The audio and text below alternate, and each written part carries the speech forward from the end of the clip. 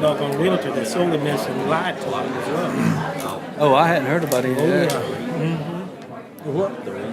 Oh, you know about it? Okay. Yeah. Oh, really? Okay. Well, say you Fix the realtor problems at all. All right. Everybody good to go? Is this on number one? Y'all good to go? What? Thank you for being present tonight, ladies and gentlemen. Ladies and gentlemen, if I could have your attention, let's call the meeting to order. This is the Kershaw County Council meeting for Tuesday, May 27th, 2025. Thank you, everyone, for being here tonight. A lot of interest in the agenda tonight. Glad to have you here. We've been called to order. Next up, we have an invocation and pledge of allegiance that will be led by Councilman Derek Shoemake. Mr. Shoemake. Thank you. Let us pray. Lord, please watch over this body as we conduct the business of the people of Kershaw County. And Lord, please watch over our hearts and minds to make sure we do those things that are wise, those things that are fair, and those things that do the most good for the most people. And lastly, Lord, we obviously have a lot on this agenda, and please let everyone remember that those things that bring us together are far more important than those things that divide us. In your name we pray, amen. Amen. I pledge allegiance to the flag of the United States of America and to the republic for which it stands, one nation, under God, indivisible, with liberty and justice for all.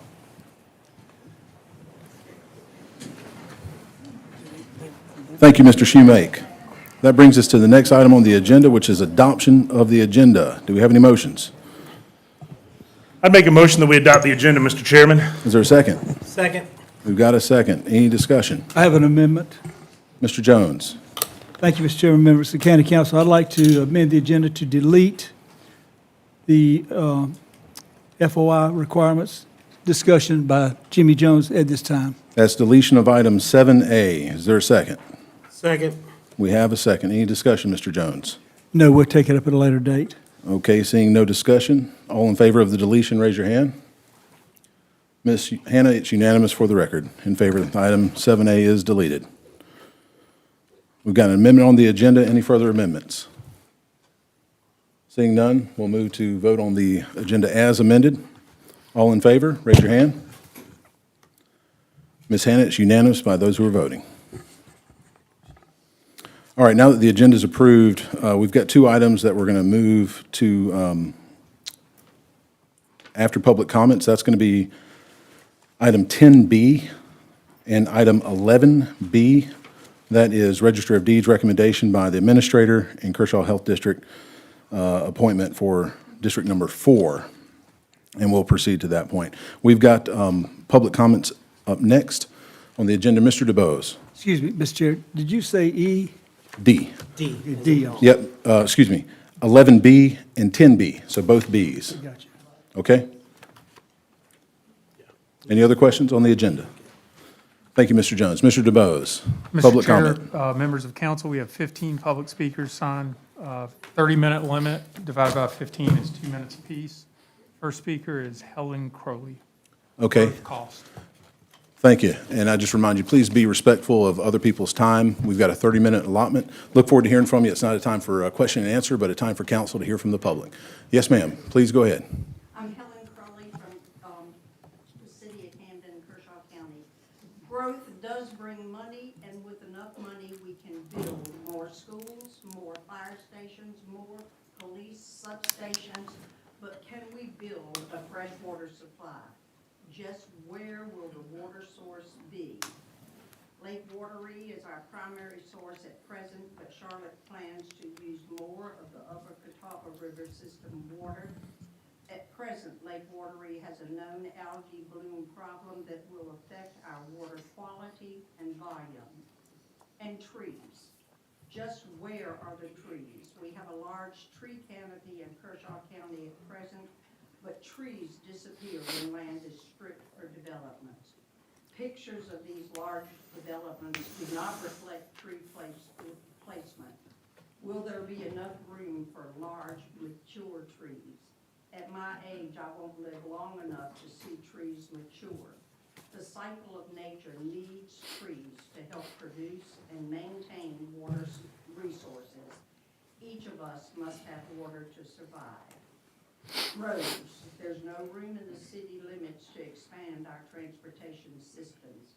In the county, there is room to build roads if money is available. But where's the plan? Yes, we will grow as a county and a city, but we need a well-thought-out plan with very specific guidelines that protect our history and provide for a gradual, planned growth that is sustainable. Continue the moratorium until a comprehensive plan is developed and implemented. Thank you, Ms. Crowley. Mr. DeBose. Next speaker is Ted Brunson. Subject is growth. Mr. Brunson. Good afternoon. Somebody had to do it, so I'm going to ask. Who are in favor of the moratorium here? Point of order, Mr. Chair. Mr. Jones has a point of order. Point of order takes precedent. Yes, the speakers are addressing us, not the audience. Agreed. And It's public comment. Mr. Brunson, please, one moment. And while I generally like clapping, or we're a very tight schedule tonight, and we have, and this doesn't eat into your time, obviously. Yeah, but we're on a very tight time schedule tonight with a lot of people who want to speak. And so asides to the audience or otherwise, just delays in the time that someone else might be able to speak, or in keeping staff after hours. I granted they signed up for the job, but if you could direct the comments to, and I see a couple of you smiling, if you could direct the comments to county council, that'd be great. We'd love to hear from you. Yes, sir. I was going to say use the mic too. There you go. Okay. You can start the clock. Thank you. I'll keep it short. In looking at the moratorium and in looking at the comprehensive plan, there was an old saying my dad always used to say, there's never enough time to do it right, but there's always enough time to go back and fix it. If we take this next 6 months and the council, both with the city, put their heads together, I think this is something that's very doable for the future, the next 10 years, before we have to look at this again. So we now have the opportunity. This is the second largest turnout that I've ever seen, and I've been to a lot of these things. So this is how important it is to the county.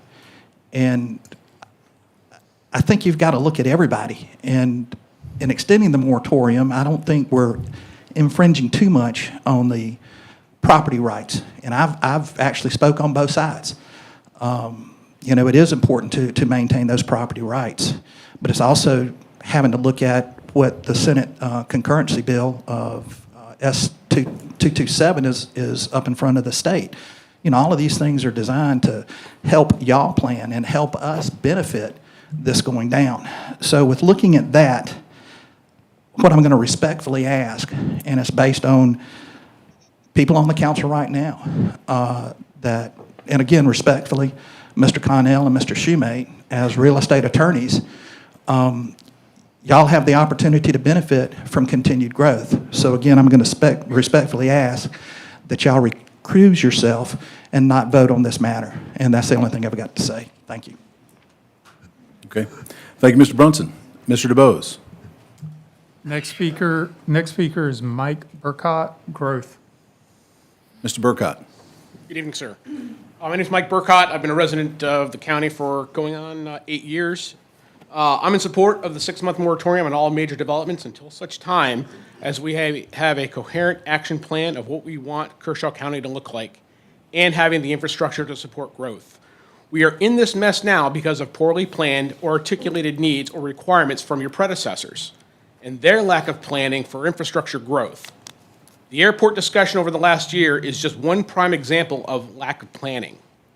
During this moratorium, I recommend the comprehensive plan be reviewed with the development of annual action plans to address the concerns of the public, including the preservation of culture and history of the city of Camden and all of Kershaw County. This is historically an equestrian community: horse racing, steeplechase, fox hunting, polo. We need to preserve this heritage. The preservation of open space in all of Kershaw County and the practicality of solar farms in Kershaw County and their impact on the land. Bottom line is we're not creating any more land, but there are acres of parking lots that can be used to host solar farms, provide shade and rain cover, and this includes both public and commercial parking lots. Reutilization of abandoned or blighted properties. The county can take action against abandoned or blighted properties for public use, taking in the totality of circumstances. power, water, sewage treatment, traffic infrastructure is needed to support the growth of the county. Right now, the data for that should be publicly available and displayed so it is understood what the actual capacity is. Posted and updated regularly. Currently, I have concerns regarding the validity of the data, how it's used or tailored to affect decisions regarding county growth. Impact of growth on schools. Buildings, classrooms, faculty, staff, bus routes, bus drivers. Do we have enough of each? How do we recruit and retain them? We can't do it by hiring them to work someplace where they can't live. And for the sake of time, I'd like to just highlight to the body the county vision is to find the right balance between growth and preservation to become the future generations what the future generations deserve. And the Mr. county Burkott, purpose, Mr. Burkott, if you could please increasing conclude, the your time's quality of life for our expired. residents. Thank you. Thank you, sir. Appreciate that. Mr. DeBose. Next speaker is Michelle Sanger. Ms. Sanger. Thank you. Good evening. I am the United States Polo Association delegate for the Camden Polo Club. We are celebrating right now our 125th anniversary with polo here in Camden and also with the United States Polo Association. As a delegate, my responsibilities to this club are significant, and I'm honored to have them. The one thing that I want to bring to you all is that this Camden Polo started again last year with a neighborhood with a fox hunt, and now it has moved to over 70 participants. Those participants are wanting horses. Horses in polo is unbelievable how many horses you need. I came from Garrison Forest Interscholastic Polo. You need an arena for youth, junior, and collegiate polo. We had 25 horses on our string. In the University of Virginia, they had men's and women's polo, which extended to over 60 horses on our string.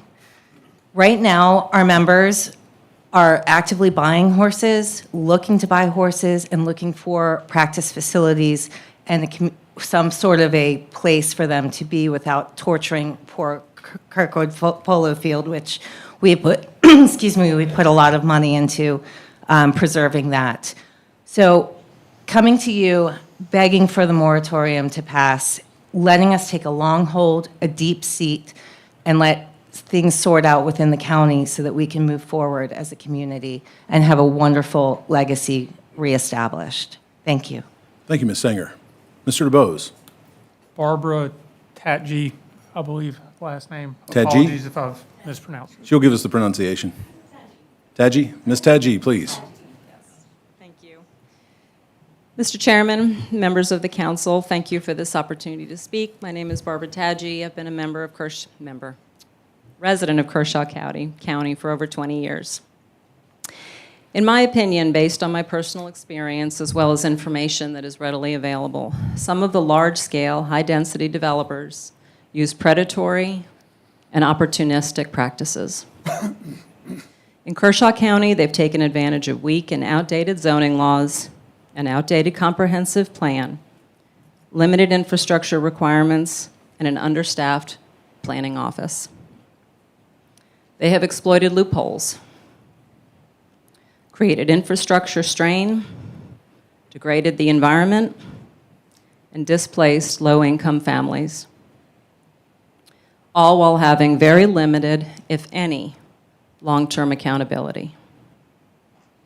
Growth in general, when done well, is very beneficial. It adds value.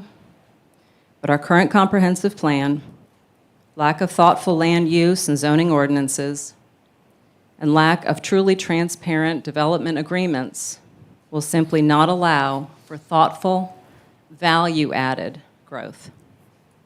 We encourage you to support the moratorium, take a pause, gather the facts of this new reality for our county and for our state, and guide, manage, and nurture the good growth that our residents deserve. Thank you. Thank you, Ms. Taji. Mr. DeBose. Next speaker is Linda Knatzer. Ms. Knatzer? Yes, ma'am, please. Chairman Connell. If you could pull the mic down, please, just a little Chairman bit. Connell, council members.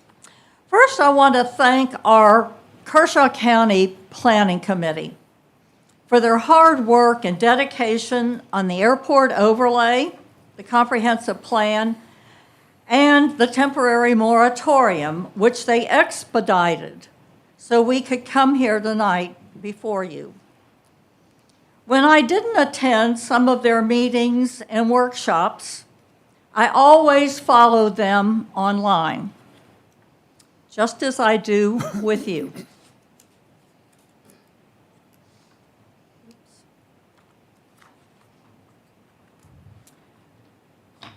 Most Kershaw County residents already agree that we don't want and don't need the mega developments that will bring nothing positive to our county.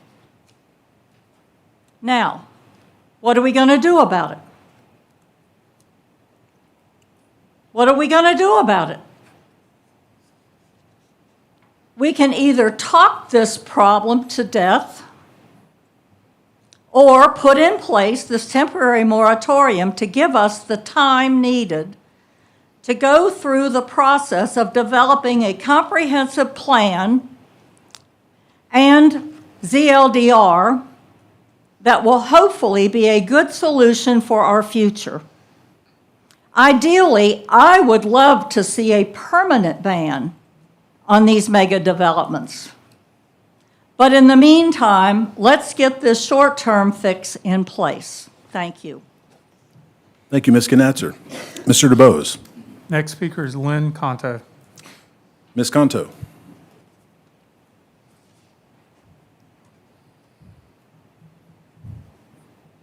Yes, ma'am.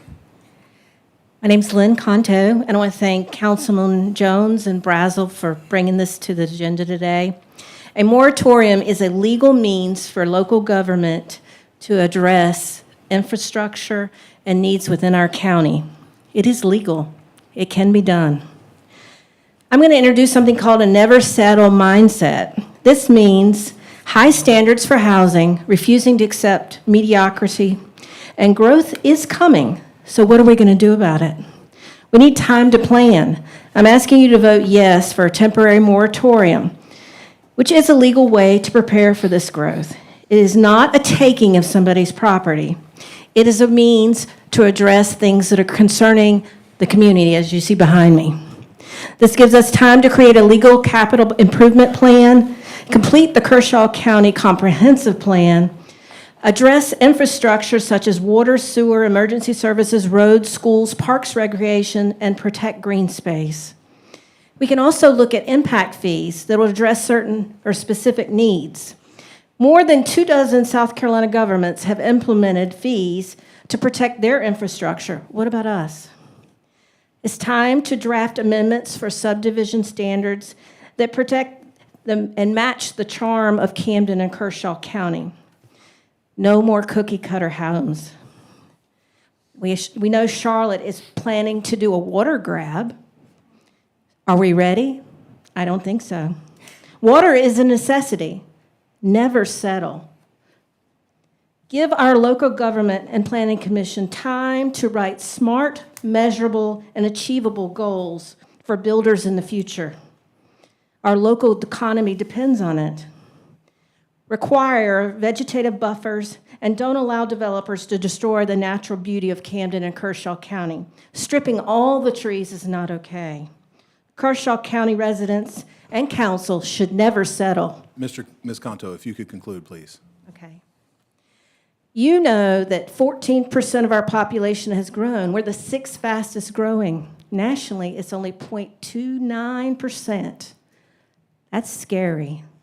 Please vote for a moratorium. It's only pausing for 6 months to complete the comprehensive plan. Thank you for your time. Thank you, Ms. Conto.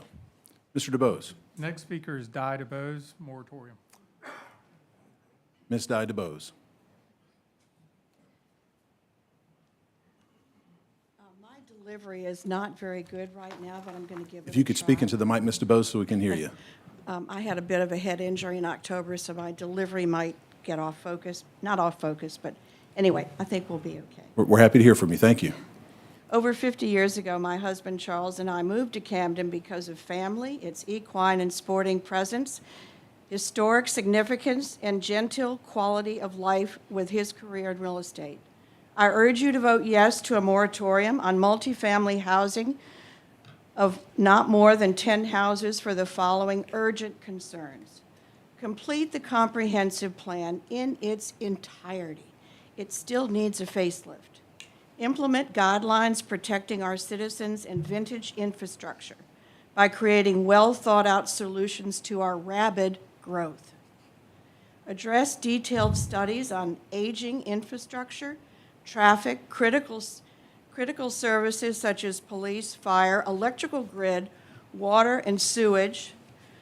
With increased traffic, are we adequately prepared for floods, which we'll have, fire, which we'll have, and more power outages?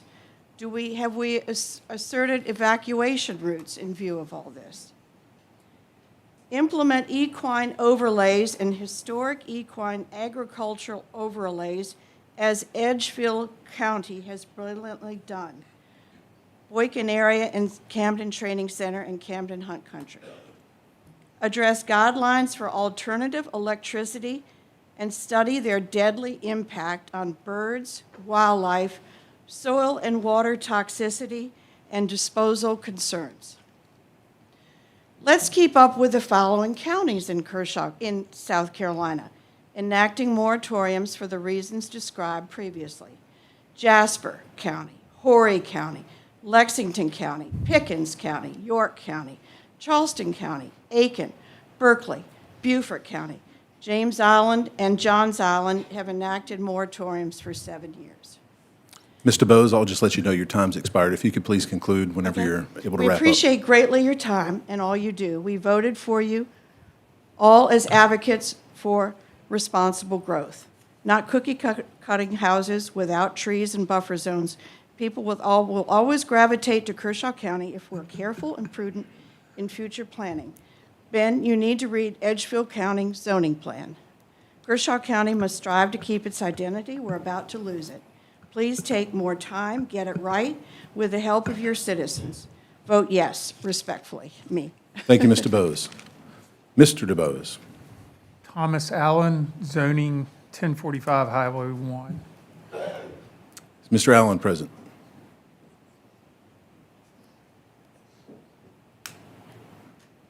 Coming up. Yes, sir, Mr. Allen.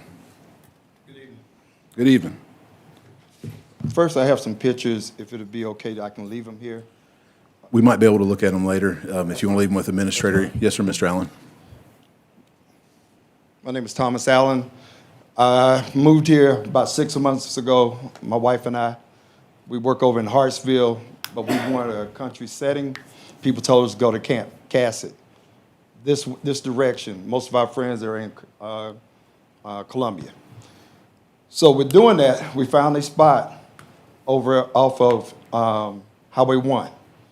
This is about the rezoning of a residential area into a business area for commercial use. And when we came here, what we looked for, a country setting, that's what we found. Now, next thing we know, we have trees falling down behind our house. And I was told before a zoning could be granted, or before anything could be done, the land and everything had to be left as is what I was told. Now, I may be wrong. I may have read that wrong.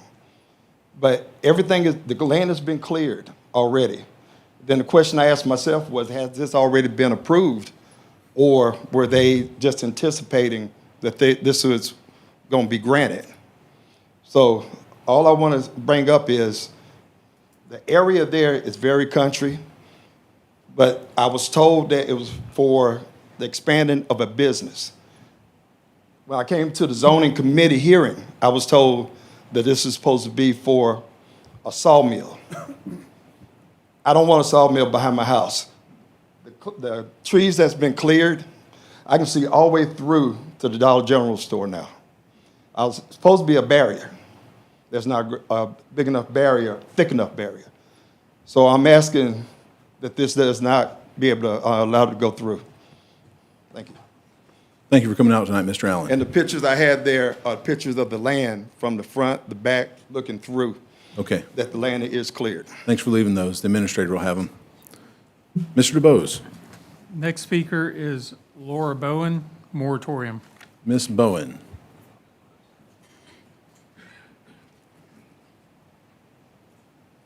Good evening. I have a letter here. This takes me about 4.5 minutes to read, so I'm not going to read it. If I can, I have 7 copies if I can leave these with you guys, but it does speak on the moratorium. And I just want to say that my family has roots here in Kershaw County since before the founding of this county. And I hope that you read this letter and please take it into consideration and feel free to reach out to me.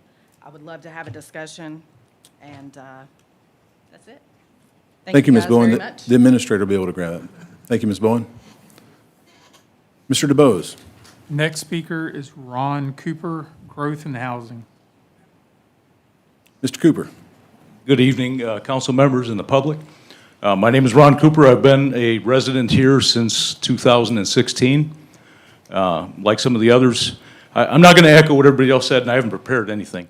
What I would say is I would challenge the council to be true to yourselves, to be good stewards of the land and of the resources that we have available here in Kershaw County.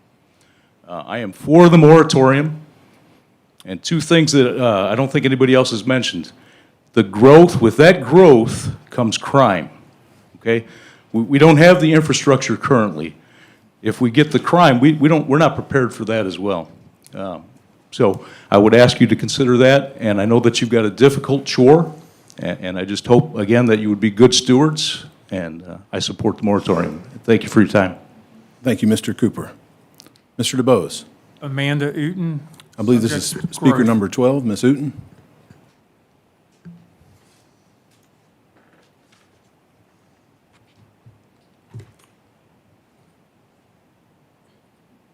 You getting ready to fight or something? No, sir. Giving a message.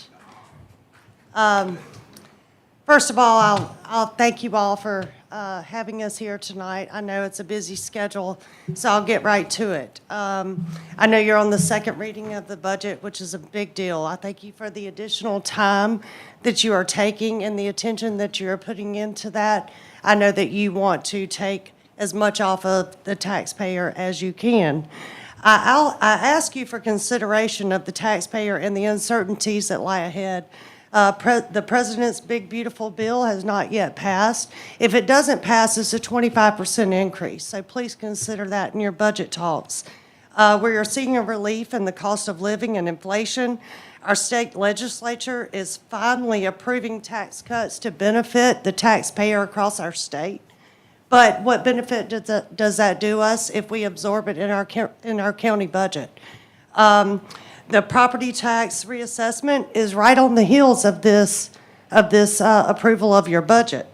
So I ask that you consider that as well. If there's unknown benefits, as only this is done every 5 years.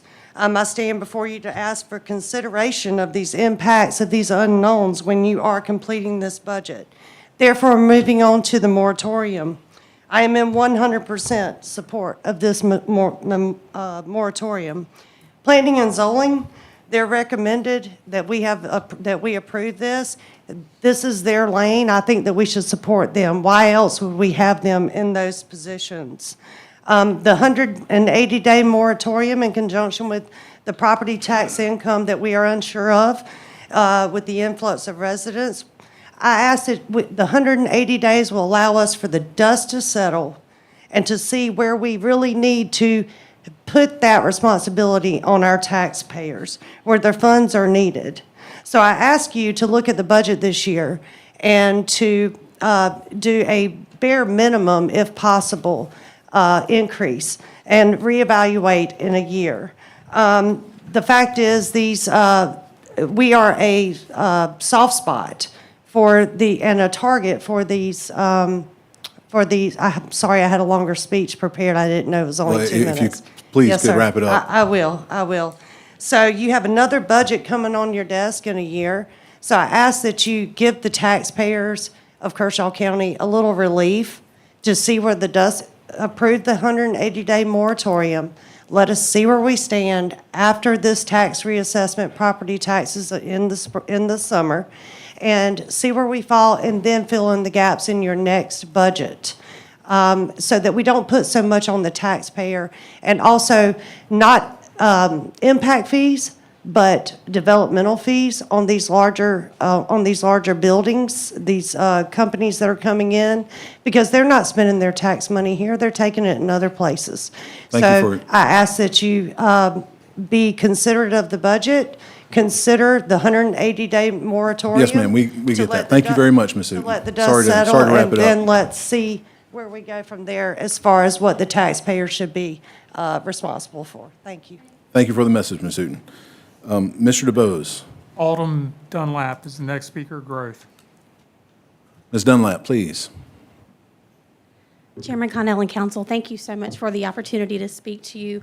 And while it's a little bit more brief than maybe we had planned, I'm thrilled to see a room full of citizens that are concerned for our future. I don't want to echo every single thing that has already been stated, but I saw a quote earlier today, and while I can't tell you who said it, it spoke volumes to me, so I would like to share it with you. We're growing faster than Greenville by percentage. The only Midlands County in this elite growth bracket. That acceleration deserves deliberate, data-driven pause to realign infrastructure and finance. Now we know that you guys are getting ready to look more at our budget. And first off, thank you for taking the time to do that. I ask that when you do that, you consider each person not only in this room, but in your neighborhoods, but more than that, the ones in your own home. I have a little different perspective. I did not grow up in Kershaw County, but my family chose 20 years ago to come here, my husband and I, to start our family, to raise our family here. I grew up in Irmo, and I've told my own mother there is not enough money in the world to make me move back over there because it has changed so much. My hometown doesn't look like my hometown. I don't want my children to say that when they grow up. So I'm asking that you please allow this next 180 days, take a pause, evaluate the best way for our county to grow responsibly. No one is against growth, but we need to do it responsibly. So thank you so much. Thank you, Ms. Dunlap. Thanks for coming out tonight. Mr. DeBose. Just as a brief clarification, Linda Knatzer was listed twice on this list. So this is Just in one more fact the speaker? final speaker, yes. Okay. Ken Koth, Algae, Lakewater Reef. Mr., you said Top? Koth, K-O-T-H. Mr. Koth.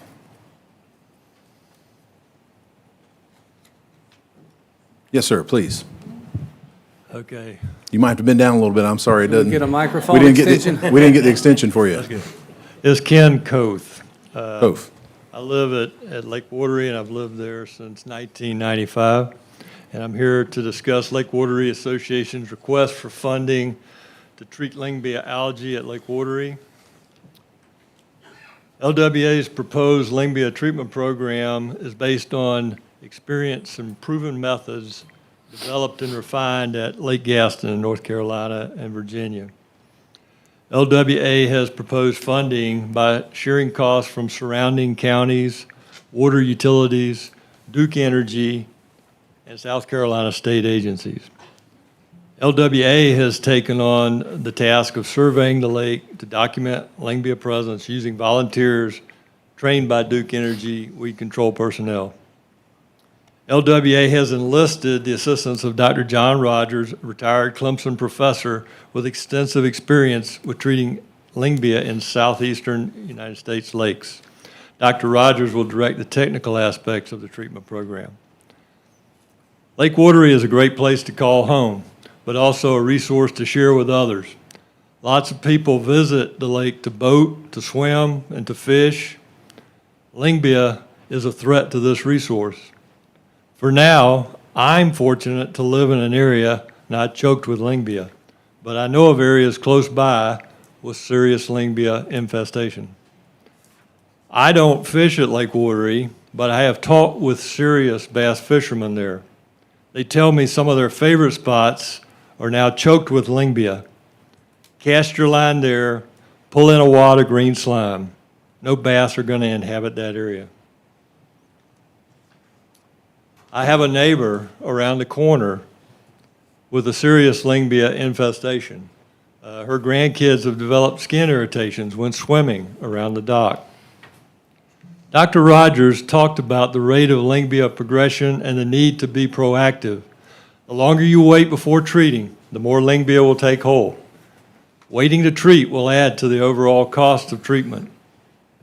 I hate to think that we miss this opportunity and look back in a few years and realize our mistake.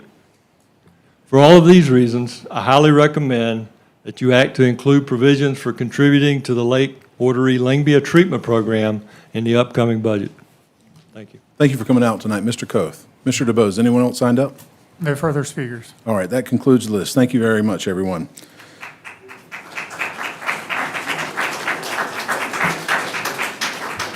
All right, gentlemen, that takes us to the next item on the agenda, approval of the minutes. Is there a motion? Make a motion that we approve the minutes as submitted by Ms. Hannah. We've got a motion. Is there a second? Second. Mr. Cato has a second. Any discussion from anyone? Seeing none, we'll call it to a vote. All in favor, raise your hand in support. Were you absent? I was absent, yeah. Yeah, Mr. Jones abstaining. It's Ms. Hannah, for the record, all in favor with Mr. Jones abstaining due to absence. Thank you. Thank you. The minutes are approved. That takes us to item number 10B in the agenda. Register of Deeds recommendation placed on the agenda by Mr. Templer. Mr. Templer. Thank you, Mr. Chairman, members of council. You have before you a Register of Deeds position that will be vacant soon with the retirement of our current Register of Deeds. What we have is this is a unique position to fill. It is statutorily required to have this individual live in the county. Mr. Templer, let me just clarify. Is this for information only, or are you looking for a vote? This will be for a vote for y'all to approve.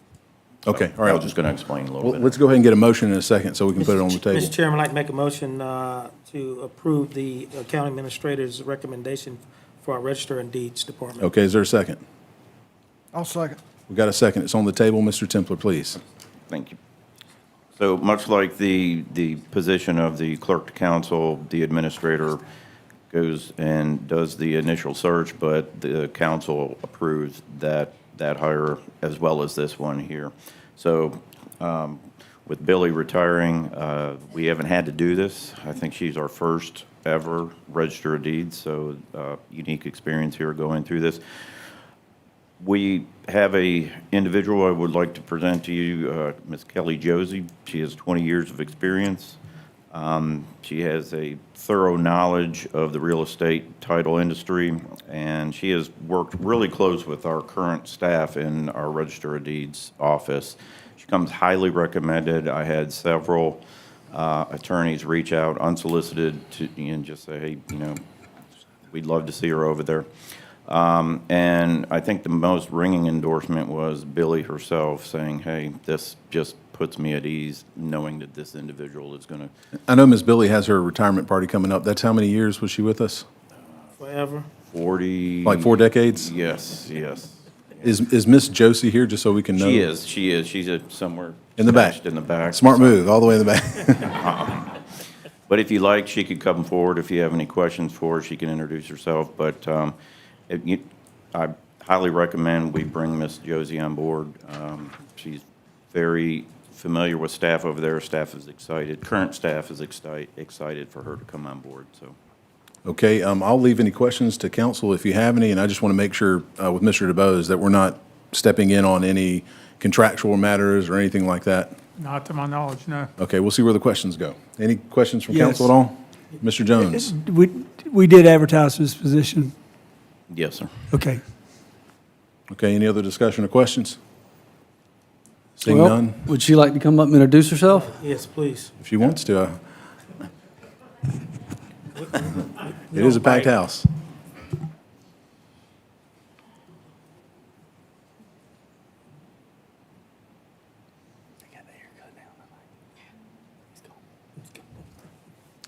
Yes, Miss Josie. Hey, I'm Kelly Josie. Have any questions? Pull the mic down, please. Well, Mr. Templer mentioned, I'll hazard one since you came up. He mentioned 20 years of experience. Could you tell the council just a little bit about your experience? Yes, in 2005, I started a title company, and we grew from 2 people. At one point, it was about 20. So I've had a history for the last 20 years of working in every register of deeds in North and South Carolina. I'm familiar with all the systems. I know most all the abstractors and people that frequent the offices, the ladies that work there. It's just something I'm good at and something I know. Records, real estate records are important, and it's important that they be precise, and I think that I'd be the best fit for that. Thank you for that response. Any further discussion or questions? I have one Mr. quick Tucker, one, please. just to make Yes. sure we're statutory straight. Welcome, first of all. and Thank you. I like your energy, so you'll fit good where Miss Billy's left off. She's very positive, very, very bubbly. Mr. Templer, I think this is a position that's statutory, you or Mr. DeBose, that this individual lives in the county, Correct. I do. and you do? I do. Okay, thank you. Yes. Is that all? Thank you, Mr. Tucker. Any other questions or discussion, council? Seeing none, thank you very much, Ms. Josie. Thank you. Mr. Templer, any other summary needed before we call it for a vote? No, sir. Okay, thank you. We'll move it to a vote then. All in favor of approving the administrator's recommendation of Ms. Josie, raise your hand in favor. Ms. Hannah, it's unanimous, and congratulations, Ms. Josie. Thank you, Mr. Templer. Yep, thank you. All right, gentlemen, that takes us to the next item, number 11B, and that is assuming, I'm not sure if, was it Mr. Ogburn? Yes. I'm not sure if he's present in the room. I can't see everyone, or if he intended to be here There he tonight. Oh, there he goes. is. Chairman. Hiding in the middle. A lot of I faces may. tonight. So we're on 11B, and this is District 4. Mr. Jones, you have a Correct. motion. You know, I had the privilege of, well, I've known Darrell for many, many years, and I had the privilege of help getting him appointed to the hospital board. And of course, history tells it all if you do it. Darrell, you've done a great job, and you know, he's now in the position that they've accomplished, when the Kershaw wing moved, they've accomplished quite a bit, but they've got a little bit more to do, and I think Darrell needs to be on board to see that through. So that's the reason I'm going to ask that we extend his time, and he is my motion to fill that vacancy, just to continue on his work that he has done over the last 10 years. Yes, sir, I'll Mr. second that motion. Yes, sir, Mr. Jones. We've got a second from Mr. Shoemake. From council, any further discussion? Congratulations, Mr. Ogburn. He's been a dear friend and mentor of mine, and I definitely agree with Councilman Jones that his leadership is critical at this very important stage on the board of the Health Services District. Thank you, Mr. Shoemake. Any further discussion? Any questions? We should, Go ahead, I yield. no, I was just going to say, I think we should probably clarify, there were some questions regarding term limits, and I'm happy. legally, we are able to appoint him for another 6-year term, correct? Yes, sir. Yeah, he's not a holdover. Correct. So I just wanted to clarify that, because if somebody watched last meeting and then this meeting, they may be confused, but we did gain clarity, and Mr. Ogburn is a good friend, and we do support him in this role. Mr. Mr. Tucker, you yielded. Go ahead. Thank you. Can't see Mr. Ogburn, he's not much taller than I am, but Darrell, I just want to say thank you for all the hard work you've done. You've gone through this new health service district that we have, the old Kershaw Health Board, trying to keep our hospitals open and propped up, and where we could have services here locally. And I say thank you, because those challenges weren't easy, but it's not one day that you sat down and said, I quit, I give up, I don't want to do this anymore. And for a man to glutton for 6 more years of punishment, we are happy to give it to you. So with that being said, congratulations. Thank you, Mr. Tucker. And in closing, do you have anything? Welcome him back. I just want to thank Darrell for his service. A lot of good things are always said about him from the other people that served with him, so thank you for your service. Amen. Thank you, Mr. Cato. Mr. Ogburn, it's dangerous to ask him to say anything, and so I won't as a longtime politician. But if he were to get up, I'm sure he would give credit to his board and his staff and the team that he works with in stabilizing the Health Services District, bringing them to a financially sound place, and having a bright future, partially at Beechwood and in other locations in the county. And so with that, if there's no other questions or comments, we'll move it to a vote on Mr. Jones' motion. All in favor? Ms. Hannah, it's unanimous. Congratulations, Mr. Ogburn, and thank you, Mr. Jones.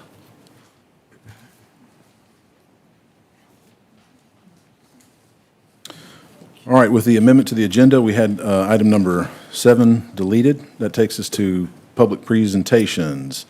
Item 8A, South Carolina Center for Fathers and Families, Carriam Edwards, who's the president. Can we get a motion? Make a motion that we hear the public presentation. Thank you, Mr. Tucker. Is there a second? I'll second. Mr. Schumake seconds. Mr. Edwards. Yes, sir, please. Now, I noticed you left some materials up here for us. Yes. Okay. Provided you all with our impact report as well as some items from the South Carolina Center for Fathers and Families. My name is Kareem Edwards. I'm the president of the South Carolina Center for Fathers and Families. And members of the commission and members of the public, I thank you for this opportunity today. I'll have you know that every morning in the state of South Carolina, there are 382,000 children who wake up in a single-parent household. We know that most of those homes are headed by women, and their father is not only not in the home, but not in that child's life. Now, South Carolina ranks 40th among all states. That's an improvement from the last few years from 41st, but none of us should be content.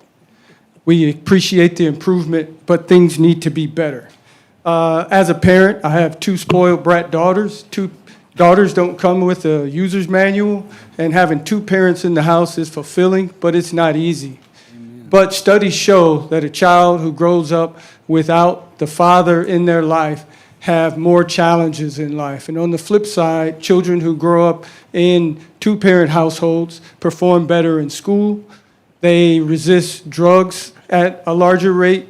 They don't have the same number of behavior issues, and other improvements to the community are attributed through the presence of a father. At the South Carolina Center for Fathers and Families, we work with DSS and other partners in all 46 counties throughout the state. Midlands Fatherhood Coalition serves this area, and we work with fathers to improve their relationships and co-parenting. We help them improve their parenting skills. We also help them with financial literacy, physical and mental health, and other individualized services such as custody issues that they may have, paternity, and things of that nature.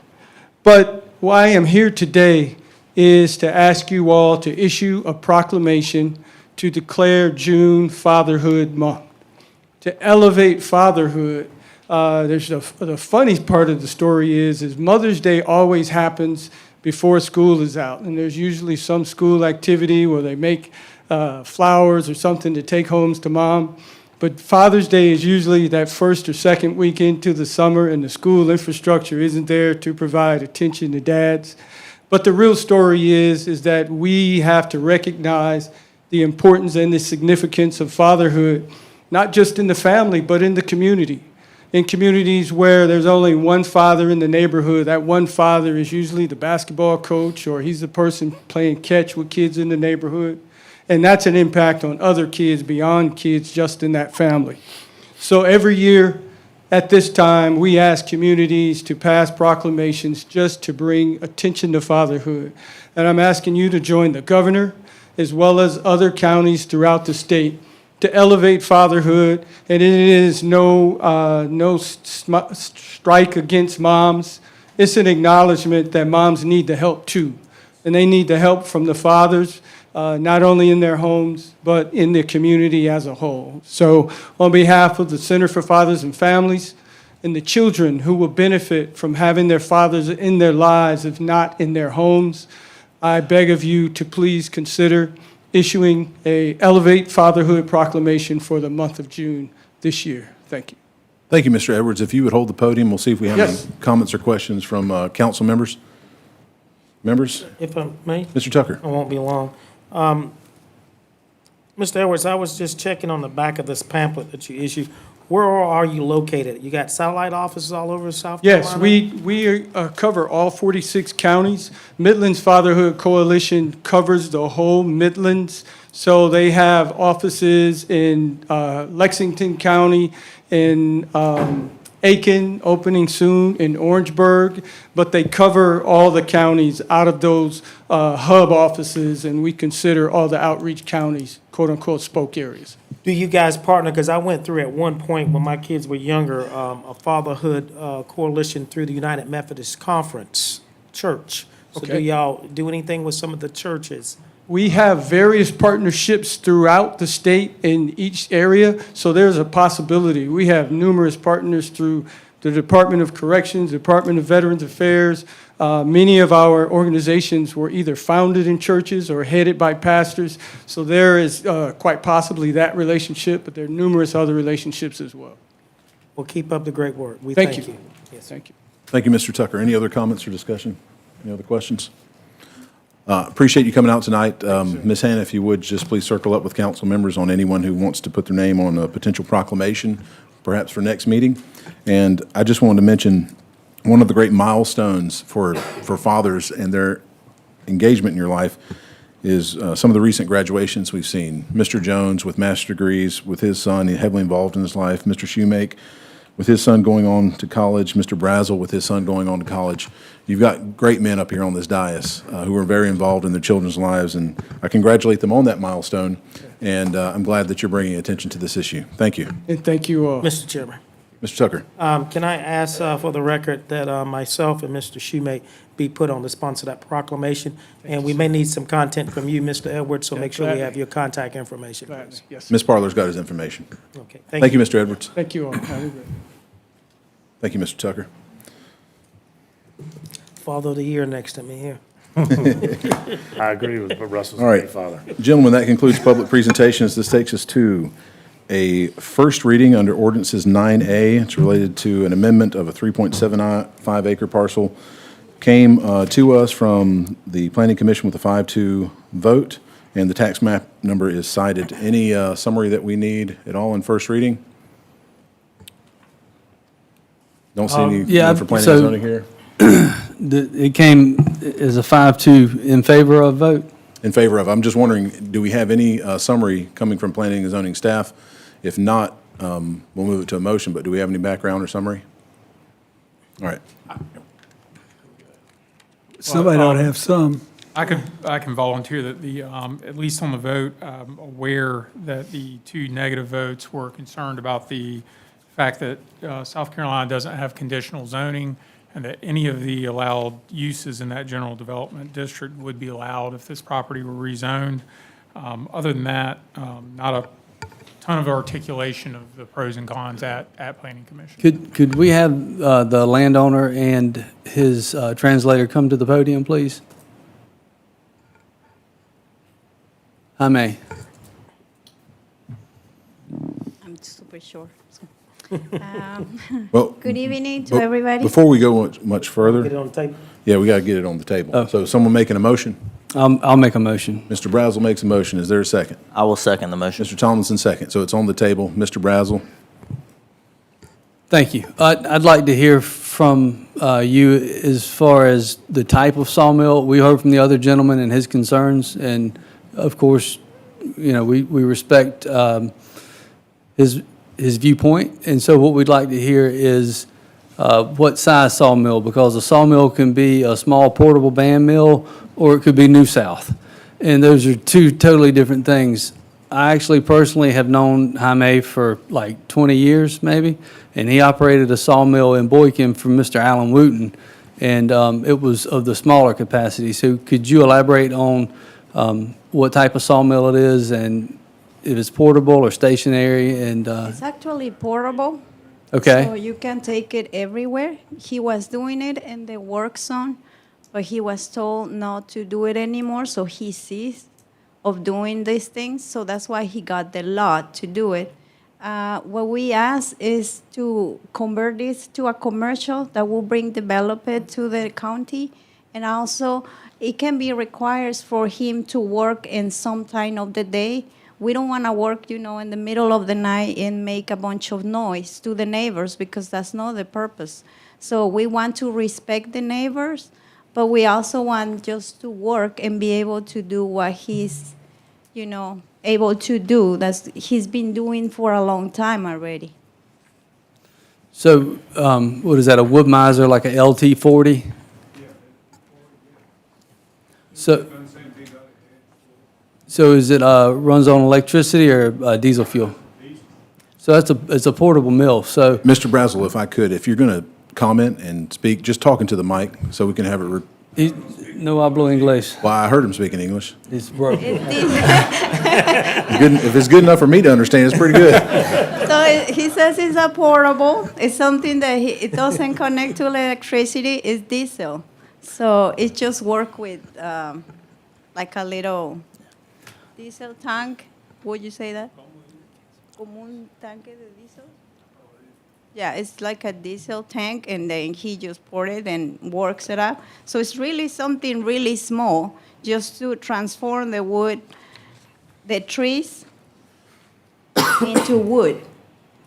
So it's something really simple that he does. Mr. Brazel, if I can ask a question. Yeah, of course. Thomas, Yeah, go sure. ahead. Thank you. Now, is that going to be outside looking at the pictures, or is that going to be encased inside of a building? Well, depending on what you want. If you want him to have a building to be inside and for him to be able to do this, he can do that for you. Once again, it's about regulations from you. If you want allow it just to be outside, that can be the case too. So What are the, and I know this is kind of a technical question, but what are the decimals as far as the sound that produces? Because looking at it, and I apologize, this is the first that I'm seeing of it, but trying to look at the acres, it's 3.25 acres. 7.5. 3.75. 3.75 acres, so it's the small acres, and you have surrounding residents. So basically, the noise that it generates is like a mow lawn. It'd be the same as a That's it. tractor or Yeah. something along those lines is what you're saying. It's something that's super small, like somebody's mowing their lawn. And So is it it's- one? Yes, One, it's just one. single, and do you have plans to then buy another one to expand? He just wants one for now. It's just, Just one first, so potentially it could go to expansion. if it's allowed, if it's, too much of a noise, well, we can stop there. But right now, he's just thinking of having just one small one, which is what he has right now. And then you mentioned hours of operation. Just looking, so what is your planned hours of operation, and is that, or I'll ask my next question next. It can be the 8 to 5, just like a normal, regular day, office hours. And for staff, is that so hours of operation is not something that can be regulated based upon an ordinance or rezoning, correct? Could we say in general development that you're allowed to operate between certain hour and certain hour? So as part of this rezoning ordinance, no, the specific rules of hours of operation for GD for this particular use type, I'd have to research in the ZLDR or get some staff guidance on that. Yeah. But that's certainly something we could get back to council on. Yeah, I mean, just for first reading purposes, I love having people who come in and want to build a business and a future, because that is what it's about, but it's also about the surrounding landowners too, and having, we can't control up there, and we shouldn't be able to control the hours that you operate your business, because working, in my industry, there are times where I'm working until 2, 3, 4 o'clock in the morning because I have a time crunch. I would be more open to having a building and you being inside of a building, so that can control the amount of volume that's going to be to surrounding residents for nuisance purposes. If that'd be something we could be open, I'm not sure if this could be included in this, but I appreciate you bringing this to me, and with it being first reading alone, and we heard the gentleman's concerns, and those are valid concerns, and I think this being first reading, I would like to learn more about it, because it sounds to me, with the future to expand, that kind of scares me. So like I said, I would prefer this being inside of a building where it does not hinder other surrounding property owners, because that is something of concern to me too, but it's also a concern and a want to for people to have the ability to grow and expand. So for first reading, I will be supporting it. Thank you, Mr. Thomason. Mr. Shoemake, you have the floor. Yeah, so I don't have any questions, but I just want to flag a few things for, because I think we're missing the broader picture here. One of the reasons I was concerned when we rezoned that Dollar General property is exactly what's happening now. The only reason we're not dealing with spot zoning is because we rezoned that parcel to, I believe, the south GD, to the south GD to make way for that Dollar General, because council did that back in 2015. We did a different one. But, so you've got otherwise, other than this GD to the south, you have this, rural zoning, which is our most restrictive zoning, going to our least restrictive zoning. The fact that it is a small mobile sand mill gives me even more concern, because that means he could decide next year he doesn't want to do this, the zoning stays in place, and someone could put a slaughterhouse there, because that is GD. I mean, GD is our most, anything that is allowable is allowed under GD. So literally, if he moves out next year, somebody could put a slaughterhouse there. Liquor store. Anything they want, a liquor store, I mean, anything that fits inside of GD could go there. We can't regulate hours, we're only rezoning. We'd have to change the whole zoning structure. So while I respect the ingenuity and I get it, there's no way I can support this. The whole point of these zoning districts is for it to be rural. We're about to have some spirited words, I suspect, about the fact that people want a rural way of life, and then we do these one-offs, and this is part of the problem, and I'll talk about this later, is we're kind of doing this patchwork quilt approach to zoning, and that's not working. We need a holistic fix. And these one-off spot zoning fixes, because it's great for him, and I think he's going to do the right thing. But what happens in 2 years when the business doesn't work, and then a less scrupulous developer wants to come in and put some really nasty business back there? We can't do anything about it. So for that reason, I can't support it on this reading or any other. Thank you, Mr. Shoemake. Any other questions or comments from council? Yes, Mr. Chairman, if I may. Mr. Tucker. Torrey, I think his last name? My question is, when you purchased this property, were you of the understanding that this was already commercial property?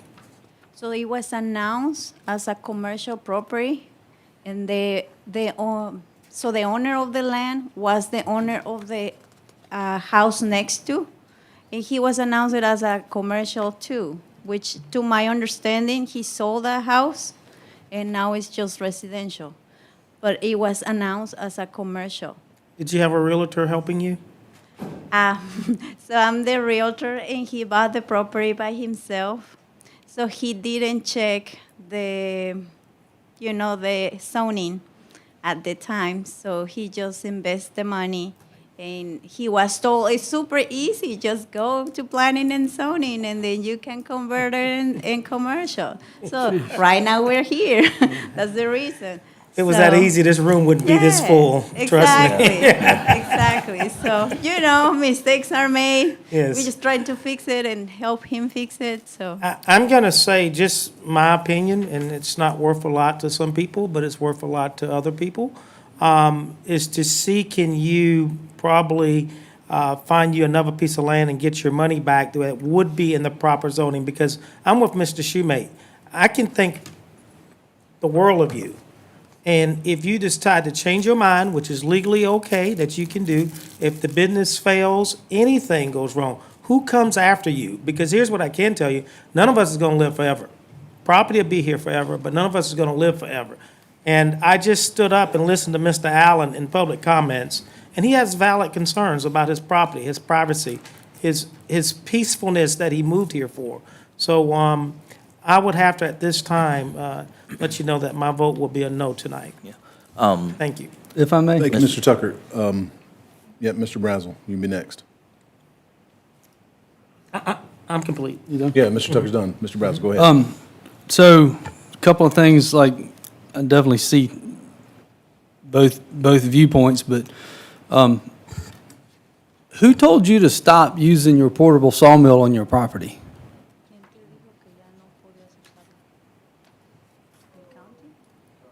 So the county, it was a complaint for one of the neighbors that was trying to sell their house, and they were like, oh, it's too noisy. So the county came and say, you are not supposed to do this here, and he stopped doing it. So you complied with someone pretty easily and stopped?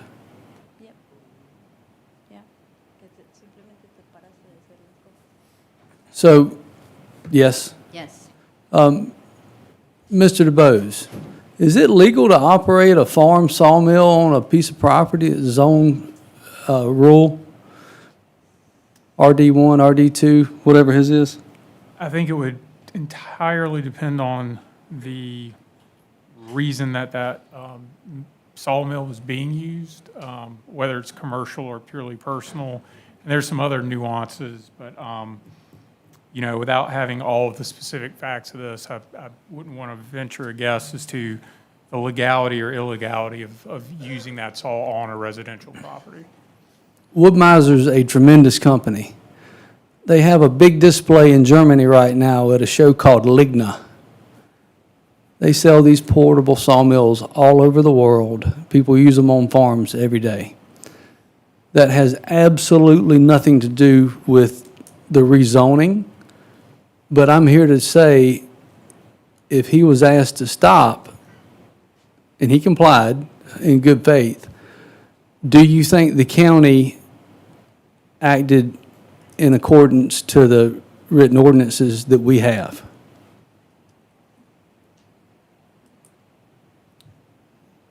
So again, I don't have all the facts of this, but I know the gentleman referenced land clearing prior to the rezoning. I believe that in and of itself is a grounds for a stop work order Were on you, a property. all right, hold on one second. Yeah. Jaime, were you clearing land or are you just cutting timber? Were you digging stumps and pushing dirt or just cutting timber? He was just cleaning. All right, so clarify for me, were you just cutting the tree down or were you digging the stumps up and grading? So he does grading, and all the stuff that came from there, he used to bring it home and just use his saw to actually do the, I don't know, like, ¿cómo se llaman los palos? Oh, the loads of the wood, or, so he was just transforming it from whatever he was grading or he was paid to grade. So that's all he was So doing. you're like clearing lots and doing that sort of thing, and then you're utilizing the wood instead of wasting it. Exactly. And so it's a very intermittent thing, and there's several people in the county that have done this and done this for years without any issue. I know several of them personally. I don't know that he needs to rezone his property to resume what he's doing. Maybe you can't clear your property and grade it without a land disturbance permit, but these are two separate things because forestry in the state of South Carolina, the cutting and harvesting of your own timber is perfectly legal. I graduated Clemson in 2000 with a degree in forestry. I can assure you cutting timber on your own property is legal. Now, clearing it and grading it, maybe you have to have a land disturbance permit, maybe you don't. Depends on if it's rural or if it's how it's zoned. It would be tougher to do if it is general development. So only because it's coming with a 5-2 recommendation to rezone, and we rezone property next to it for a large mega corporation, will I support this tonight. And I think, I know your character, and all of the worst-case scenarios probably won't happen in his lifetime. I know that down the road something could happen. But I know for a fact that we had 2 business owners in the last 18 months on Highway 1 in Cassett have their property rezoned without question. So for those reasons, I will support it tonight. Thank you, Mr. Brazel. Mr. Tomlinson. Yeah, thank you, Mr. Chairman. And I would like to just remind my colleagues that this is first reading. This is something that I've just seen. I don't know about Mr. Brazel or anybody else on here. This is something that I have just seen. I would like some time to do a little bit more research. And I am for entrepreneurs. I am for someone who wants to do better, but I'm not at the will of putting that burden on the next property owner. You know, there's a fine line in between this all, and that's why I will be supporting this tonight. This is first reading. I heard the gentleman in the back. We have the opportunity to get more research, and I would like to be able to talk to y'all personally to find out more information, because we have rezoned a few properties not too far down the road from there for other reasons. And if this is something that could be helpful, you know, there's no reason to go into somebody's pocketbook for somebody who's going to do something good for the community and for themselves and for their family. Now, if you're looking at maximizing that property for a huge operation that's going to then be a huge burden on that adjacent landowners, at that point, that's another discussion.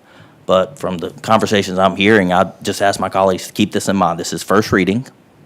We have 2 more readings after this, and we you know, would like the opportunity, or I would personally, to just learn more about it, and I will be supporting it on first reading. Thank you, Mr. Thompson. Any other comments or discussion from council? One more question. Mr. Brazel. How many years have you resided in Kershaw County now, Jaime?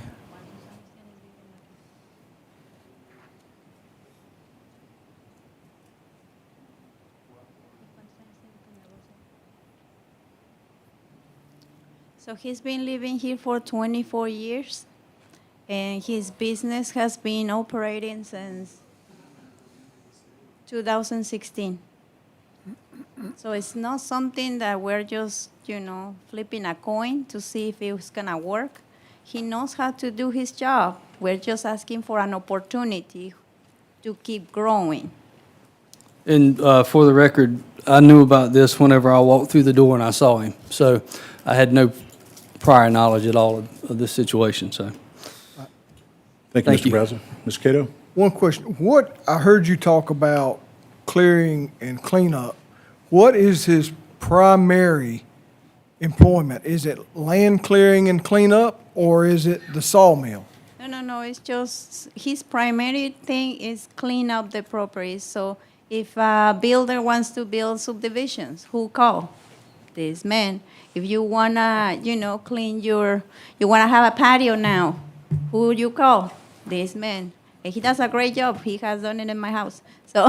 So then, and I'm just clarifying, then he takes the lumber he can salvage, or the trees he can salvage, he brings them back, he saws them up, and. Make boards. And he sells them. Yeah. Well, as my colleague here said, this is first reading. I can support it on first reading, but there's some more that I want to hear. I want to hear some more details about this in the future, but I'll support it on first reading. Thank you, Mr. Cato. Any further comments or discussion? I'll just close with, I can support it on first reading as well. It's my general practice on rezonings to give the property owners an opportunity to discuss and figure out if there's some way to work through it. In the past, though council cannot mandate or require this at all, people have reached deed restrictions or other things that limit in some way the zoning that might apply, and that might be tolerable for the neighbors. And so I want to give you an opportunity to discuss further. And again, I'm researching it myself. I called you and we spoke briefly today in my broken Spanish and your broken English, trying to understand exactly what the issues were. And so I think it merits a little bit more discussion. But again, that doesn't promise my support on second reading. I just have to get more educated on the issues. Any further discussion?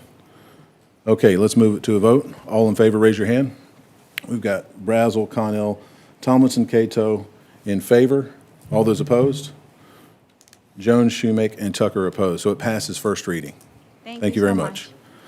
All right, gentlemen, that takes us to item number 9B, first reading and title only. This is related to Project NAM. Do we have any staff summary at all? I have Mr. Burgess here for this, if you have any questions in particular. Mr. Burgess, could you give us just a brief summary? I don't see Mr. Burgess. He may be outside in the hallway. He's outside to make way for citizens to vote to sit? Well, do you want to peek out and see if Mr. Burgess is, or have one of the staff members take a quick look for Jeff Burgess? He's coming in. There we go. Jeff, I know you're making space for folks to sit down and be present. Thank you. So we're just getting a brief summary before we get a motion and a potential second on Project NAM. Project NAM represents a $12 million project. with the expectation of hiring about 50 people in new jobs in the county. They'll be going into an existing structure, which they will be looking at, I believe the ordinance states, for a textile site, which is reuse of a property. Okay, thanks for that summary. Is there a motion? Make a motion that we approve first reading in title only. All right, is there a second? Second. We've got a second motion. Mr. Tucker, any further questions, comments, or discussion from Just Mr. want to Burgess? tell Mr. Burgess, thank you for your due diligence and hard work as always.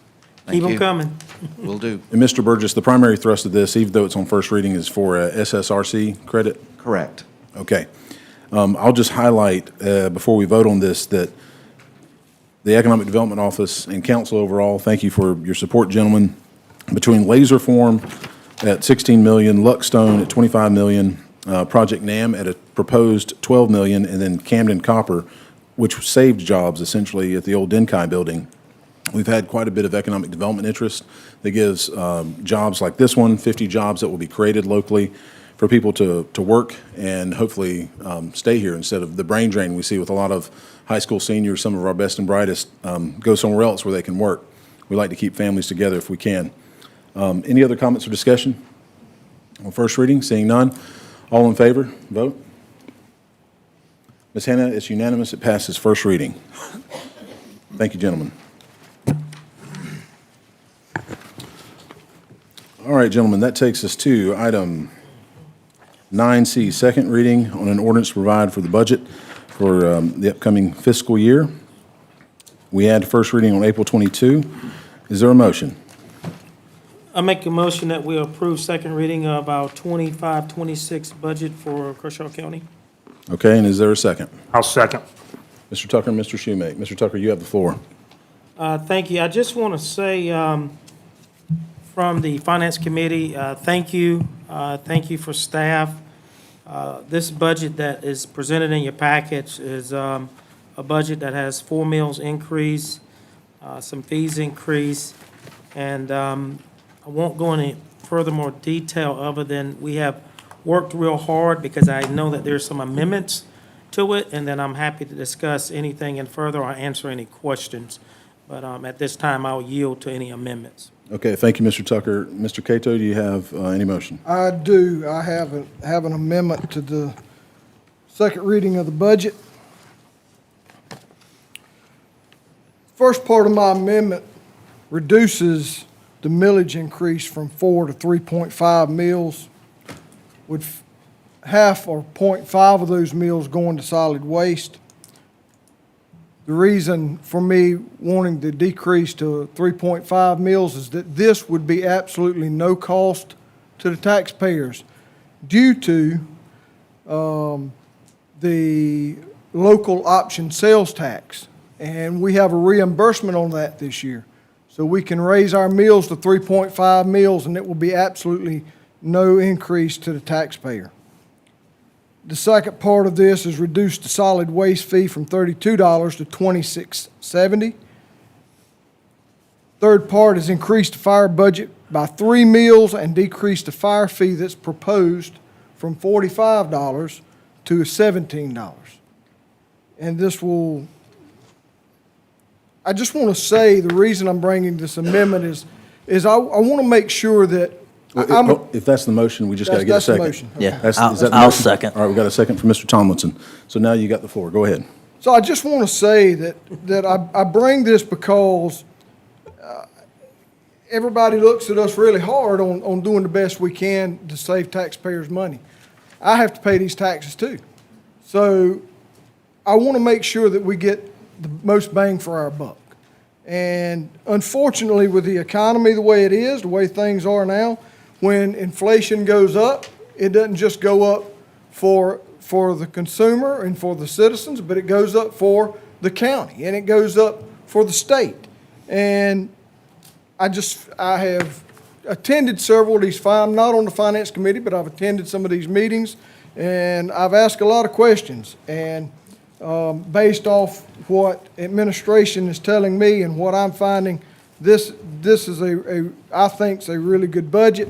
I do want to encourage administration to try and work further to see if there's anything that we can do to lessen any more of the blow on any fees that's being increased, and they agreed to do so. So they're going to diligently work between now and third reading to try and get that taken care of for me also. But that's my amendment. Thank you, Mr. Cato. Mr. Thomason, you have the second. Thank you, Mr. Chairman. I appreciate all of your hard work, Danny, and I know Mr. Connell has been putting in on trying to make an amendment to be able to lower the amount of mills and the fees. The fees directly impact a property owner. No matter what your budget is, a mill is spread across every single person and does not increase as much as a fee. A fee is a very hard number. And just to be clear, you said the solid waste fee would go down. That is basically what the solid waste fee is now to what the increase was. So that's the increase. The increase would then go down. Same with fire. And to talk about fire specifically, and I said this in our budget meeting, I've said this to every single council member up here specifically. In my district alone, in Antioch, we have probably the oldest fire department. We don't even have a full-time firefighter in Antioch. And Charlotte Thompson and Antioch alone are the second largest number of calls in Kershaw County. You have, and that is to the other side of the river, the Elgin area. That is the number one. Our rural community in Antioch and Charlotte Thompson are the number two as far as calls.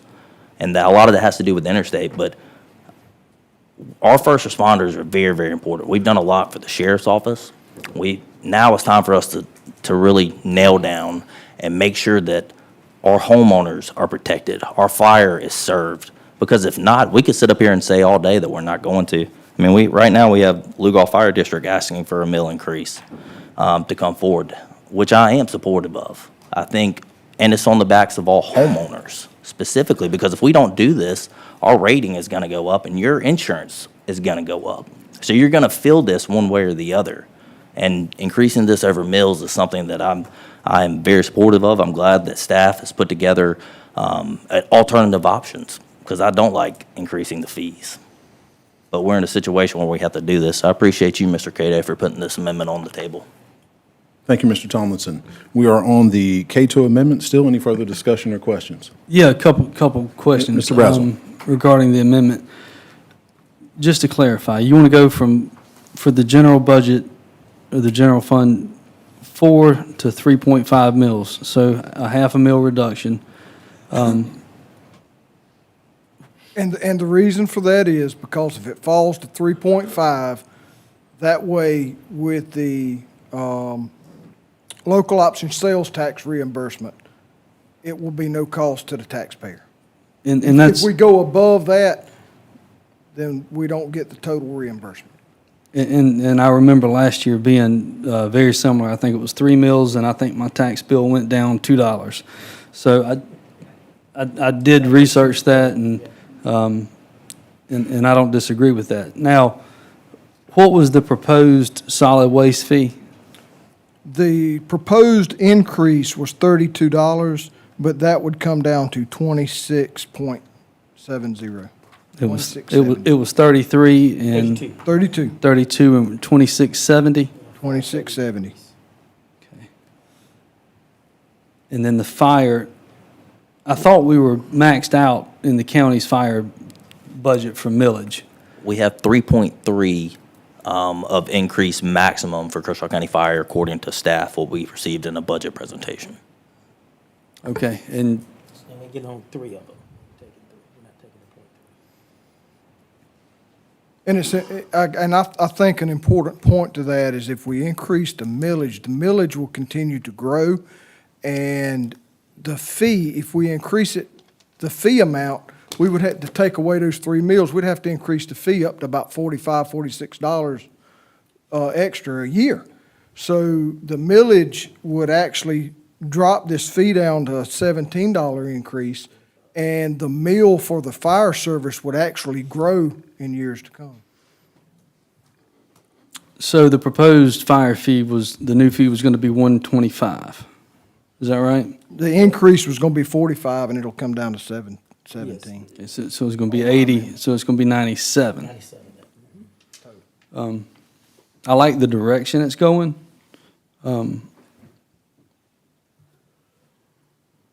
I'd like to dig a little deeper. I don't know that I need to do that right this minute.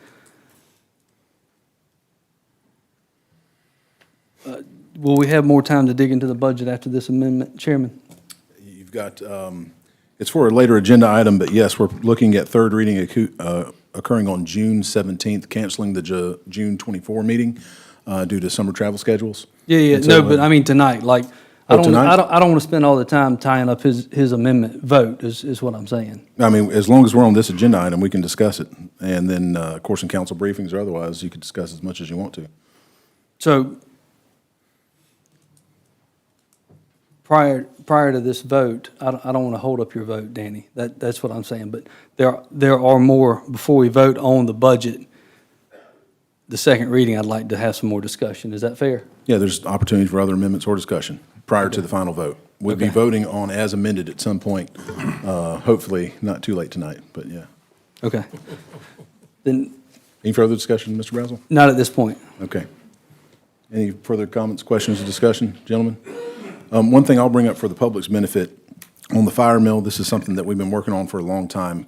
As Kershaw County has grown some, and as people have had jobs outside the county, we found that our professional fire service, the volunteers, often worked outside of Kershaw County. And so you would call 911, you'd ask for,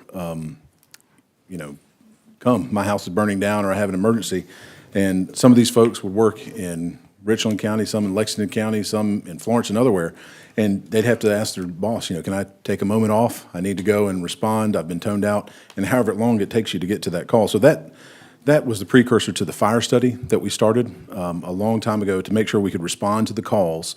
And we're no longer essentially an agrarian society where we can do neighbors helping neighbors all the time. The neighbors aren't always around. So we decided to transition to a full-time professional fire service. And the fee and mill increase is related to part of that plan that's been going on for about 7+ years. This increase of 3 mills ultimately reflects hiring 6 more full-time firemen. It was a hub and spoke system we were looking at in Kershaw County to rotate out and have mutual aid agreements with Camden. So Camden needs something, we help them. If we need something, Camden helps us. Lugoff Fire, if they need something, we help them. If we need something, they help us. And so we try to cut down on personnel costs by having these mutual aid agreements. But this is one of the expansions that was planned over a 6-year period. And I'm not going to get into the weeds of Act 388 and the millage increase and caps and all of that. I'll save that for probably third reading or maybe some council briefings tonight. But I can support this budget. It's a decrease from what was proposed.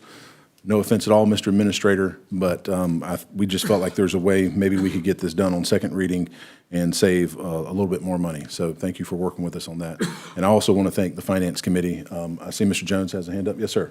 If I may, this isn't necessarily the budget. Mr. Templer, how much organic growth did we have this year? And give an explanation on what organic growth is. In the general fund, we put on maybe, I think it was close to maybe 1.7 million. I have to check my numbers. I hadn't looked at it. But what we have done different this year. And the sheriff, no, that's not counting the sheriff's department, correct? Yeah, that is, that's before, That was was the whole, general fund. okay. Because we just dedicated his operating costs, if you will, and turned it into millage, or assigned millage specifically to him and his operation. And so when we did that, the organic growth in the big pot of mills that we have for the general fund was, a lot of that was cut over to the sheriff because that organization is a very large budget, but it's a very large operation, a lot of moving parts, as you would imagine. But total is just 1.2 million. That's about right. Approximately. About right. That's all I need to know. Thank you. Thank you, Mr. Jones. Any further comments or discussion before we consider voting on the Cato amendment? Seeing none, we'll move it to a vote. All in favor, raise your hand. This is for the amendment only. For the Cato amendment, correct. We've got Mr. Shoemake Tucker, Brazel, Connell, Cato, and Tomlinson in favor. All opposed? Got Mr. Jones opposed. It passes, Ms. Hannah. Just for the record, that's the Cato amendment only, so the budget's back on the floor as amendment. Any further amendments? Mr. Chairman. Schumake. I'll yield to, I don't have many, if you want me to go first. I just have a few comments. And I have an amendment. oh, well, then go right ahead. I have no amendments. No amendments, okay? If you're not going to be long-winded, go ahead, because Yeah, I am. well, let me just go, I'll jump in first. All right, a little further discussion, Mr. Schumake. Yeah, before any amendments, I'm obviously supportive of this. I think, as Mr. Cato pointed out, every year we get a credit on the local option sales tax. And that credit is, if all predictors hold true, which they have in the past, we'll see an increase in that will totally eat up the mill increase we propose. The fees are what they are. I mean, if the solid waste fee is not increased, then recycle centers are going to have to cut hours and staff fairly substantially. So it's really a question of whether people want less service, and certainly with fire, it's the same issue. If the fire fee doesn't move up nominally, you're going to see less fire services. It's not like by not raising fees, we keep it the same. If we raise fees to keep it at basically the baseline level of service, some small addition in fire, but this is not even an inflationary increase. So, again, it's all the millage is subsumed by the lost tax credit. So I think this is a very financially conscientious budget. So I'll certainly be voting for this budget as amended, and that's all I have on the budget. Thank you, Mr. Schumake. Mr. Brazel. Thank you. I've got a couple of questions. I spent, I don't know, 3 or 4 hours prior to the meeting reviewing the budget. I've got a couple numbers that concern me, just seemed arbitrary. Under non-departmental delinquent property taxes, the 2025 budget said $226,338. A no mill increase, there's a $500,000 kind of placed there. And then it says recommended $600,000, and the change is $373,000. Round numbers catch my eye. Could I have some explanation as to the what's and the whys behind this? Is that an estimate? For delinquent tax? Yeah. Is it revenue or expenditure? Because So it would be revenue. So what we're seeing is a decline in revenue for delinquent tax because people are paying taxes. And I'll get to that page in a second. But So it's the second line item under the general fund, first page. What's your line number there? 116 is your account?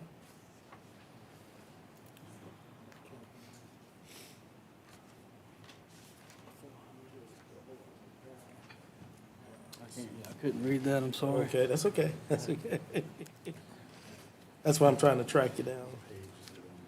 That's what I'm trying to find out. Yeah. Mr. Templer, do you have any staff that would want to speak on this? yeah, I'll bring Tyler in here. Poor Tyler. Come on, Tyler. Essentially, as a thrust, the delinquent tax ratio has gone down because more people are paying their taxes on time. Right, okay. Mr. Chair, members of council, I'm Tyler Kirk, your budget manager. To answer that question specifically, there's a couple of reasons why you would see that go up even with better collections for starters. I'm now budgeting as if we're collecting more of our delinquencies than otherwise. So we're basically writing off less of that expected money. So basically we've changed our collections ratio to assume that we're going to get back more of that delinquent money. So you tick that up even the slightest bit, even a percentage point, you're with some big numbers. So you're gonna see the delinquent that we are actually collecting increase, even if it's not like more dollars being billed, because we're doing a better job of actually collecting those.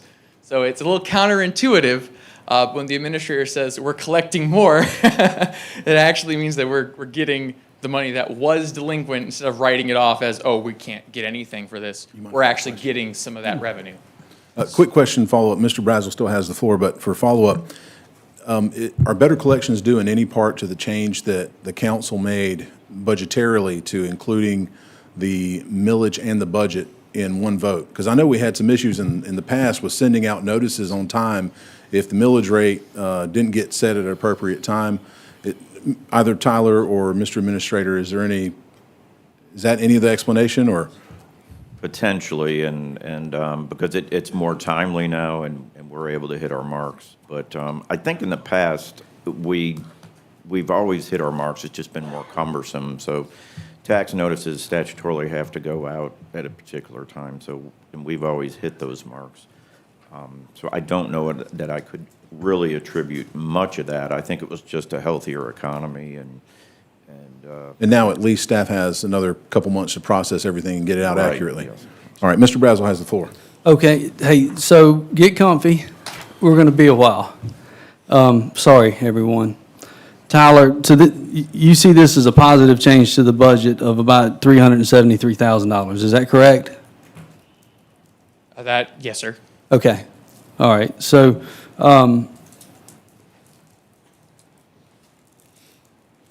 vehicle property taxes, if we have no mill increase, we'll gain about $150,000. If we don't, if we do have a mill increase, you think the revenue change is going to be $325,000. Is that correct? Yes, sir.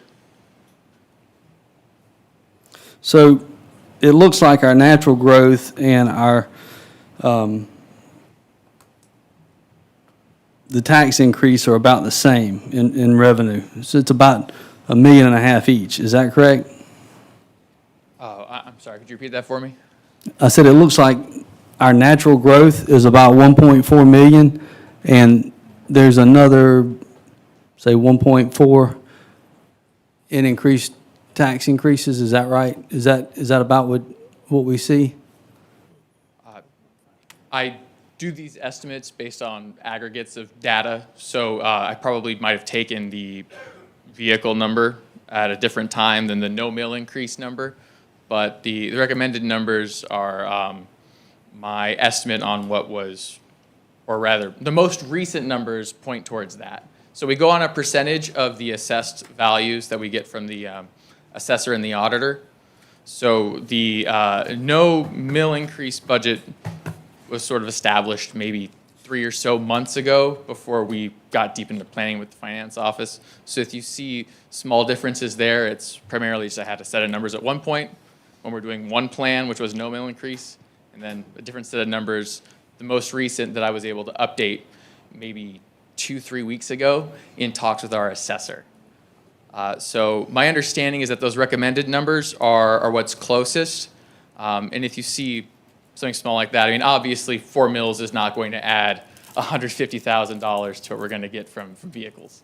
It's just that best estimate there.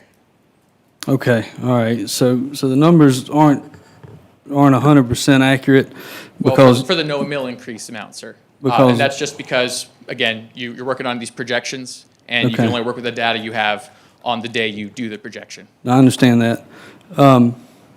Taxes on watercraft. There's a bill in the State House that begs of a reduction in taxes on boats. Yes, sir. You're fully aware of that. Yes, sir. And Let me just finish a statement. sorry. So I was told if that passed, we would lose about $600,000 in revenue. And I'm looking at this now, in our 2025 budget, it states that we collected $153,000. So to go from 10.5% to 6%, that doesn't equate to me. Can you clarify that that is the total amount of revenue collected in Kershaw County for boats? It'll be 1 second for me to double check that then. Off the top of my head, I don't have the note for the collections this year, but I'll update you as soon as I can. Okay, but you do see the line item that says watercraft, $153,862. Oh, yes, sir. Okay, so there wouldn't be another line item in which boats or watercrafts were a part of that line item? Not that I'm aware off the top of my head, but we work on these things a while back. I'll have to double check that for you and get that information to you. Okay. Mr. Brazel, Yes, sir. can I ask you a quick question? If I'm not mistaken, and correct me, Tyler or Danny or whoever, you've got your boats, then you have your motors, which are taxed different, aren't they? Again, I have to double check it. Every time I go through Yeah. revenue projections, I sit with Got a the physical- big set of guides, Yeah. and then I talk to our assessor and auditor. And so I don't like to speak to specifics unless I have guides in front of me. Yeah, and I know that's more on the auditor's side. He knows that better than you do because he actually sends out those bills. Yes, But sir. if I'm not mistaken, they're taxed, the boat, and then the engine is taxed, so. That's right, but this line item says watercraft. Right. So I would assume they would both be in there. So that's why I'm asking for and I'm sorry to be long-winded. It's just, it's a big budget, and, you know, there's a lot being asked of the taxpayer, and there's always a lot being asked of our fire department, and what Brant was talking about earlier with his community, I think is important.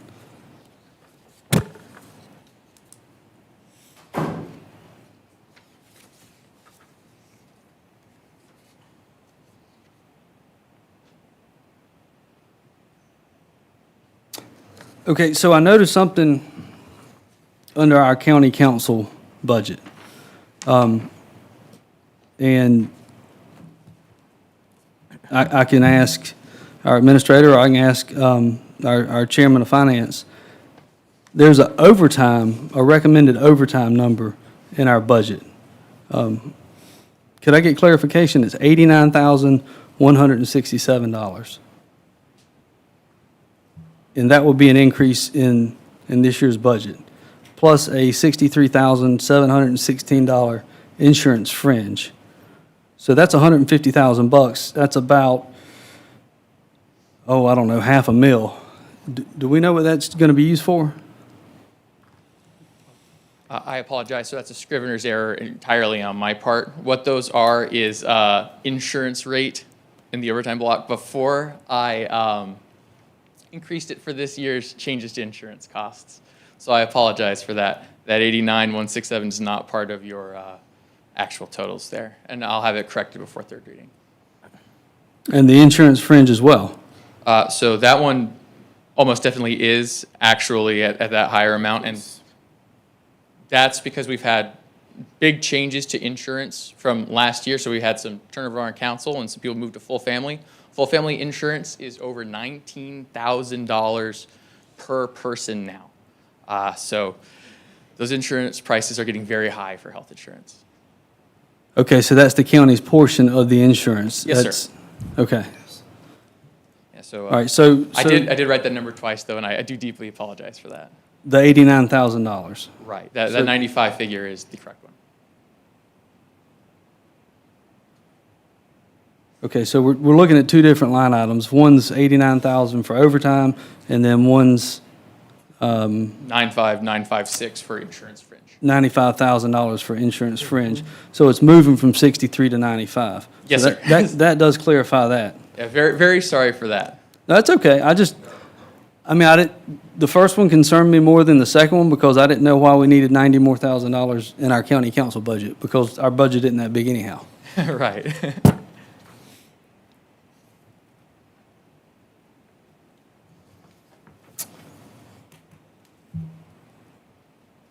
As we move into contribution agencies, I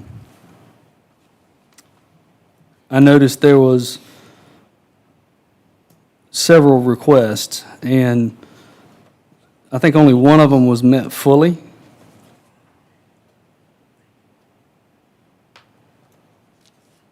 The Fine Arts Center. Last year, they weren't in here.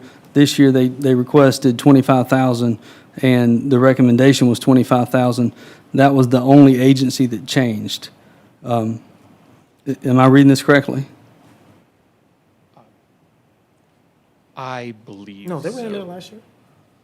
It says 0 for 2025. Councilman Brazel, I think we may have funded them through a different revenue source. I don't recall though, but they've always gotten that 25. I think in that budget, they may have come from a different revenue source. But I'm not entirely sure. I have to look back at my notes from last year. But I do know from the meetings, they've always gotten. They've been, yeah. They've been in Almost there 3 for, years. yeah, they've always gotten 25. Okay, so. This is what I'm looking at. Yeah, I don't know why that's zero, because unless we fund it from somewhere else, they got the 25 last year. I'll have to check, I'll put a star by it. Okay. So no one else received any additional monies from any of these agencies? As a matter of fact, Santee Lynch's COG went down $13,495. Is that right? That was a one-time spending for a specific project. I believe it was renovating a building, but Mr. Tucker can speak more. Yes, yes, it was. It was one-time money that we requested, and that was not requested again this year, this budget year. It was all distributed during the course of this year. Okay. That was actually for the freezer and stuff we needed on the Okay. Council of Aging. All right. All right.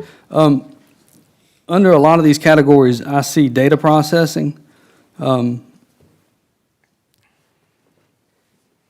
administration, it's $43,570. Can I get clarification on what data processing is? Absolutely. So we use that line item to include a lot of the ongoing software expenditures that don't normally require an involved contract like you would see in something that's like a contracted service. So if it's software only without an incredibly extensive sort of support apparatus that goes into that, we'll use data processing for it. So we've added a bit of software this year. That's what you're seeing there for, I think it's better council reporting, but the specific name of that service I don't have on hand. Okay, so I see it in a lot of, budgets. There's a increase of $7,000 in the finance department as well. So that number gets pretty big pretty quick. Yes, sir. I'd just like some clarification as to what that total number is and the types of services that they are. They're very different for each department as well. So that could reflect, for example, that council software, but it also sometimes reflects specific IT needs, like for some of their ongoing contracts. So it's really got to be case by case. We tend to get a lot of large contractual increases in times of inflation. So with those fees go up, you'll see that reflected in the data processing lines. We're also trying to make sure that we're tightening up as much as we can on where those specific accounts lie. So I know at least one circumstance where something was booked as a contracted service would be more appropriate to list as data processing. And I believe that was in E911. We moved that over. So if you see a corresponding drop in some of those contracted services lines, that might explain some of what you're seeing. And Okay. then also, you're going to have, we have just a slew of data processing in everything we touch because everything is just so online, electronic. We've gone from paper timesheets, that 1985 approach to payroll to a time clock plus. So there's automation, accountability. If you look at just the assessor, auditor, and treasurer's software needs alone, that gets pretty big, pretty quick, and it's where a lot of our inflationary pressures come from. Almost specifically, is with these data processing contracts, and it's software, it's GIS, it's web service, it's everything you can imagine that if you can pull up online, with keeping our ordinances and things of that nature being electronic and searchable, register of deeds. So there's just a slew of things, and that's not even dispatch over there, where that's when I was part of standing that software up. That was $750,000 project to lock that up. But that was in 2012. So these costs escalate, and they're pretty consistent. We don't really see anything that goes up significantly, but for what we need to do, what we need to be able to provide, what we need to be able to be in compliance with on state and local and sometimes federal regulations. We are very much an electronic-based organization.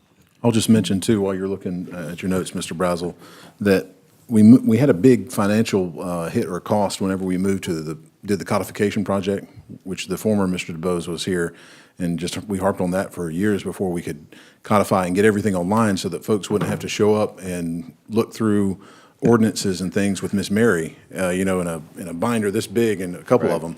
But we made it all searchable so that people could find what laws might apply to them online. So that was a big hit, but then we were able to reset and say we're codified, we're online. But also general FOIA compliance with the number of requests that come through, making sure, I see Mr. DeBose rolling his eyes because a lot of requests come through. And so these software programs allow us to remain FOIA compliant and produce documents as they get requested. Thank you. Mr. Brazel, are you gonna be a minute before anything happens? If so, I'm gonna use the restroom while you're Please still do. talking. Yeah. Thank you. Continue on, Mr. Brazel. No, you know I would have. Pass the baton when you come back. So what we do is important, and I apologize in advance for being long-winded, but if I wasn't, I don't feel like I was doing my job. Our attorney budget is $250,000 in 2025. There was a request for an additional $100,000, and I'm sure, just as our chairman stated, to cover all sorts of things, including FOIA requests and that sort of thing. But the recommendation is actually $145,000 more than that. So the recommended budget is $495,000. Is there any particular, am I missing something? Is it due to? FOIA, it is due to some of our commissions, which I'm reining in. The attorney works for me. They don't work for the planning commission or anyone like that. Now, I want a mesh point there, but there has been this tendency to just, instead of just looking something up or whatever, engaging the attorney for things that maybe didn't necessarily need legal review.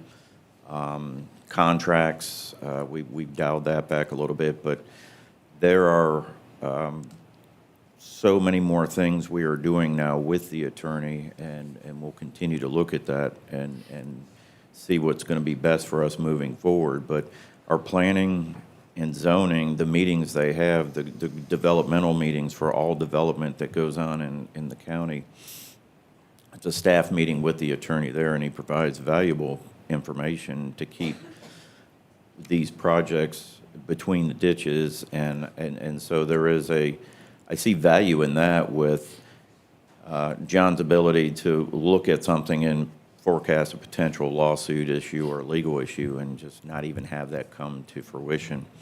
But the FOIA requests have been increasing. I hope that software will dial some of that back, but all we can do now is go with what we have seen in the past and then adjust as needed through the budget. Well, I think your point's well taken, that there's a better approach and that he works for you. John, I have a lot of respect for you, but I don't see the necessity in a $245,000 increase. Well, you've actually spent over $350,000 this year, despite that original $250,000 budget. So the first $100,000 is just to meet the exact same expenditures as the current fiscal year we're in. If there are circumstances that require additional legal needs, such as there's a lot of discussion on longer-term issues that will require a lot of active involvement with legal teams, we need to be able to kind of account for that before we are trying to backfill. I agree, but maybe we should have a monthly cap.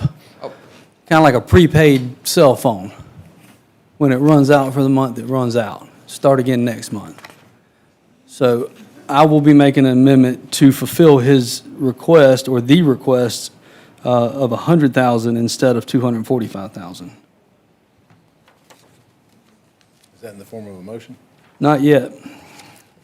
What's that line item? Attorney fees. I can't tell you a page because it's not a page. It's, on it. it's under 105 105. Attorney 10-5-105-507-01, under professional services. I'll keep it out here to the side. Again, data processing underneath information technology. The 2026 recommended expenditure is $451,050. That's a $98,500 increase. I feel like that could be another error, Tyler, I hope. I really hope $450,000 under one budget's, there's no way we're spending that much money on software. So there's. Unless we bought a unfunded software mandate. company. There's a federal mandate to increase that amount for a security thing that Chris or Jeremy could probably speak more to, but we've actually have to hire an entire new position as well to meet that need. It's a federal security change that. Actually, what it is, it's law enforcement, it's Oh. data processing over there at the sheriff's office. I used to be over that, so it is Skybers and Nibers data going back. It's what SLED pulls, it's what the FBI pulls. This software it's expensive, it has to have dedicated lines. We can't just send dispatch information to and from the jail over just a regular 425 number. It's got to be almost encrypted because it's sensitive material. We will be adding a position at some point just to handle that data processing alone. When I was audited over at the sheriff's office on this information, it is a Herculean task to go through that SLED audit. And this is just where they are bearing down and getting even more serious with the security requirements. You know, two-factor authentication on laptops. It's. So does this come out of the sheriff's budget then? It's IT because right now we have the servers, we have the people, and quite frankly, they don't have the talent to do any of this. So I see it as fair as coming out of there. It's a specific IT mandate, that individual, and also, Mr. Brazel, we do have fire, EMS, and 911. So the sheriff's office has a large part of that, but we have a lot of customers and consumers of that data. So that's a yearly cost though? These are going to be reoccurring. So if it wasn't a yearly cost, or if it wasn't a reoccurring cost, we tend to address those in the capital budget, our one-time. So can we have an opportunity to look at those at a later date? Just look at those contracts? I'm just curious. Yeah, so these are mandates. Yeah, but there's got to be some sort of contract. Yep, be glad to do it. All right. Sorry, y'all, trying to move along.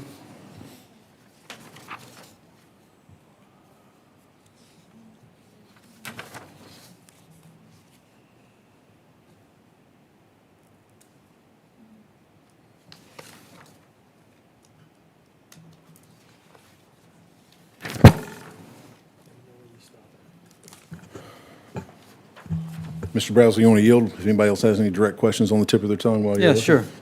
Any other questions, comments, or discussion? I still have my amendment. Okay. Any other question, comments, or discussion? All right, Mr. Brazel, back to you. So I won't go into all of them, but every page I'm flipping, I'm finding more and more of the data processing, and Danny's explained that. Mr. Brazel, how about this? If we have an amendment that's ready to be proposed, you're still more than welcome to make an amendment later. after this next amendment's discussed, whether it passes or fails. You want to yield to Yeah, the pending amendment? I'll yield to Mr. Tucker. All right, we've had the let him K2 make his amendment pass. We have Mr. Tucker who has an amendment he wants to put before the body. Mr. Tucker, you're recognized. Thank you, Mr. Chairman. Let me find where I'm at now. I'm flipping with Mr. Brazel here, and I've gotten a little lost myself.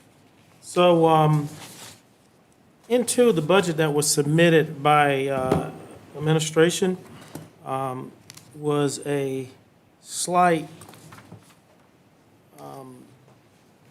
I guess, forgotten object on a line item, so I would like to clear that up. The good part is that it's no additional cost. It's moving money from one location to the other. So, Mr. Chairman, I'd like to make a motion that we transfer $547,762 from the fire reserve to fire operation.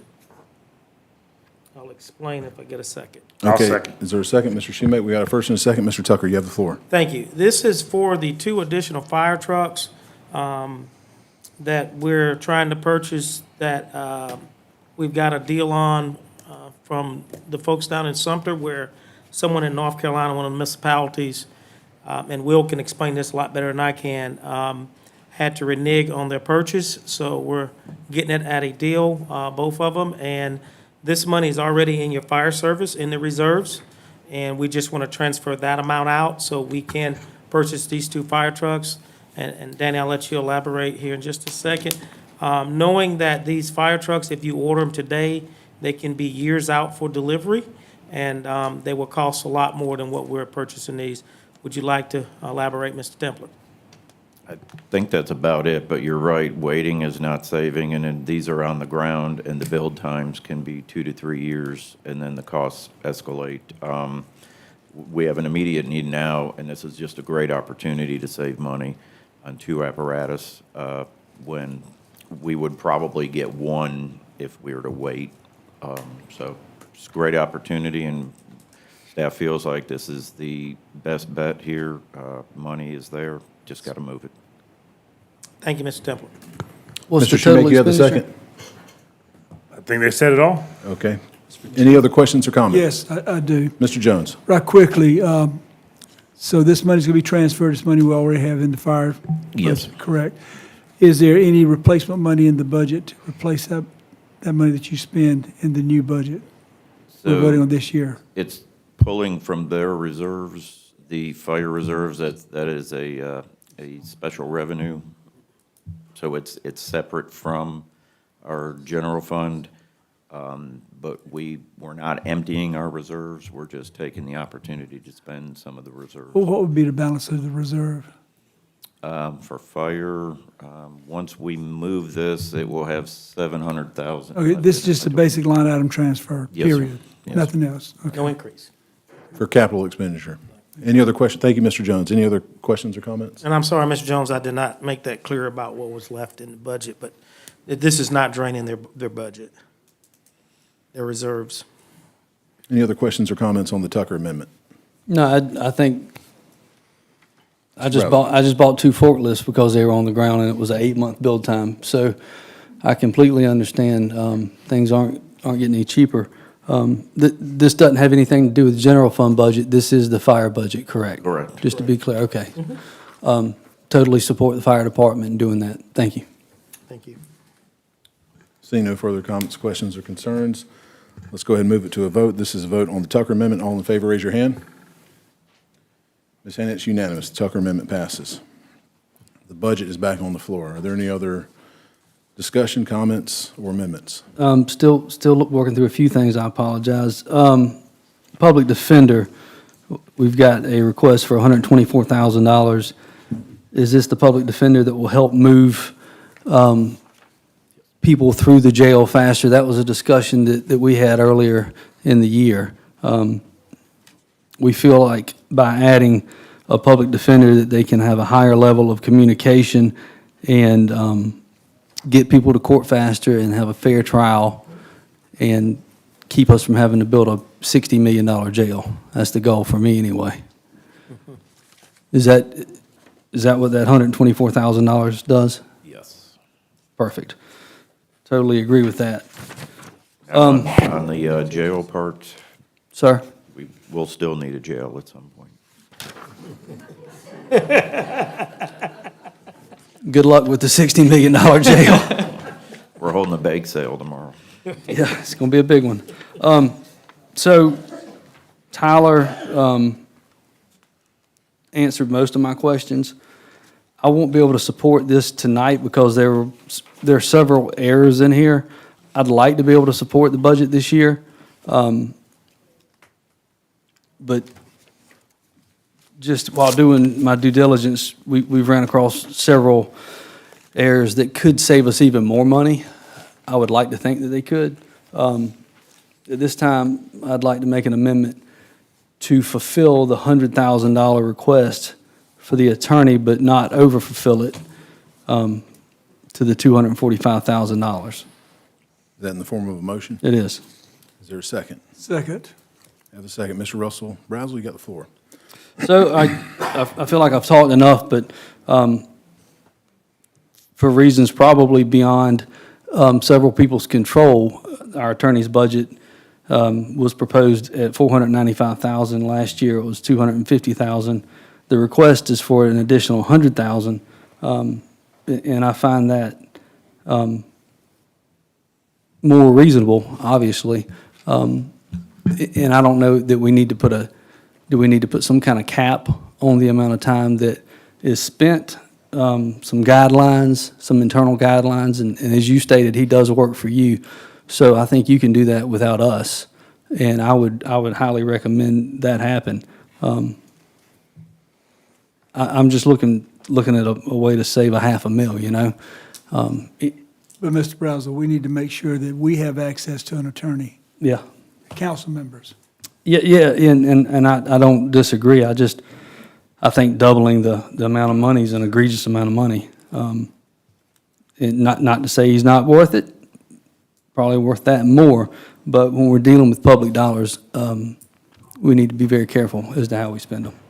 Mr. President, if I may, could we ask the administrator to give an explanation as to how and why they came with that number? Yeah, and he kind of did earlier, but yeah, we could further hear more, yeah, of Clarification. course, And I sure. stepped out of the room during that point. I'd like to hear. Yeah, let's hear it again. So that 100,000 number was the request back in January when we were collecting requests. But as of a month ago, our spending on attorneys this year was over $350,000. So that estimated cost is based on increased usage of the attorney next year due to projected council actions, especially when you consider things like the moratorium, increased use by the Planning Commission. All of those intended or discussed issues have been taken into account for the impact they might have on that attorney budget. So, you know, we only have the knowledge we have at the time. And if we've got over $350,000 of spending before the end of this fiscal year, we need to make sure that we can account for it in the future so that we aren't having to cancel other projects or initiatives that council might have felt necessary. Mr. Brazel, if I might. You mentioned various areas of legal costs or expenditures that we have, but there's also lawsuits. And so we have some that are pending right now, or had some that hopefully just got wrapped up, but we have some that are pending now, which haven't even got into discovery yet, which is some of the most expensive phase of discovery. Sometimes you hope these cases get resolved. Sometimes they look like they may not, and you just dig in and have to litigate to defend the county's rights and interests of the public. And all those costs are covered in that line item. And I don't agree with all those increased costs that were just quoted either. I do not think the moratorium will cost us a lot of money to do nothing.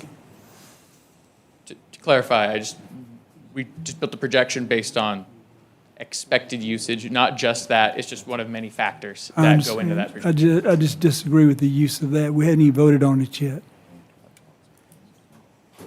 I think That, to me, that is almost like a political statement. Oh, no, sir. I apologize. We're just trying to make sure that we have money ready for anything you might. Thank you, Tyler. You know, the AOD was very expensive, and from a staff standpoint, there was a lot going into that. So I know John was really helping us with that, with our we had 8 public engagements, and John was there most of those. But I think that was important. A lot of people were heard.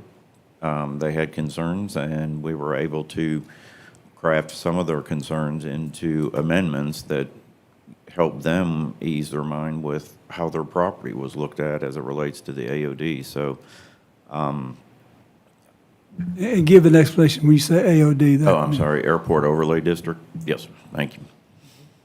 Mr. Chairman, Yes, sir. if I may, Mr. Brazel, I deeply respect your request and your amendment, but I also know that with a lot of the things that are coming up about land usage, we have been in some legal battles. We're still in some legal battles. I have 100% confidence in Mr. Templar and staff that they don't go out and frivolously spend money on Mr. John DeBose as our attorney. And I say that with confidence because he's been a good steward about putting money back into our reserves since he's been the administrator and even when he was the assistant administrator. So it's like all the line item budgets that's there. Because it's there, don't mean you have to spend it. Be a good steward, and he has been. And so for those reasons, I can't support this amendment tonight. Well, the amendment would simply fulfill his request. It's the additional $145,000 that he may even have heartburn with. I don't know that he's seen that. So anyway, the amendment's on the floor, and we can vote on it. All right, any further discussion? Mr. Brazel, who made the motions, called for the vote. All in favor, raise your hand. We have Mr. Brazel in favor. All opposed? Oh, excuse me. What, you prefer to vote in favor? I vote with Brazel. Okay, Jimmy, Mr. Jones votes with Mr. Brazel. You have 2 in favor. All who are opposed? You have everyone else, Ms. Hannah, for the record, voting in opposition. The amendment fails.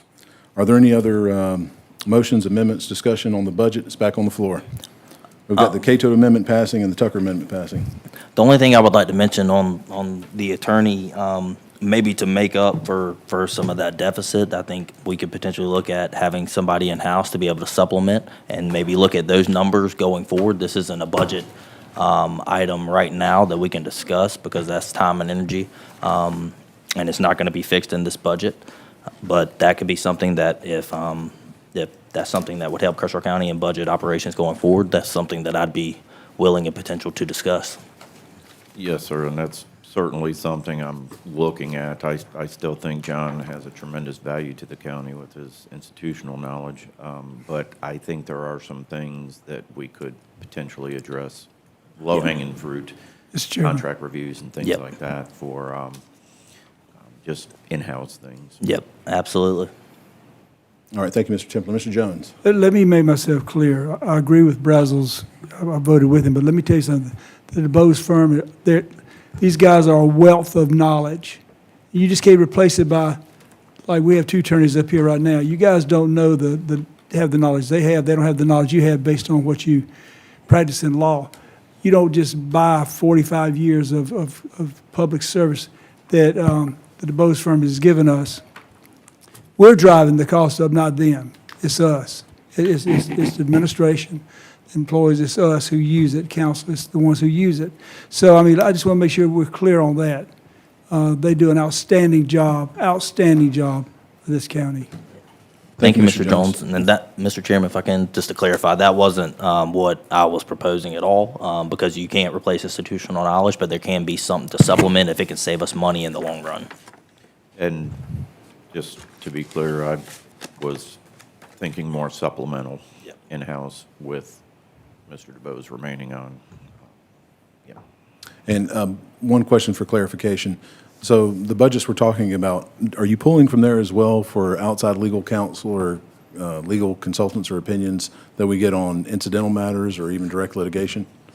So we do engage with outside attorneys, labor But attorneys. I'm just asking, is it lined up with that particular budget item?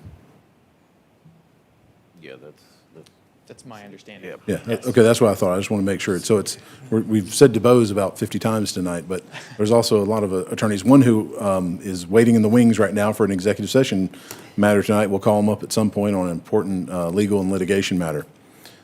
Okay, any further comments to square? Is he sitting free for right now? I hope so. Somebody send him to go get dinner, not on our dime. Any other comments, questions, concerns on the budget? Any other motions? Seeing no other discussion, question, concerns, or motions, we are now voting on the budget as amended on second reading. This is after the Cato Amendment has passed and after the Tucker Amendment has passed. Move it to a vote. All in favor, raise your hand. We've got Mr. Shoemake, Mr. Tucker, Connell, Cato, and Tomlinson in favor. All opposed? You've got Mr. Brazel, Mr. Jones opposed. It passes second reading. Ms. Hannah for the record. Thank you, gentlemen. That takes us to item number 9D. This is a first reading on an ordinance establishing a temporary moratorium placed on the agenda by Mr. Jones and Mr. Brazel. Is there a motion? Mr. Chairman, I so move that we approve the ordinance imposing a 180-day moratorium. Okay, there's a motion. Is there a second? I'll make the second. Mr. Brazel has a second. Mr. Jones, you have the floor. Thank you, Mr. Chairman, members of the County Council, and thank you to all the members of the public who came out and spoke tonight. I fully support this moratorium. The Planning Commission was created to provide guidance and recommendations to this County Council about planning and zoning matters. The Commission reviews various development proposals each month, and I believe that it knows the ZLDR better than anyone other than our staff and our legal counsel, and the Commission has recommended that the county take a 6-month pause on major subdivision approvals. The Commission is telling us, this is Planning and Zoning Commission, they are telling us that current subdivision regulations are not doing enough to protect the county's environmental resources.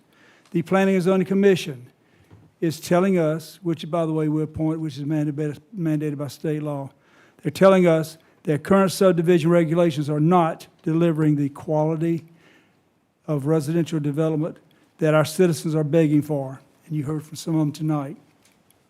The Planning and Zoning Commission is telling us that if we don't pause now, we will get more subdivisions that don't suit the current desires of the people, the Commission, or this County Council.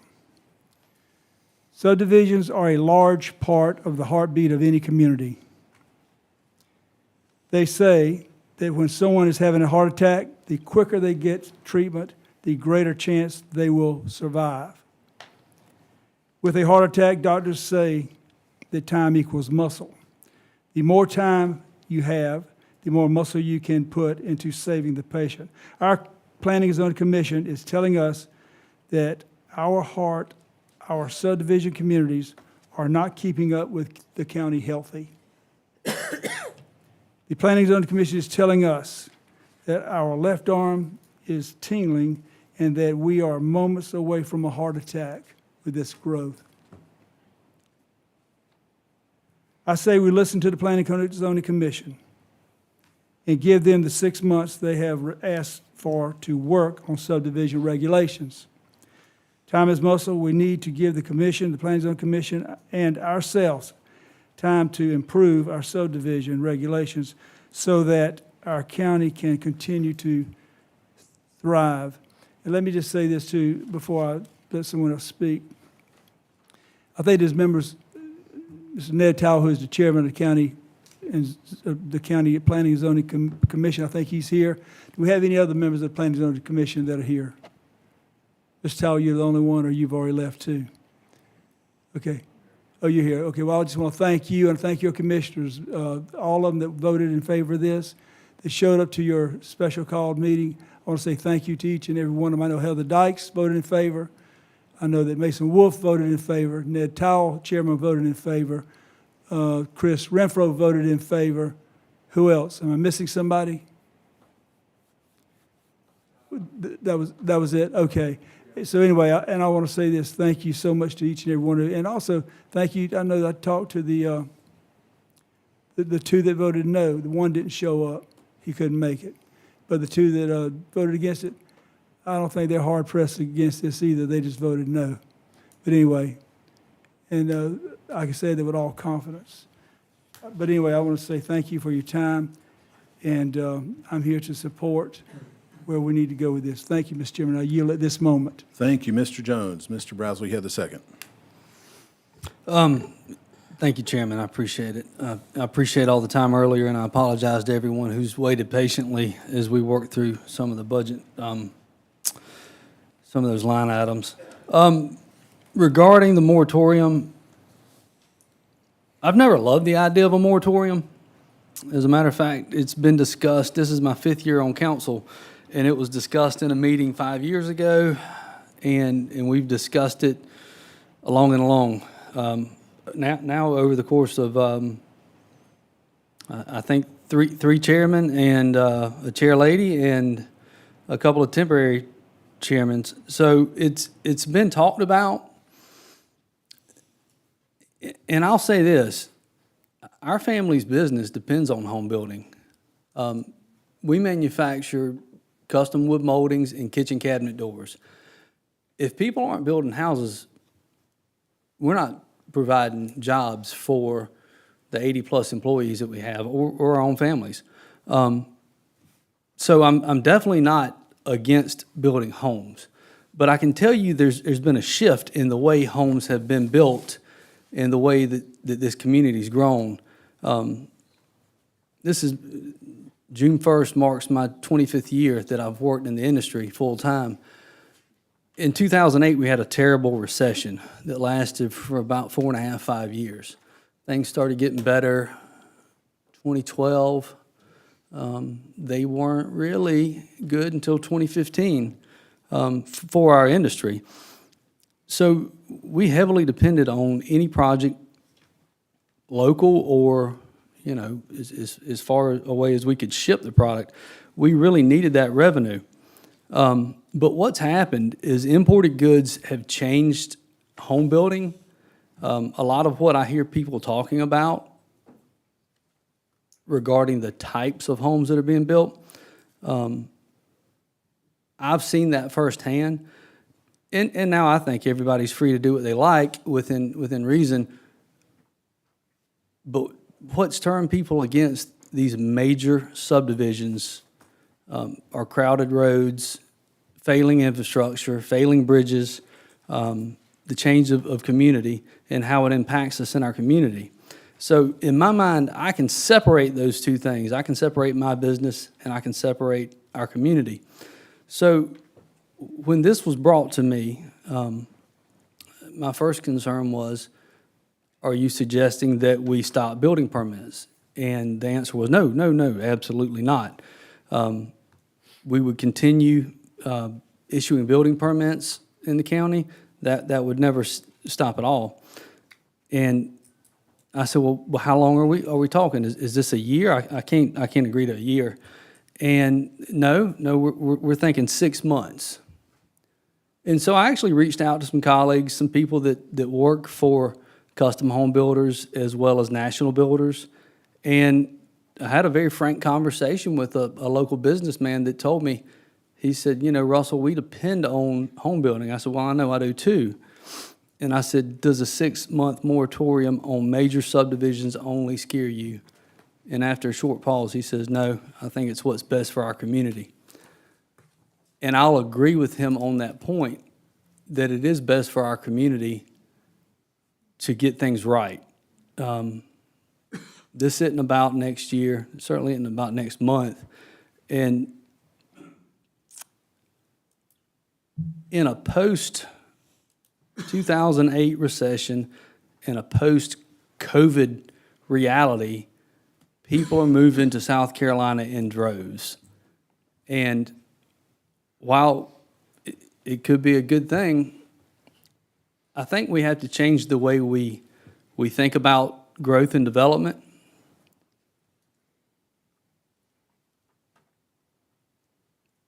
I think we have to think about the way our communities are built. People like walkable communities, people like communities that are whole, that are wholesome. Right now, you can walk into planning and zoning, and if you check 12, 15 boxes, you can develop, okay? National builders are now willing to develop on 1 acre lots because alternatively, in counties like Charleston County, Greenville County, they can't produce a 1/4 acre lot for what they can build a 1 acre lot here for. So as we've done things together, and Councilman Shoemate and I worked together on lot size minimums and zoning regulations, and I think it changed the dynamic some. I think it improved the way Kershaw County will be, but I definitely think a planned development is probably the only way to move forward in a positive manner in Kershaw County. If we leave it status quo, I think the horse is pretty much out of the barn, and it's galloping, and it's about to break into a full sprint. So I'm going to support the moratorium in spite of myself and my family's business. And if it hurts for a little while, I'll endure it for the good of the community. And with that being said, I'll shut up. Thank you. Mr. Brazel. Mr. Tomlinson? Yeah, Mr. Chairman, I have an amendment I'd like to propose, and if I can get a second on it, I'm happy to provide some additional discussion on this, because I've been one who sat up here, who's been very supportive of a moratorium. I put one on the airport overlay as a moratorium on everything. Fought through that. Even some of the people sitting in the audience were for the moratorium, and when we got up here and tried to restrict land use in the AOD, fought against it. So there has to be a means to an end. However, I do have an amendment I'd like to make. My amendment is to include minor subdivisions, to include 2 lots or more, and I will give the reason behind that. The only thing that would include any apartments, duplexes, townhomes, that would be in the unincorporated areas of Kershaw County. The only thing excluded would be single-family residence. So if a person wants to build a house on their property solely for the 6-month, 180-day moratorium, they will be able to. And then that it also excludes planned purpose districts, so PDDs or PPDs. Those are the 2 exclusions. That's your motion? Yeah, that's my motion. All right. We got a motion. I'll second Is there a that motion. second? Oh, I'll yield to Mr. Cato. Mr. Cato seconds. Yeah. Mr. Tomlinson, you have the floor. Thank you, Mr. Chairman. Tonight we heard a lot of taglines: smart growth, mega development, subdivision standards, environmental impacts, aging infrastructure, 6th fastest growing county in the state of South Carolina. All those numbers and data points are very disturbing. If we look at the major impacts, so let's look at our ordinance right now. Minor subdivisions. What is a minor subdivision? Anything less than 10 lots. So we're going to allow 20 different things along the river in different people's property. That's going to be 9 lots, no substandards. The creation of any new street. So if I'm creating a new street, if I'm providing infrastructure, which the large developers, even though somebody said it earlier, I wish we didn't have any in Kershaw County anymore. I don't like people who aren't from here. However, they do provide streets and infrastructure. The minor subdivisions don't. We just changed our ordinance last meeting where we had 3rd reading regarding if a small minor subdivision had the ability for water access within a certain jurisdiction, they will be required to put fire hydrants. We just changed that. We're way behind the times. So if we're looking at actually doing something right for Kershaw County, eliminating growth, if you want to build a single house, I feel you should have that opportunity during these 180-day period. However, if we're going to do this the right way, protect Kershaw County and really do the right thing as far as eliminating growth and taking a look, getting our comprehensive plan done. And I can also go further. Until that comprehensive plan is done, which it needs to be done, our ZLDR needs to start now. Talking about the AOD, we put a 6-month moratorium on all building permits. every single one. I got calls from friends who had already had construction loans to build a single house, and they weren't allowed to. But I stood up here and took that because I thought it was the right thing to do. So if we're going to go forward with this, we have to take a step back and look at ourselves wholly, who we are as a county and where we want to grow.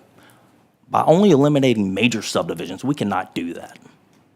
Including minor, doing it the right way, the Planning Commission getting that comprehensive plan done so we can get on the ZLDR. The AOD was scheduled to take 6 months. It did cost a lot of money, which is why those attorney fees are included. The AOD took 8.5 months of planning and prep, and that wasn't during while we were crunching budget time. That takes staff's work and efforts away. We have a lot going forward. So if we're saying the ZLDR is 2 years out, the AOD, which was a small portion of this county, was 2.5 months over its timeline. So we have to sit here, if we're gonna do things right, we all have to come together. And I really hope my council members, my colleagues, will support the voice of the community. When I say, I did get an applause for the amendment, so if we're looking at applauses, then that has to say something about the support, but that is my amendment, Mr. Chairman. Could I speak to that? Mr. Cato had the second. He's got the ground. Mr. Chairman, I'd like to speak whenever Councilman Brazos is finished. Okay. I think Mr. Cato was ahead of me, I'm sorry. I got it. Mr. Cato, you have the second. I came in here tonight with the intentions of supporting the moratorium. And I'll tell you why. Because I live in a rural area, and I live in a rural area that most people don't want to see minor nor major subdivisions come in. So, Mr. Tomlinson, I appreciate your thought into this, and I hate to say... I appreciate you giving me the second. I hate to say that I didn't think of it myself, but I'm going to say this tonight. I was very upset with the way this was handled to begin with. I didn't know anything, not one thing about this moratorium, the proposal, the meeting, or anything until Tuesday of last week. That was my first time, and the chairman of the commission, Mr. Ned Towle, was the one that reached out to me. So that doesn't give a councilman very much time to look into anything or to think about the process, and I'm one of those that I like to think about things. But I got on the ball, I made a few phone calls, done some talking, and I had a lot of phone calls and a lot of text messages and a lot of emails, even today. But it's very important after Mr. Tomlinson brought this amendment, as I look at my particular district, you know, you take 10 acres of land and you put 20 homes on it.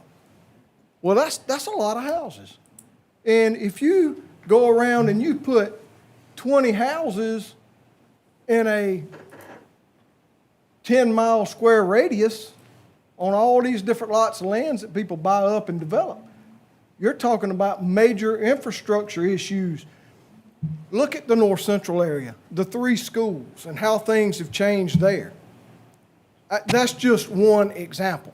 So I agree with Mr. Braswell. He has my full support tonight.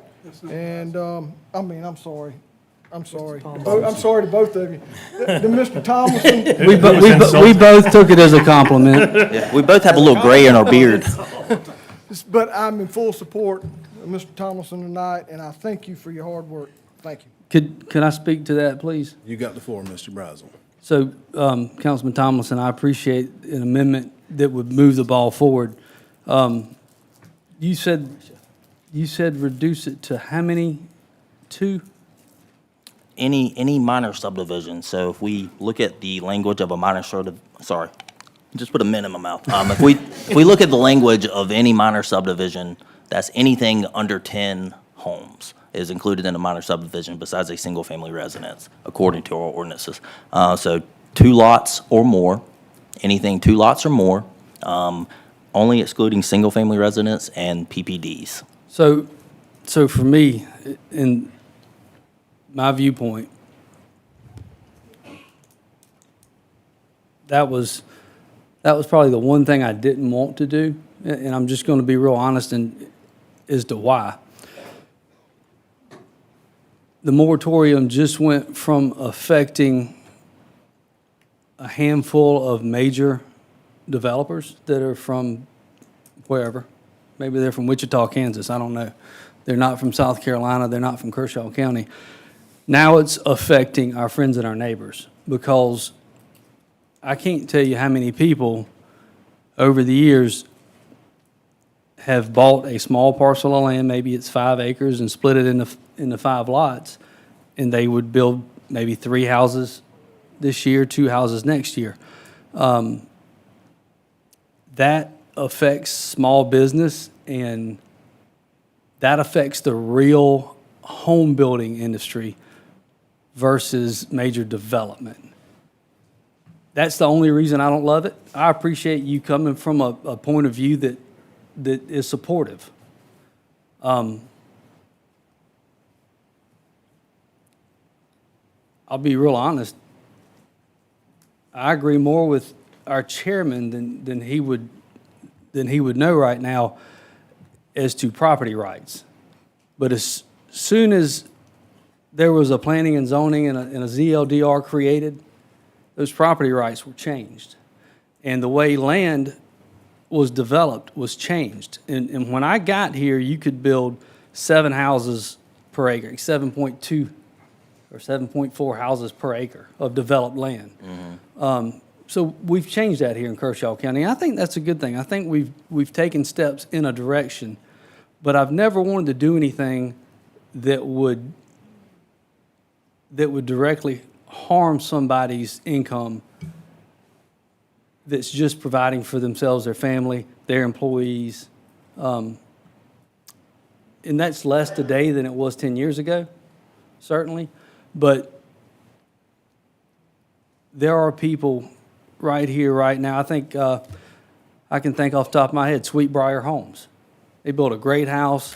Brett McLeod and David Dabney, they're local. We would be directly hurting their business. And I'm sorry to call names, gentlemen, if y'all hear this at some point.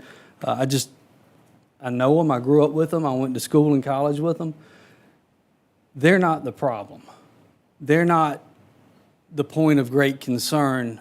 And I just use them as an example. Again, those types of builders are not the reason why we're having these conversations today. These conversations did not exist in a pre-COVID world where people from all over were moving to South Carolina. So for those reasons, I would like to stay the course on where we were at, if it's possible. Yeah, Mr. Chairman, if I may, or actually, Mr. Shoemaker, I believe. Mr. Shoemaker has the floor unless Do you you want me to yield, or do you want me to go? No, you can go ahead and I'll take next. Thank you, Mr. Browse. Mr. Shoemaker. Yeah, so a couple of points. I think I want to make note, because it was brought up earlier, to anyone who thinks otherwise.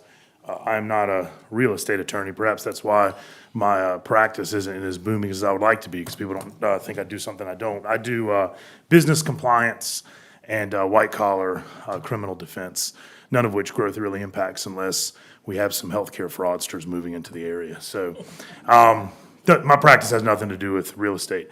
In fact, I don't even know how to do a real estate closing. So that said, I do think this amendment is fair. If you're going to say we have to have a moratorium, the problem we have is density.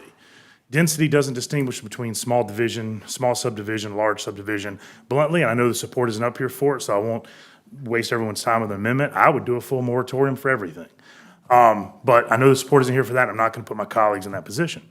The fact is, it doesn't matter if it's on your personal land or if it's in a major subdivision or if it's in an 8-unit small subdivision. When we add 5 people to the county, we add 5 people to the county. The problem is density.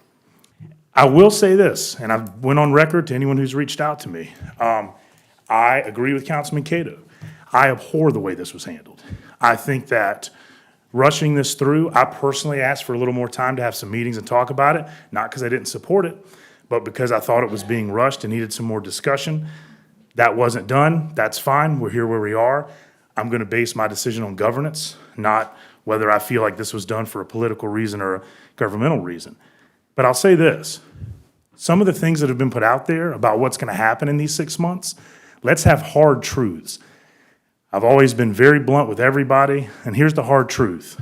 We're not going to be able to do those things in 6 months. So everybody up here better be prepared to extend this thing for about 18 months, because what's on that list won't happen in 6 months. And by the way, it's going to cost money, not just legal fees, and it will cost legal fees. You're going to have to bring in people to do studies. That's not free. Anyone who's told you that this can be done without spending money, they're wrong. So this is going to take some money, and it's going to take some investment of both time, human capital, and funds. A moratorium is like closing a road. If you do it with no plan to fix it and no funds to fix it, it's absolutely frickin' pointless. So right now, we're closing a road with some promises of 6-month turnarounds that aren't going to happen. So in 6 months, if this doesn't get continued, understand we'll be in a situation where nothing will get better. I fully support smart growth. Had we done this with a little more time, we could have come in with the funding and infrastructure and plans in place to do it right. I think we're going a little bit tail wagging the dog here, but nonetheless, it's here. I support it. I've always said I'm supportive of it, so I'm supporting it tonight.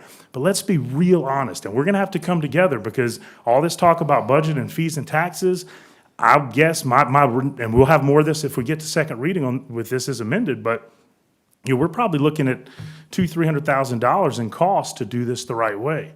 And if I don't mind, I see our budget genius, Tyler, who's the smartest guy I know in the room, shaking his head. $200,000-$300,000 to do this right. That doesn't exist in this current budget, by the way.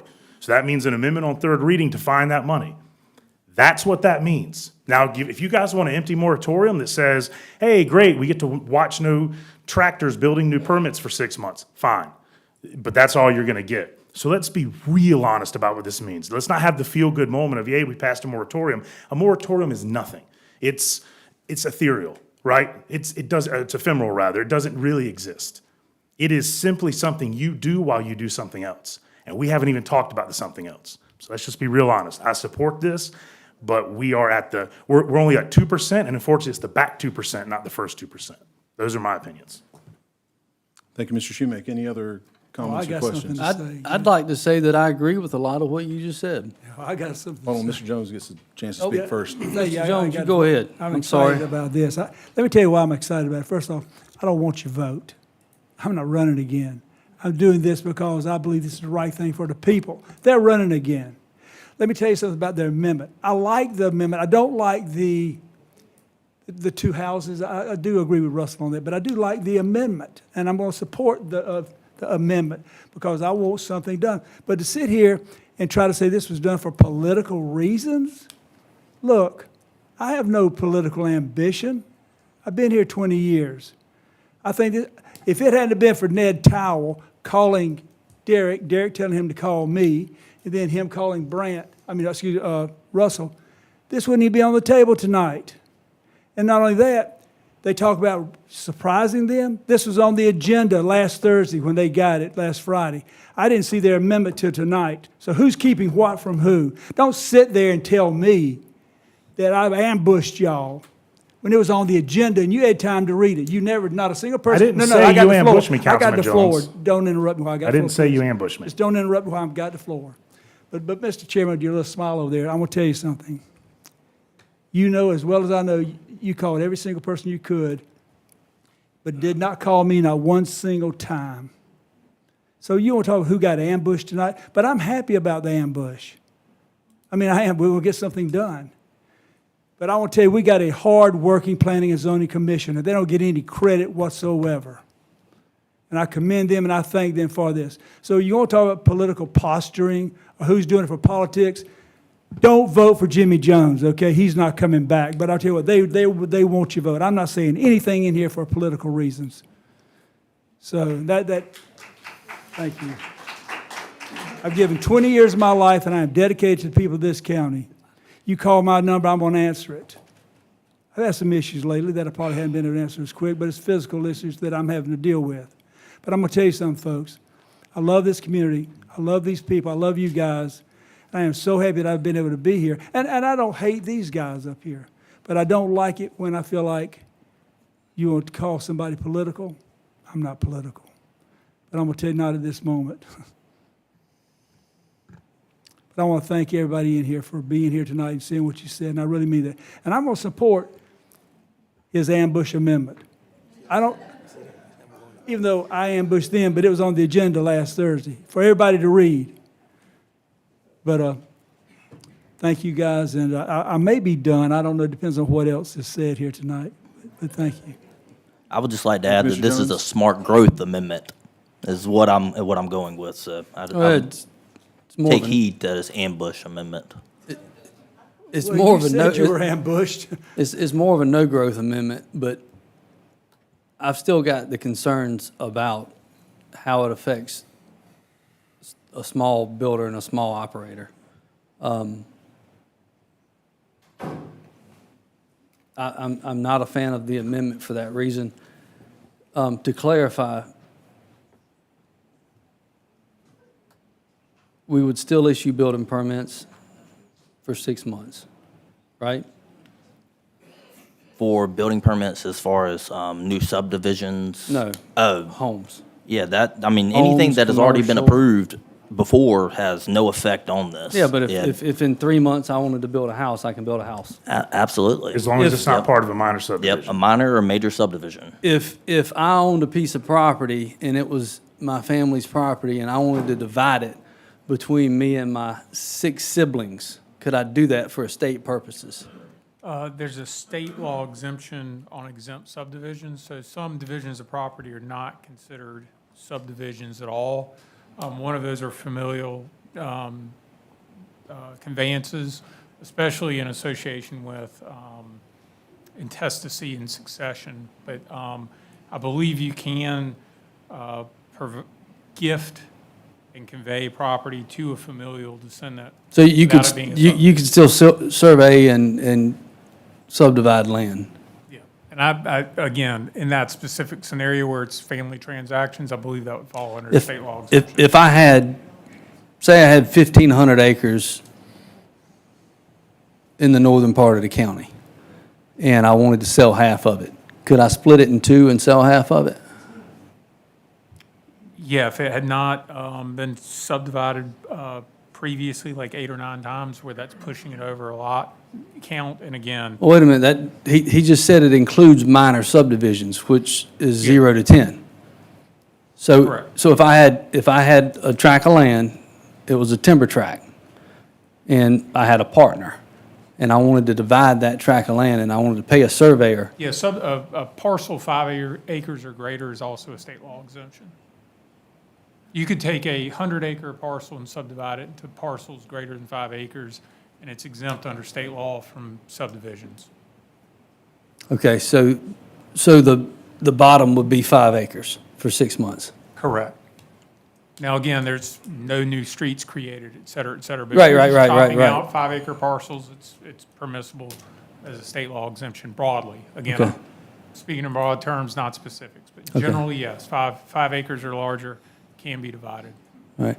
And I'll say this, I appreciate everybody's passion. I understand that none of us got a lot of time to understand this. I think, Danny, I got it a day before you did. I talked to Mr. Towle on Monday. So all of this was a little bit fast-paced. I don't disagree with that. I don't disagree with that at all.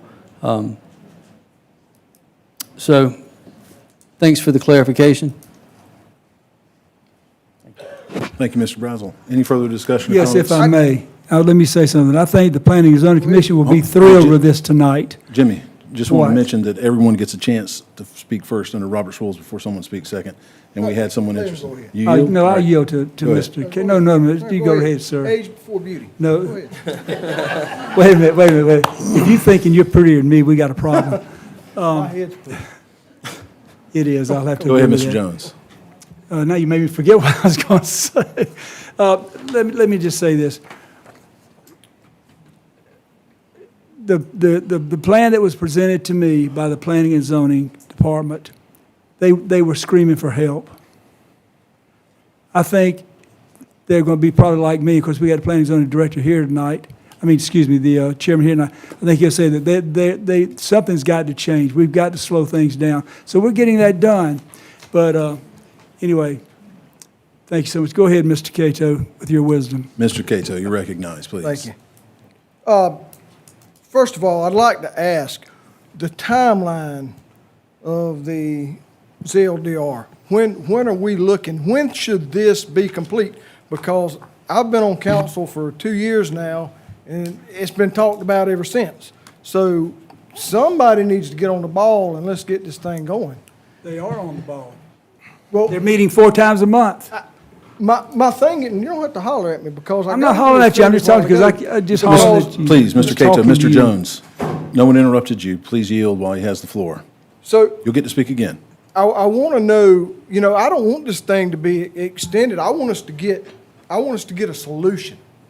I don't want it to continue and us end up having to, and I think Mr. Bryce would agree with this. We don't want this thing extended. If we can get it done in 6 months, let's get it done. If we don't want to go on and on. We want a solution.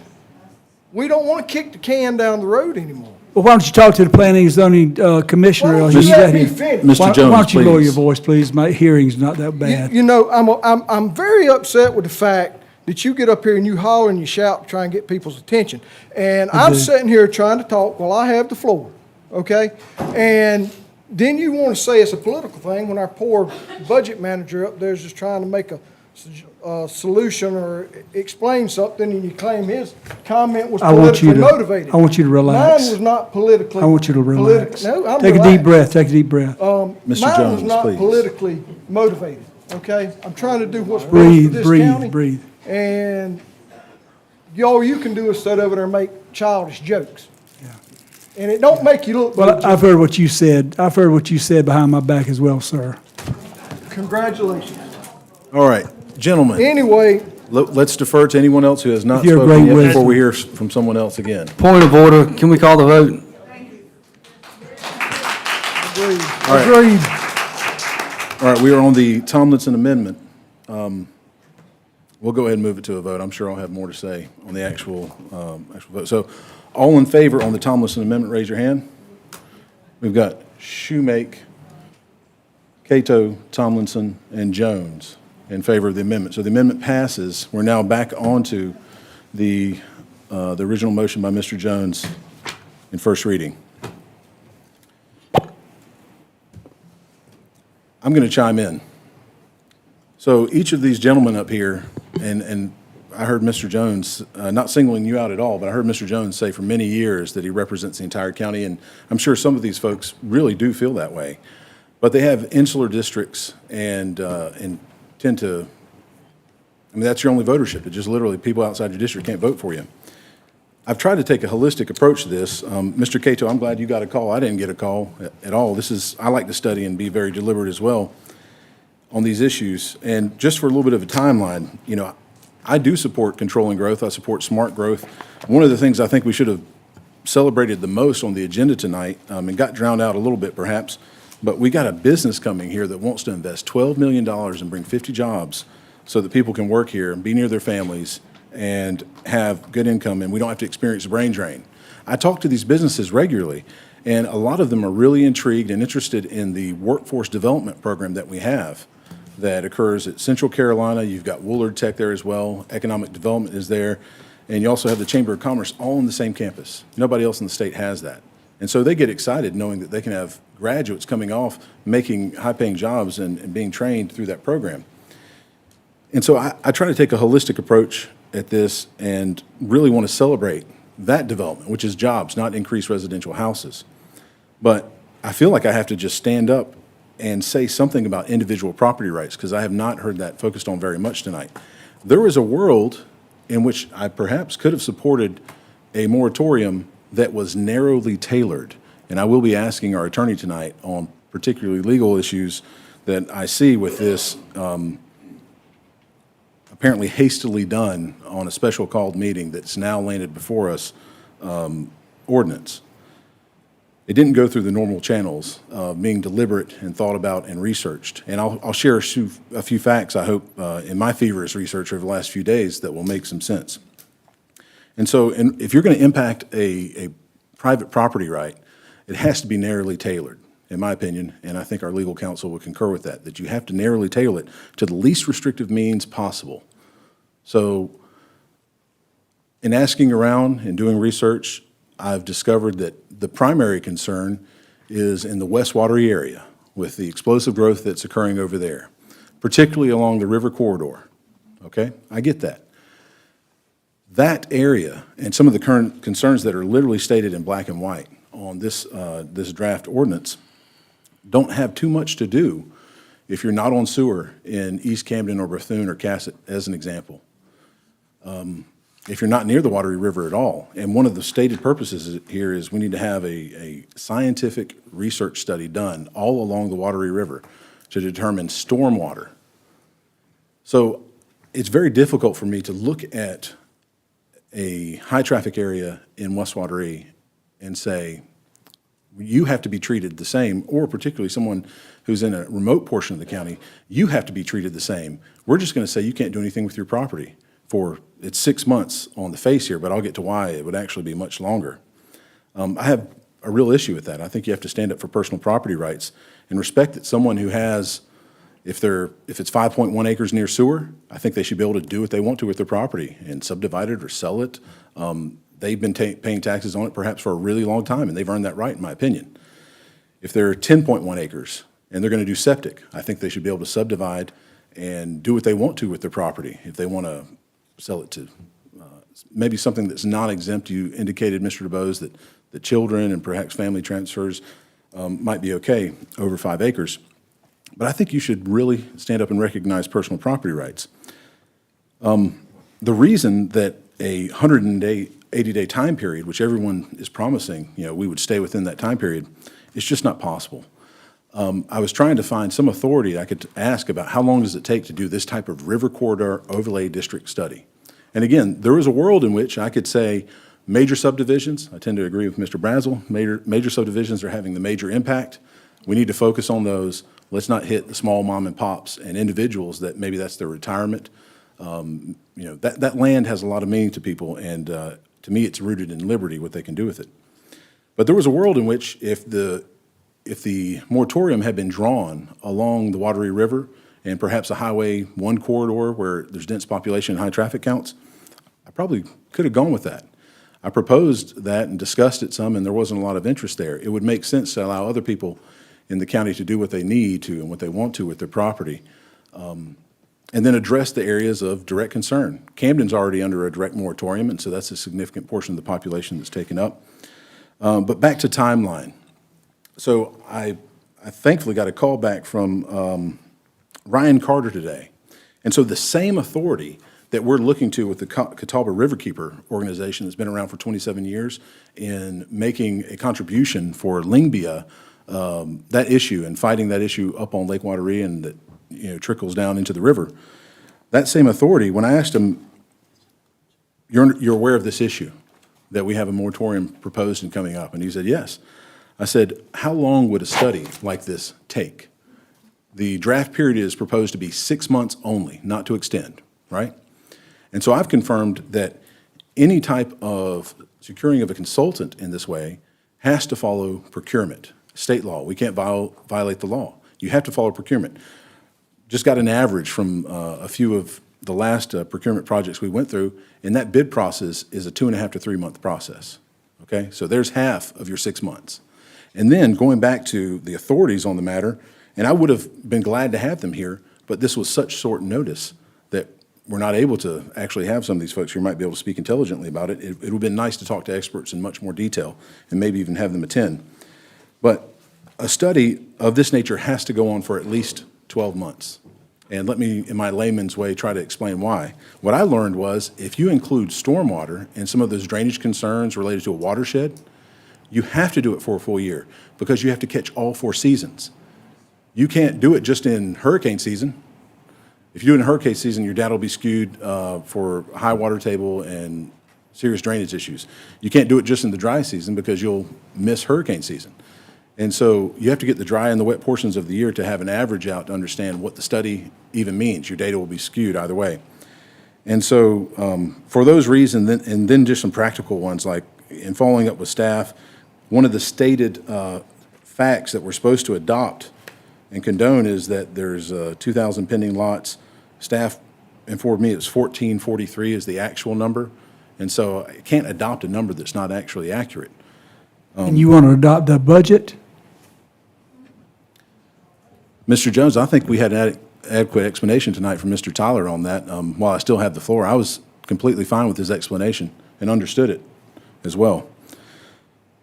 And the thing that's curious to me is, on process, if you really wanted this to have a chance at success, because it's the first time it's ever happened in Kershaw County and should be treated as such, we would have had this conversation maybe a month and a half ago, 2 months ago, something like that, before budget work sessions occur, and say, how do we figure out, how do we pay for a moratorium?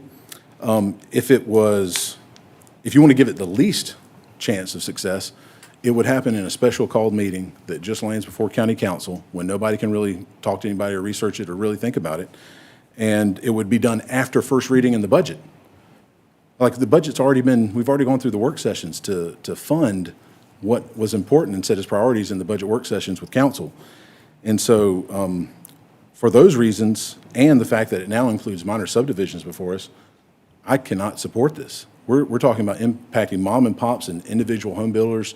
Mr. Brazel called some names. There's Mose Denton and several other high-quality builders, Stacy, who would be impacted by this in a way in which I haven't been able to discuss with any stakeholders in a meaningful way.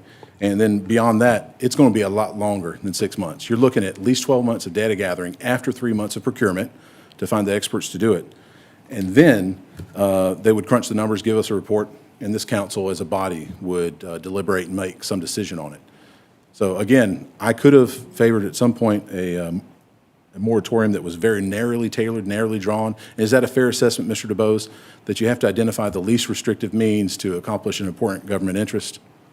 Yeah, yes, more or less. You identify the issue that you are trying to address, and then you should try and use the least restrictive means to accomplish that goal. Okay, I may have some more comments, but that's just my Mr. Chairman, thoughts. I whenever usually it's my speak turn. last, but I just wanted to say that. Mr. Shoemake. Yeah, so I have a couple questions. I was kind of, I see Mr. Brazel voted against it, and obviously Councilman Brazel and I have worked hand in hand on a lot of the growth issues up to this point. Mr. Templar, am I correct in what I said before? I mean, I want to make sure, because I've talked to staff, and as Chairman Connell mentioned, this moved extremely fast. Am I correct that it could be tens of thousands, if not likely six figures, to do the work that is required, or that is mentioned that is going to be done during the moratorium? Is that fair? We're looking at six figures? Yes, sir. And is it fair to say that money's not in the budget right now? No, sir. It is, is the money in the budget? No, I'm sorry, I misspoke. The money is not in the budget. This is not something we plan for. Councilman Brazel, what would you think about referring this to finance and pushing it for another vote? I mean, I want this to be something, when I was first contacted about this, the understanding was this had unanimous support from the planning commission. It came from them as a split vote. And it's up here before us now with a split vote with two of the people that have worked most on growth, if I do say so myself, splitting on this issue. So I'm just curious, and if you don't feel comfortable, I'm not trying to put you on the spot. I'm just trying to, what we're going to do here tonight is a bit irrevocable if it goes forward. And I'm just curious what your thoughts are on sending it to finance, because if we can't pay for work I've heard Councilman Cato say he doesn't want to extend it past 6 months. I understand that. And if we have a moratorium that we know for a fact is really going to last a year, I just have some real concerns with that. And I was just curious, I'd like to get your input on that, Councilman Brazel. Never apologize to me for putting me on the spot. I was built for this. Well, good. So what do you think? You understand what I'm telling you? Yeah. I was built for this moment with you and or anyone else. I want you to hear me when I say this. Every amendment that was made tonight was made to kill this. Administrator, Agree. did we get the grant from the Rural Infrastructure Authority for No, Pecan Orchard? That was part of my briefs, no. It was turned down. How much money did we put up to match that grant? It was around $230,000. It was a 25% match. I just found the money needed.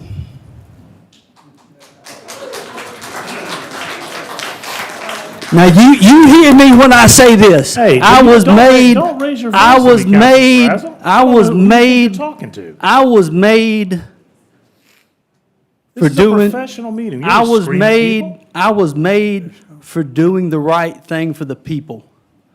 I ran my campaign for less than $5,000. You can look at my ethics reports and see who gave me money and who didn't give me money.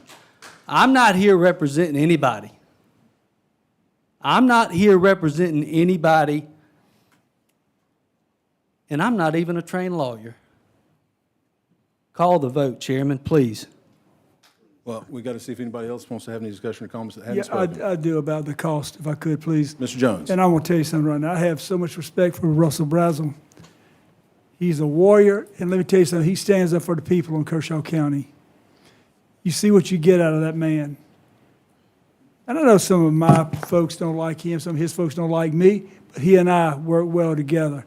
And let me tell you something. When he speaks, I'll listen. I listen to what he has to say.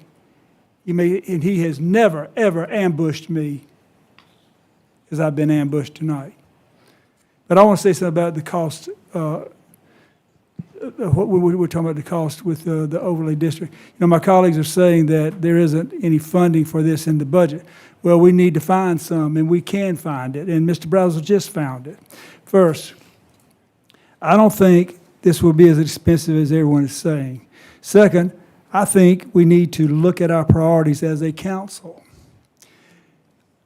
My colleagues seem to find spending millions of dollars on public recreation projects, but now they are saying we don't have enough money to fix our subdivision regulations.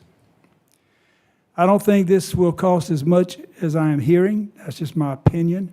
But even if it does, the cost is a small fraction of what we have spent on parks for the last 2 years.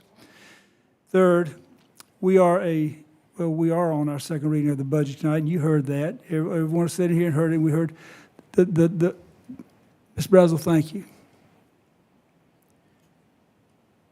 I have a hard time believing that we can't fund efforts to improve our subdivision regulations, okay? This deals with where our citizens live and where they raise their families. So, and I don't oppose developers, but something's got to be done. And let me tell you something, folks.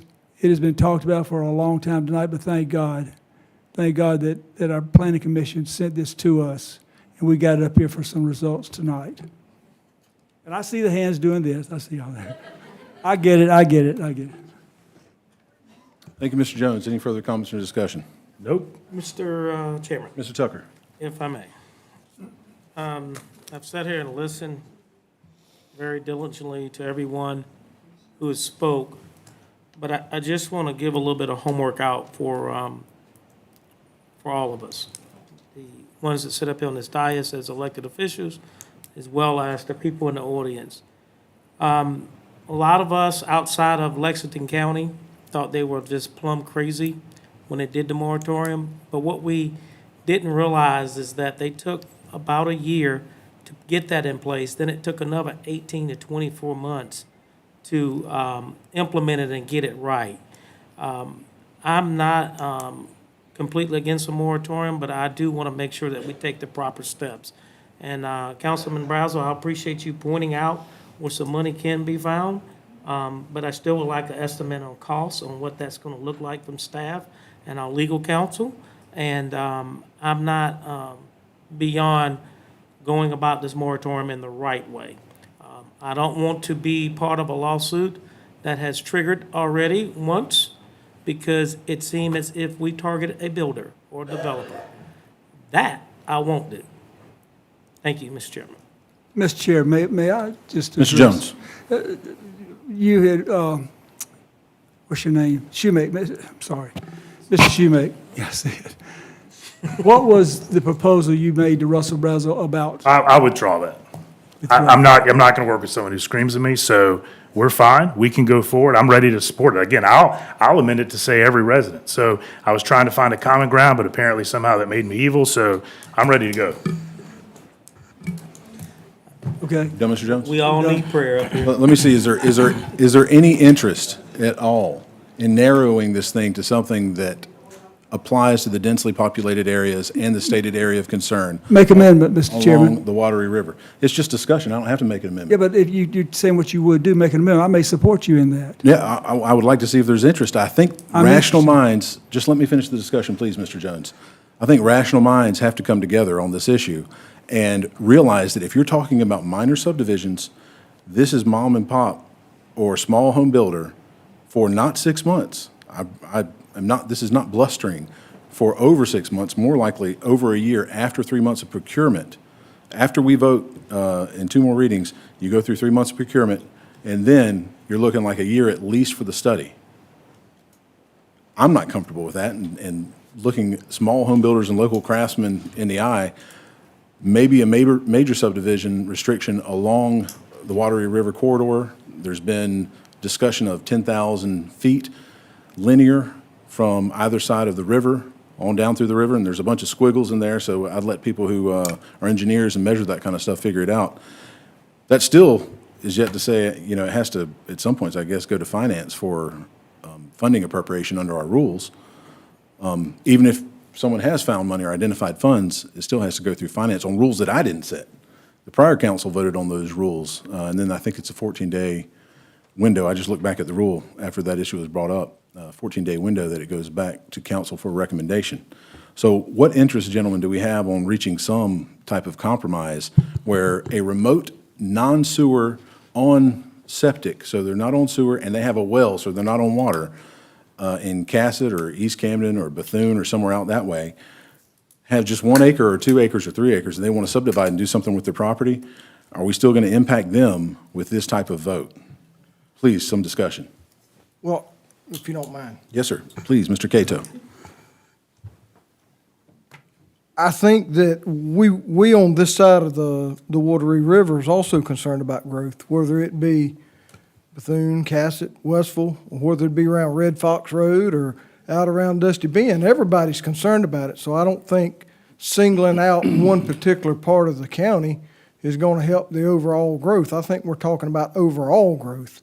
And what I would like to call responsible growth.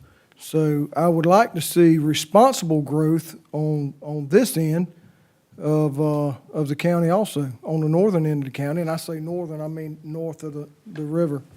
So I don't know if I could support just one particular area. I'd like to see it, cover the county so that we can make sure that growth is responsible in the future. Well, just in response, I mean, that's the definition of an overlay district. Or corridor applies to one specific area, at least for that part, which is what I was referring to. Any other comments or discussion? One last thing. I apologize to my colleague. I did not mean to get so hot-tempered. It's just that there's been a lot of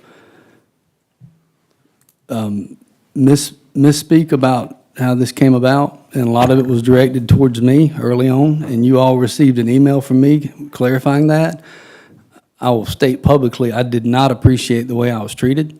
You were not one of those people, so if I took some of that anger out on you, it was an accident, and I apologize. Well, let me say something. First off, I love you, and your apology is obviously accepted. And to you too, Councilman Jones. I didn't apologize. I know you didn't. I do. I know you didn't. But let me But tell you- listen, I want to say, listen, I think you. I made some comments Thank you, about this Pretty. being political, and I do not withdraw those, but let me be very clear. I was not referring to anyone on this body, okay? I was referring to things that happen outside of this body. I believe there was a political operation at foot to try to force this down all our throats to cause this division. And maybe I'm wrong and a conspiracy theorist. I don't know. But that was what I was referring to. But I'm ready for the vote unless we have a compromise amendment on the floor. I would like, Mr. Shoemaker, and I do accept your apology, thank you. Did you apologize? I don't think so, but sure. I'm sorry, but Mr.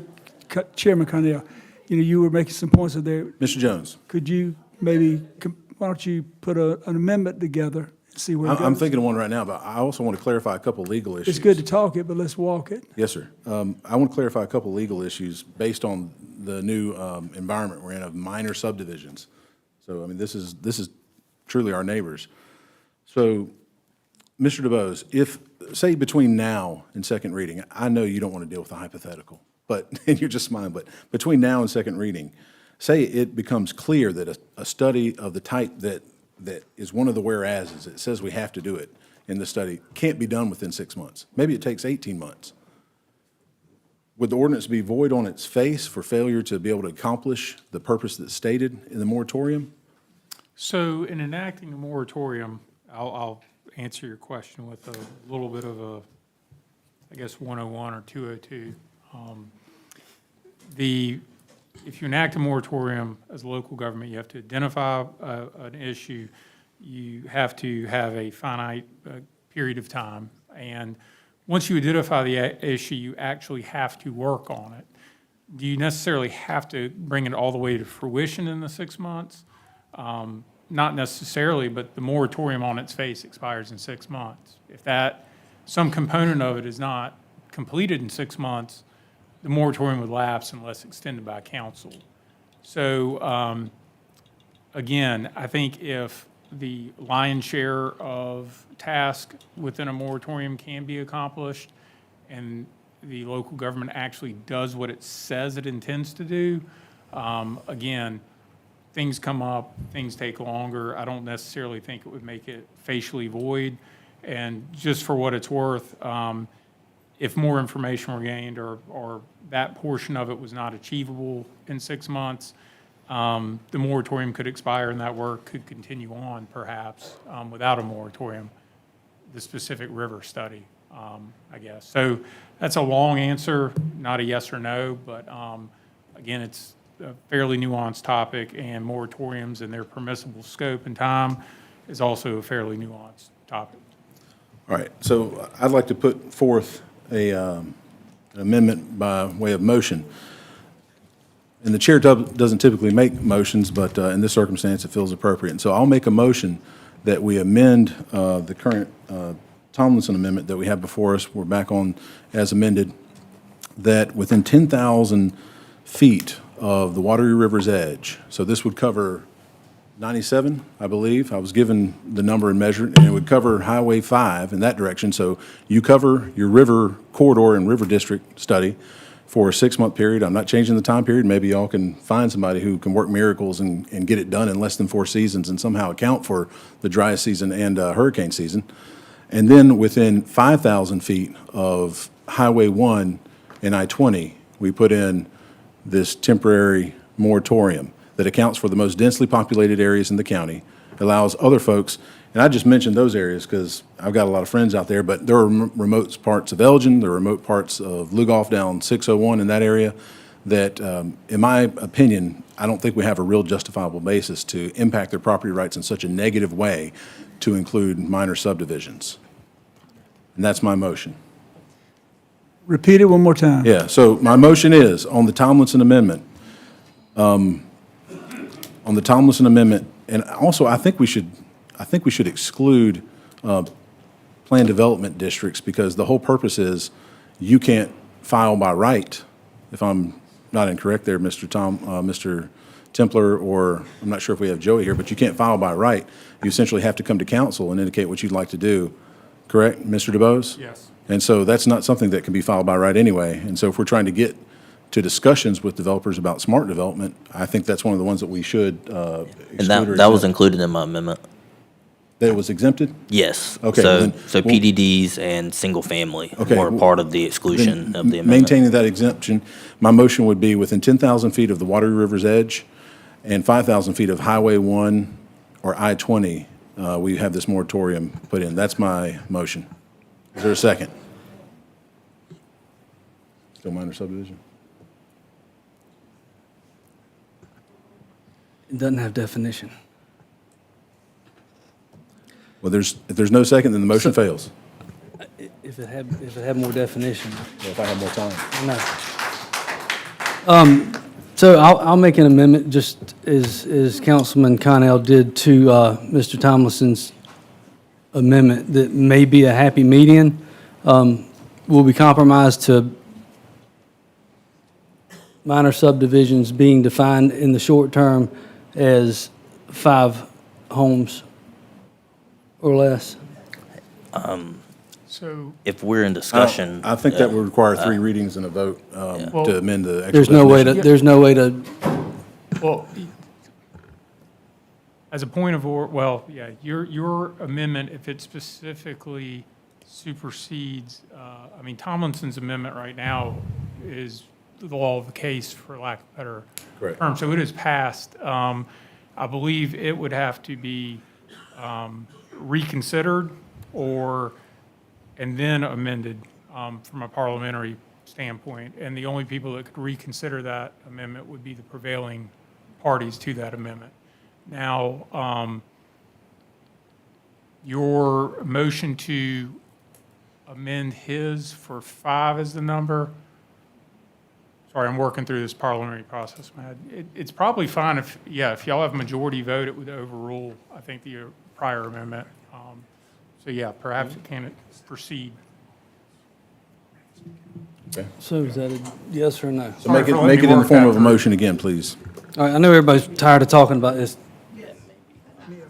Yeah, yeah, and you're not even talking, right?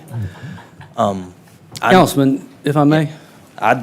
So right now, with the short time period that I've even had to think of this, and this is something that I crunched over the weekend while my family and I were in Beaufort for a ceremony for a road being dedicated after my wife's grandfather's name, who was a World War II veteran, passed away prior to her being born. So we were down there. We came back. We had baby showers. So during that time, I'm sitting there looking at it and looking at kind of what I felt was right for Kershaw County. And I've talked to actually a lot of small builders in general, and they said that, I mean, a lot of them saying they're behind right now. They got enough work for them to handle for the next year.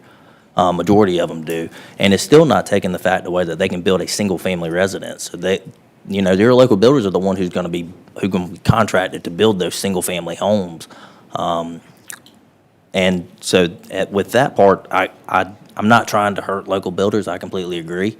I'm pro anybody here in Kershaw County, as we voted for a gentleman who tried to rezone a property.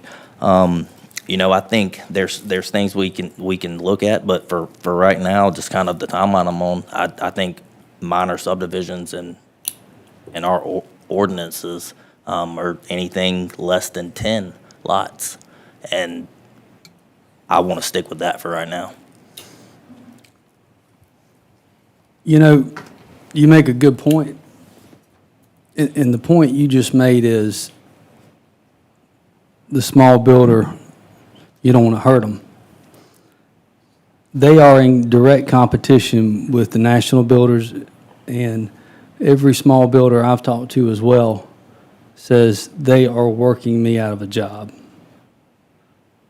So I will support it with your amendment. Thank you. Any further discussion or comments? All right, well, gentlemen, before we call it to a vote, I'll just close with, I really think this is going to take longer than 6 months based on the study information. We might be educated, I might be educated, and with such a short period of time to do some research, I might learn something new between now and the next reading. I hope y'all will have open dialogue and communications with that. But with minor subdivisions being included, I just can't vote in favor of this because I think it'll impact people's property rights too much, too substantially, and I don't think, as I said before, that it's the least restrictive way to accomplish this goal. Now, we got 3 readings. We do have 3 readings. Yep. All right, just to make sure we're clear on the amendment, it's including minor subdivisions, exempting PDDs, and single-family. And single family? Okay. Yes. All right, with no further discussion, we'll move it to a vote. All in favor of the moratorium on the Tomlinson amendment, which is the one on the floor? We've got Shoemake in favor, Brazel in favor, Mr. Cato, Mr. Tomlinson, Mr. Jones in favor. All against? Mr. Tucker and Mr. Connell against. Thank you, gentlemen. That takes us. Was that a 5-2 vote now? I couldn't hear. Correct, 5-2. Oh, okay. Yeah, 5-2. Takes us to the next agenda item, which is, let me grab this again. Oh, goodness gracious. All right. 10A, next agenda item, 10A, Lugoff Fire Department budget. Can you give him just a minute, Mr. Chair? to let him clear Yeah, out? let's let everybody clear out, I'm gonna and take a quick by the way, break. anybody on council need a quick break? Yes. Yeah, this is a particularly long meeting. We're going to take a quick, let's take a Recess. 3-minute recess. Thank you. We're in recess.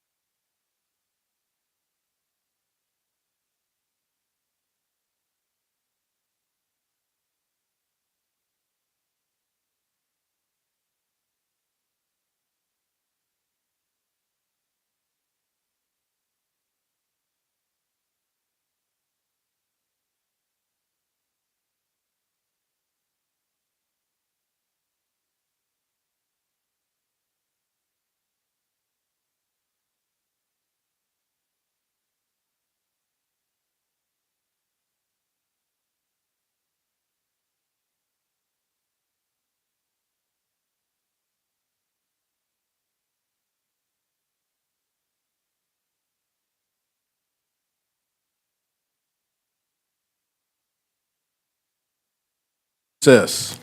And we're back. Thank you for having the mics on. This brings us to item 10A, Lugol Fire Department budget. Fire Chief Chris Spitzer, this would involve two potential motions. One will be to bring up Chief Spitzer so we can hear from him on the presentation, and the second one would be in relation to any budget that is presented. Do we have a motion? I make a motion that we hear from Mr. Spitzer on his 25-26 budget. Thank you, All right. ma'am. All right, we've got a first. Is there a second? I'll second. I Mr. yield. Mr. I'll Schumate second. has a second. Chief Spitzer, please come up for your presentation. Thank you, sir. Chief, they fighting over you this time. I said, they fighting over you for the motion and second this time. I was waiting on you, actually. I Mr. was Jones. just glad y'all got some energy left. Yeah. I thought we was gonna need a fire hose up here. What you think? Well, we may have a few out there in the parking lot. I just got a couple pieces of paper here I'm getting here together. The packet was sent over on Tuesday, and I know Miss Hannah took care of that for me. Thank you for doing that for me, Miss Hannah. You're always so great. So, members of council and chairman, it's unfortunate, but I have struggled with this since January. The budget's been really tough this year. We're no different from anybody else. And I made this on May 19th. Lugol Fire Department Board of Commissioners unanimously approved the new tax increase. And of course, we held a public hearing with no opposition. No one showed up for opposition. I didn't receive the first phone call. Of course, we ran everything in the paper like we were supposed to and advertised in the manner we were supposed to. So in the past, and I spoke with this in depth with my Board of Commissioners, is I've taken great pride in the last 13 years of not having to raise taxes. And when you sit down and think about that, that is absolutely unbelievable that a government agency has not raised taxes in 13 years. And I took great pride in that. And I stand up here every year, and I haven't been chief for 13 years. I became chief in 2017.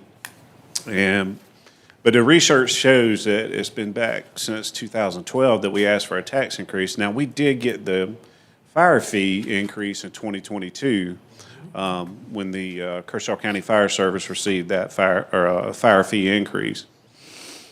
So I really kind of lay that blame on me because over time, instead of taking so much pride in balancing the budget, I should have been more focused on trying to equal this thing out over time, and I did not do that. Which brought me to, of course, having to get in touch with our fire department attorney, Lawrence Flynn from Pope and Flynn, one of the best special purpose district attorneys in the state. And getting with him, so since we have not gone and sought a tax increase, we were able to go back, of course, the previous 3 years, which brought us to 2022.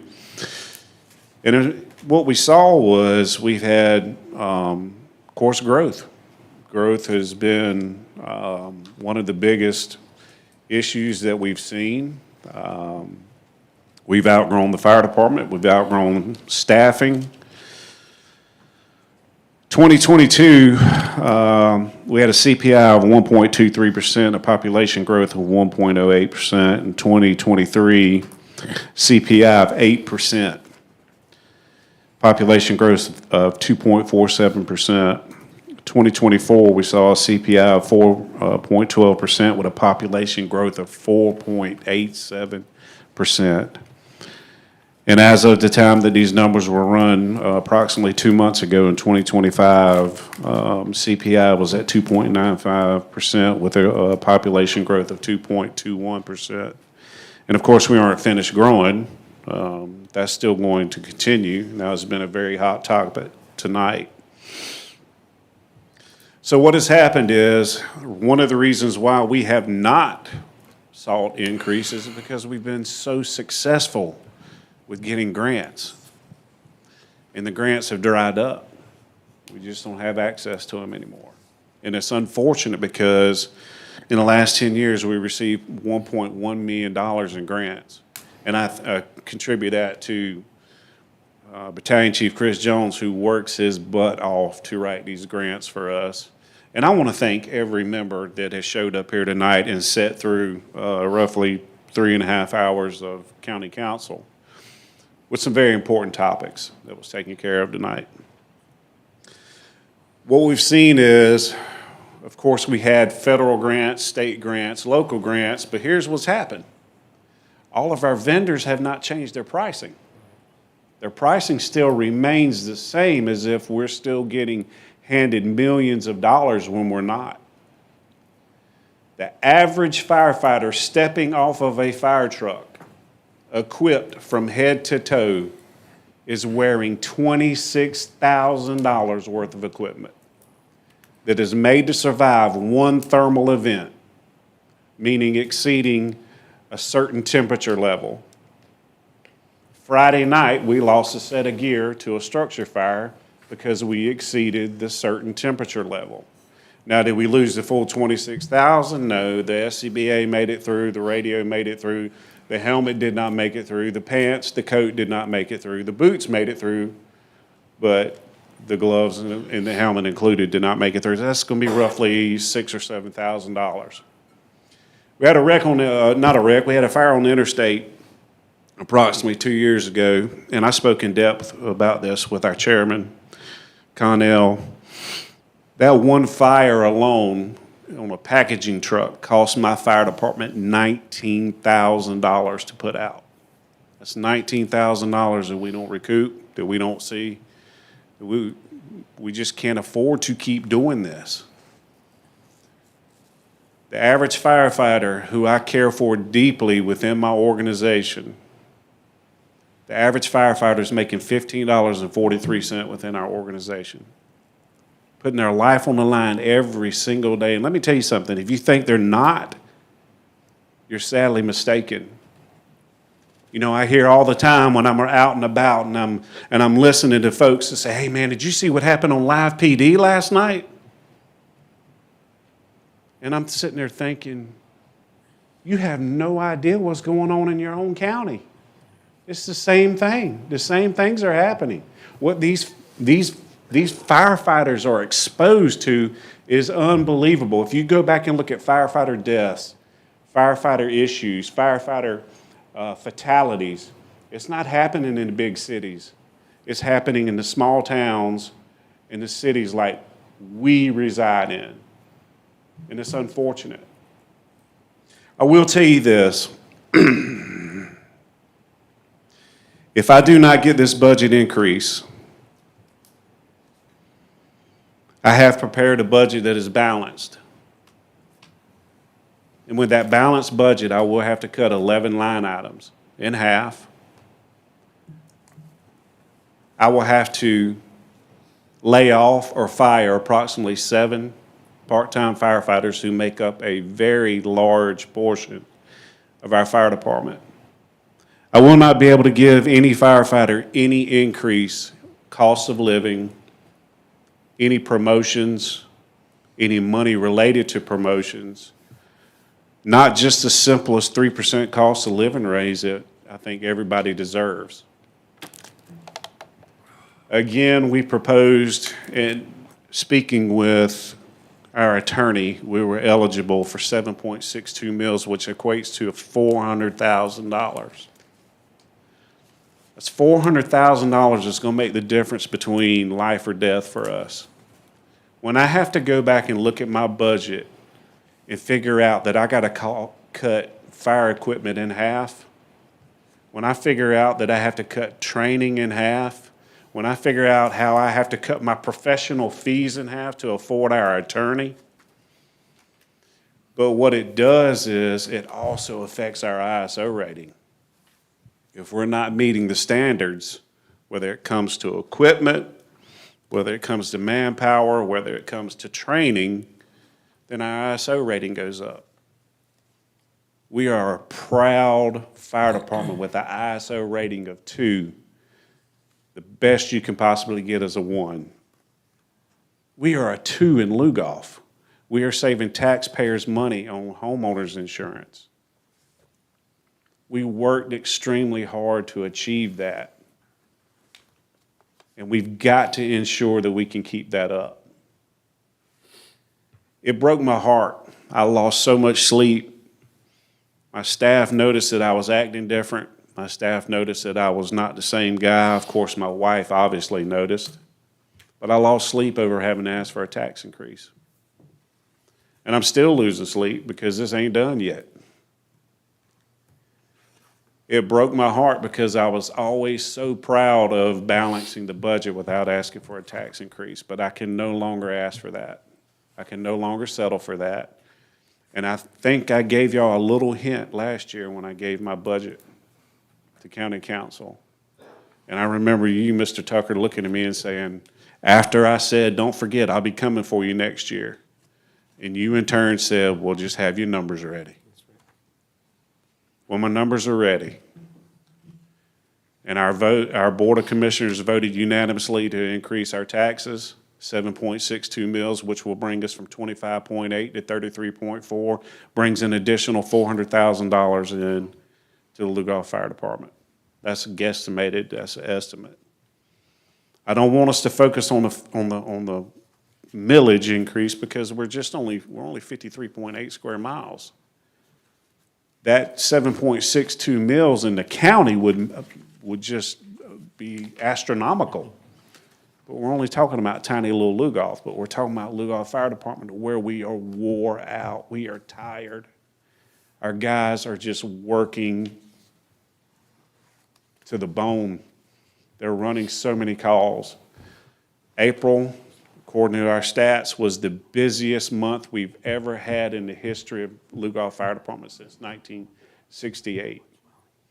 When I first came with Lugoff Fire Department in 2013, we were running approximately 500 calls a year. We're over 2,100 calls this year, and we haven't completed the year yet. We're running $1 million fire trucks up and down the road for medical calls. But let me tell you something, I wouldn't change that a bit because our pre-hospital intervention is unbelievable. We have saved so many lives, and I will not change that. With the additional $400,000, that allows me to hire 4 additional firefighters, bring my staffing up, put a little bit in our contingency fund, and keep us level and exactly in line where we currently are on the 24-25 budget. I'm not getting any big, huge increases. Health insurance is going up 9 to 11% every single year. I don't have human resources. I have Miss Rhonda, who helps me. I don't have a finance committee. I don't have anybody to help me with those things. All those things I do myself. I have to shop around every year for insurance. Retirement's up 21.24% for employer contribution. Everything is rising. Workman's comp is up. We've had a lot of workman's comp claims. We've had a lot of firefighters hurt. And when I go back and say, I want this council to understand when I say I have to lay off 7 part-time firefighters, that is part of our family, that it makes up the fabric of Lugoff Fire Department. Without those folks, we cannot meet our minimum staffing requirements.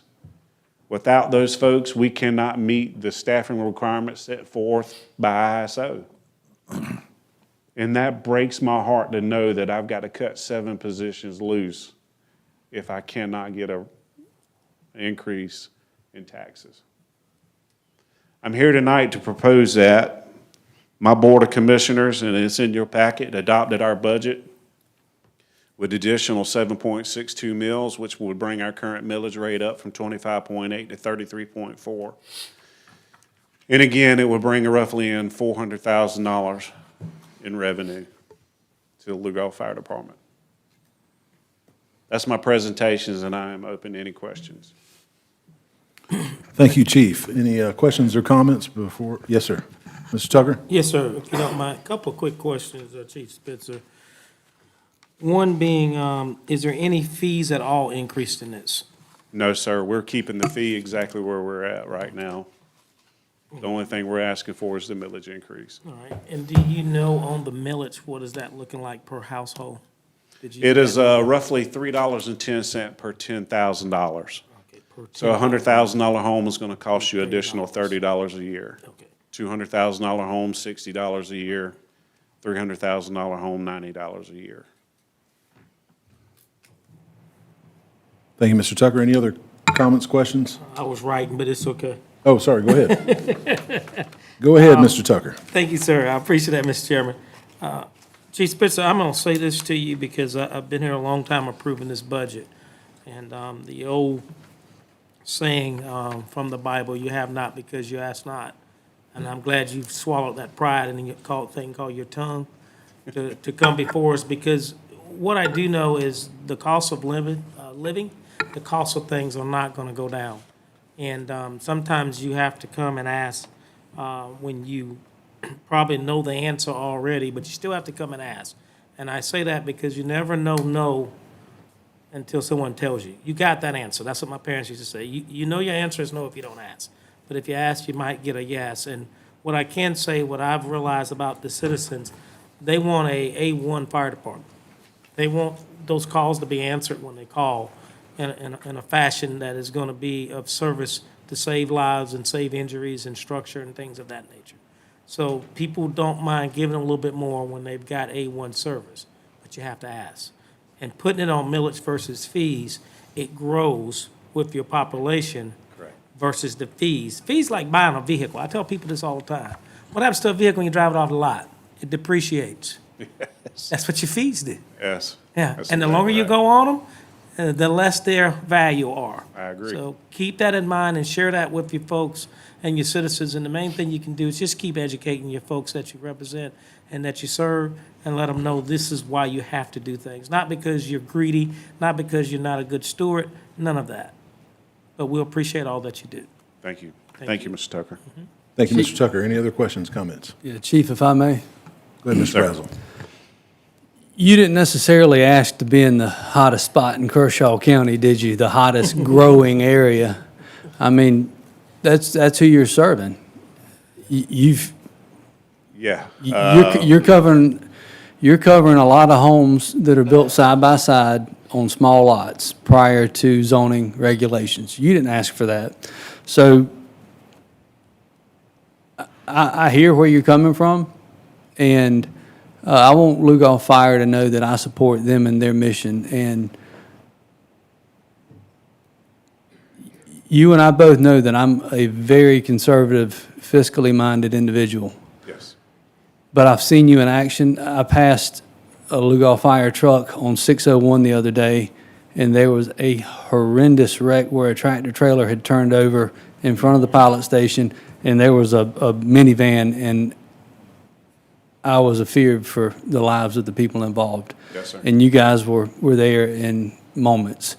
And we want to see you be able to continue to respond like that. No different than we want to be able to see the county's fire service be able to continue to respond like that. So we appreciate you being here tonight, and we really value you in our community. Thank you. I appreciate that. And on behalf of my staff, I know they do as well. Yes, sir. They're not my staff, they're my coworkers. Absolutely. Thank you, Mr. Brazel. Any other questions or discussion?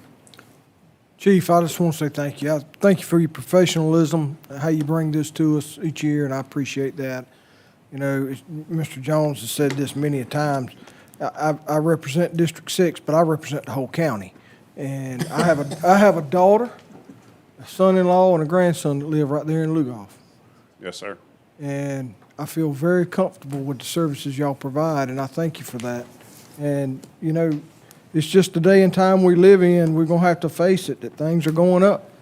So I thank you. I thank you for what you do. I thank you, Mr. Cato. Thank you for always being there for me and listening to me. I really appreciate that. Thank you so much. Any other questions or discussion, council members? Chief, I'll just say thanks for covering my business. That ISO rating being low, and you've actually controlled every variable you can. Some of it relates to hydrant locations and those kinds of things, which you don't have any control over. So for every variable that Lugol Fire can control, they have got the max training, they got the max or best equipment, they've got really everything they need to keep your insurance rates relatively low and respond quickly. So I appreciate that. Gentlemen, if there's no further discussion, as he's been called up, we need a, Yeah, I tried to get your attention. You just didn't see me. go ahead. Okay. Thank you, Mr. Chairman. Chief, one thing I will say, to hear Mr. Brazel sit down there and say what he said about you is pretty good, because he is a very conservative type person. Of course, so am I. I live in Lugoff, and I've watched your fire department grow. I was here, along with Mr. Tucker, all the years that you came in here. How many years have you been chief? 8 years now. 2017. Is this the first time you've come in here? Second? I think it's the first. I mean, Asking for a tax increase? Yes. Yes, sir. the first time, in 8 years, that's remarkable, remarkable. What I don't want to see is you have to lay any of those young, healthy guys off back there, And girls. and good ladies. But I think you've done a fine job. I've always supported you guys, and I know we have put money into our system, but I know one thing about it, the money we put into you is going straight to Lugoff Fire Department. Yes, sir. And it's going for every penny you say it's going to. Yes, sir. And if you tell me, sit there and you're telling me that you would have to lay off X amount of people, there's no way I can't not support you. And I know now I'm not your favorite anymore, but bottom line is I'm still here. And listen to me, I appreciate what y'all do. Thank you. Thank you, Councilman You're Jones. I really appreciate that. Thank you, Mr. Jones. Any other comments or discussion?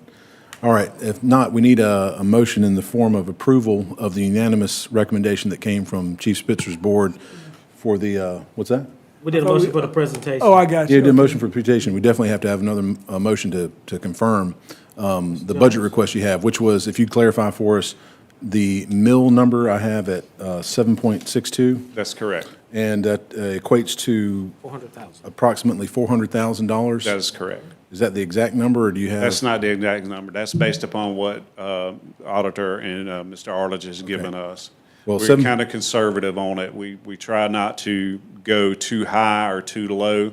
We try to meet in the middle to make sure we're pretty comfortable about what we're bringing in. Yeah, and before we get the motion, 7.62 is an exact number we can work off of. That But is this- correct. This would be not us directly spending money as a council, but acknowledging the budget that Lugoff Fire Department and its own board wants to set for itself. Correct. Approving it.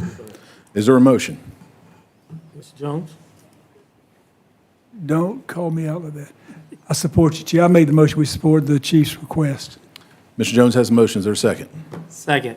We have a second from Mr. Tucker. Any further discussion needed? We kind of covered it all. Any other discussion? Seeing none, we'll put it to a vote. All those in favor of the motion? Ms. Hannah, it passes unanimously. Thank you, Chief Spitzer, for coming out tonight and waiting so long. No, thank you. And I do appreciate it, along with my coworkers that are sitting behind me. Again, thank you so much for being who you are, and we really appreciate everything you do and working with you in the future. I know you have a couple of the best grant writers in the state. I hope that those grants We jimmy do. up again and Hopefully, we can start to get them back. we can use them. All right, thank you so much, Chief. Thank you. Thank you all. Thank you, Chief. And All right, all your employees. yeah, thank you. All right, gentlemen, that takes us to, we already had item 10B earlier in the meeting. That takes us to item 10C, request for a one-time donation of $30,000 placed on the agenda by Vice Chairman Russell Brazel. So I just wanted, for a point of clarification, that we had sent this to finance. I did not see it. I probably overlooked it in the budget. You know, isn't it? I'll tell you, go ahead. Okay, so it's in there, but maybe, I'm going to just ask our chairman of finance to explain to me where it is in the budget, and I'd like to just ratify this tonight with a vote. Okay.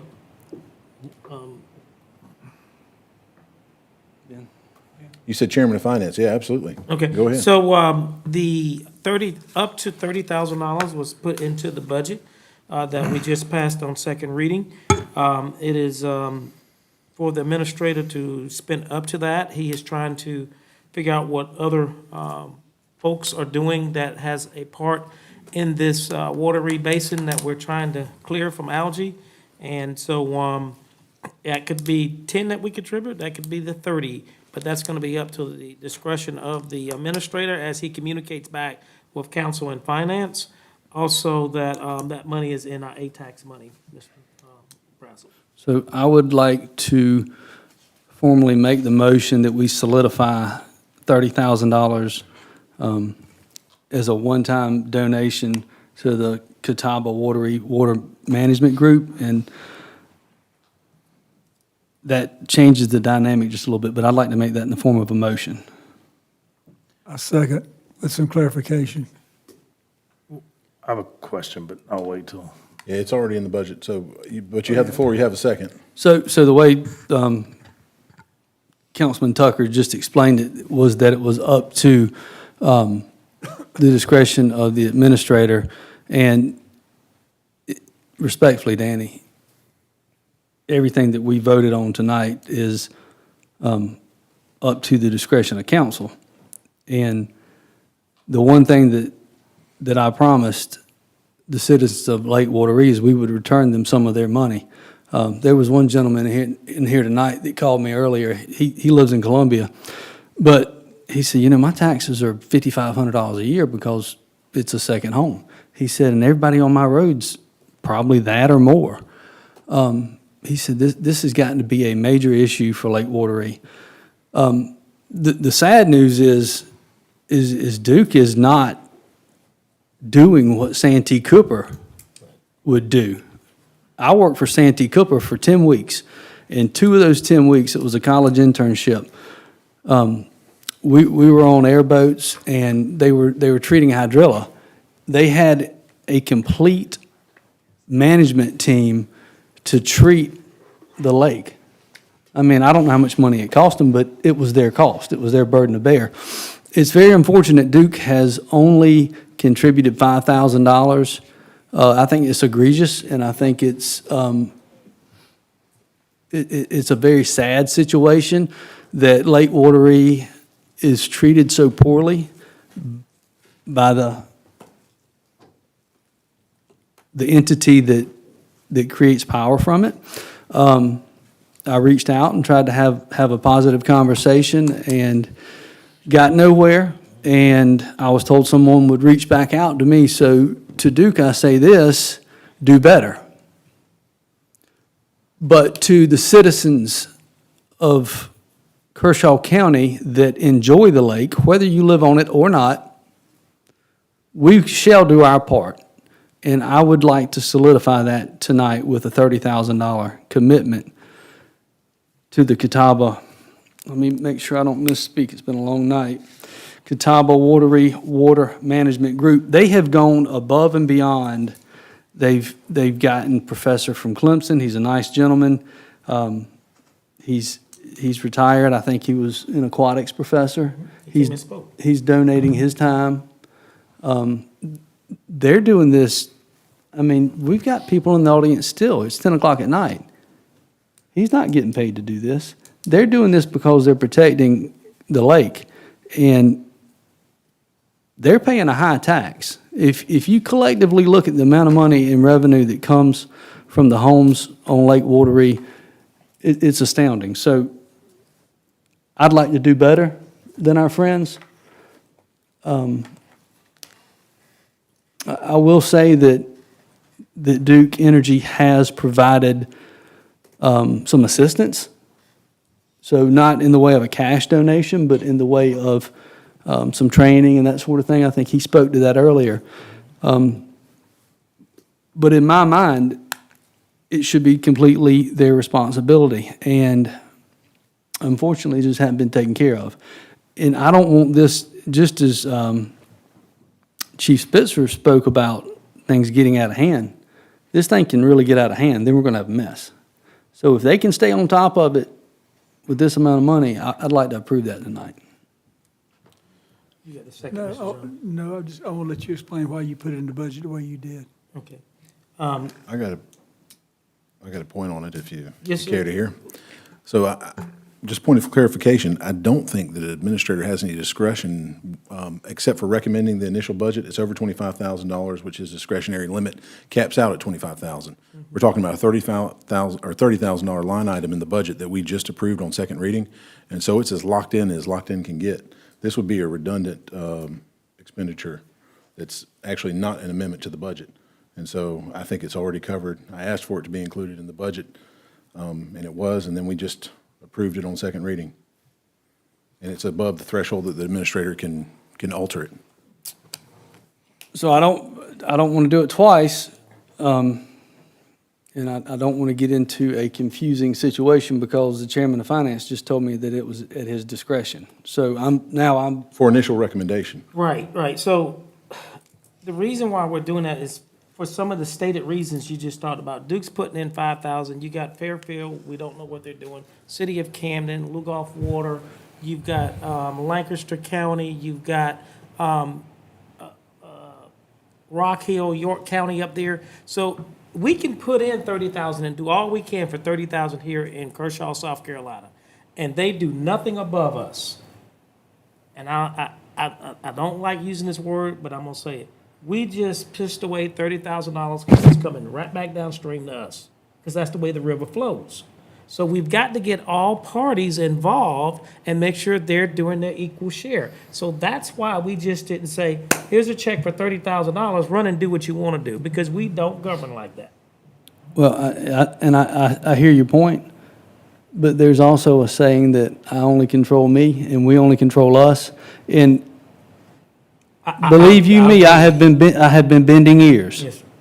And we need more ears bent, because what they do above stream is definitely going to affect all our work, our due diligence we do below stream. And so that's why we're trying to make sure that we are fully funded on what they requested, but we're going to be very careful to release what is needed, because we need all parties on board. That was the tactic, that was the mission behind our decision. Well, I get that, but this body can't vote on what somebody else does. So we can control what we do, and again, as much money as it comes off that lake, I'd like to solidify it with a vote, because there's too much gray right this minute for me.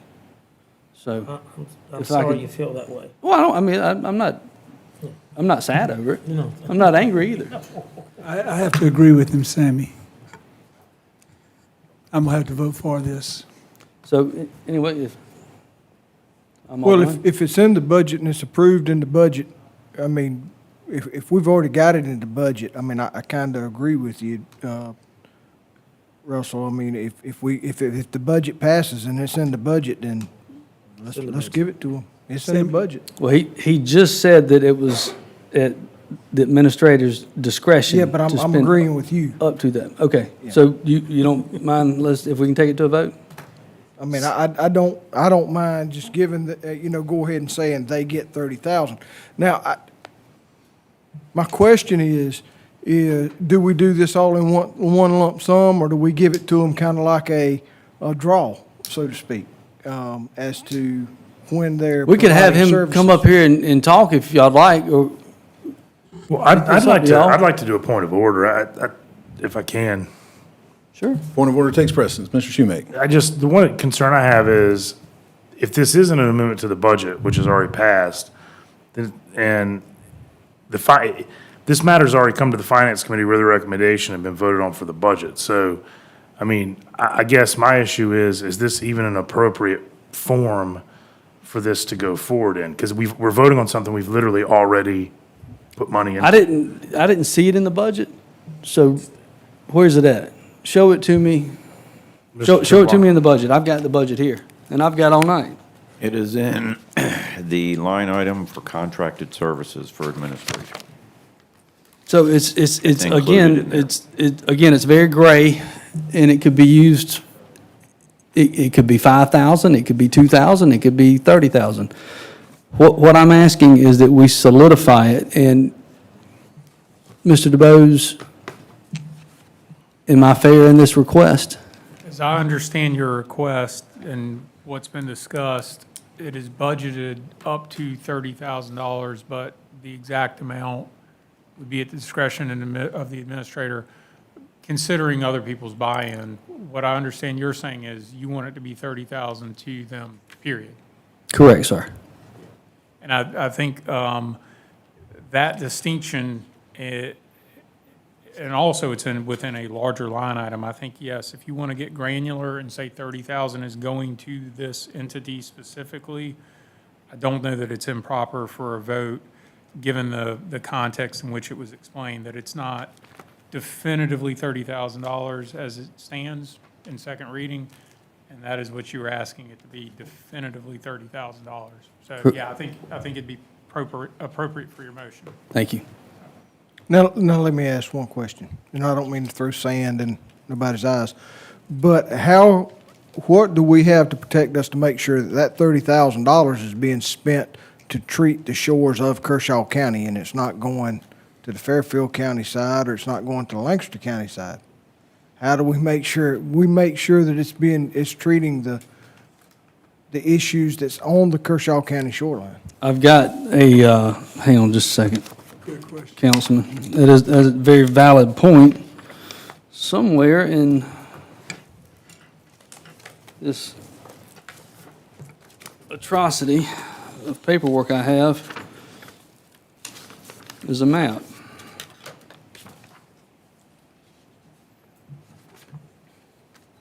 That's a 2021 map. Is the 2021 the newest, or is there a newer map?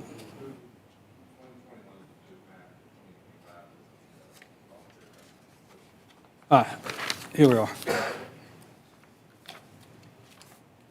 The spots that are highlighted in red are, they go around and spot treat it just like you're spraying Roundup.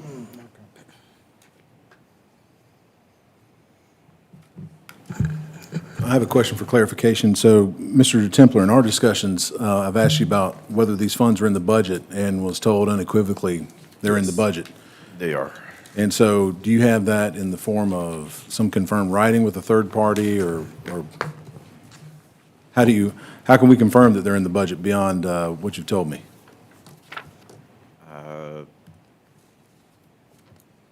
I've never had to produce definitive receipts for. I'm just wondering, do you have emails going back, or is there something there, or? No, I mean, as y'all's administrator, I'm telling you, this money's in there. Okay, So, that's the give response you I got my from word. you, that, If yeah, we we're need spending $30,000 for this, sir, I will get it.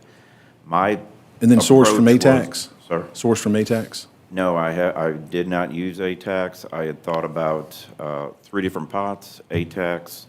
I thought about sewer as a utility.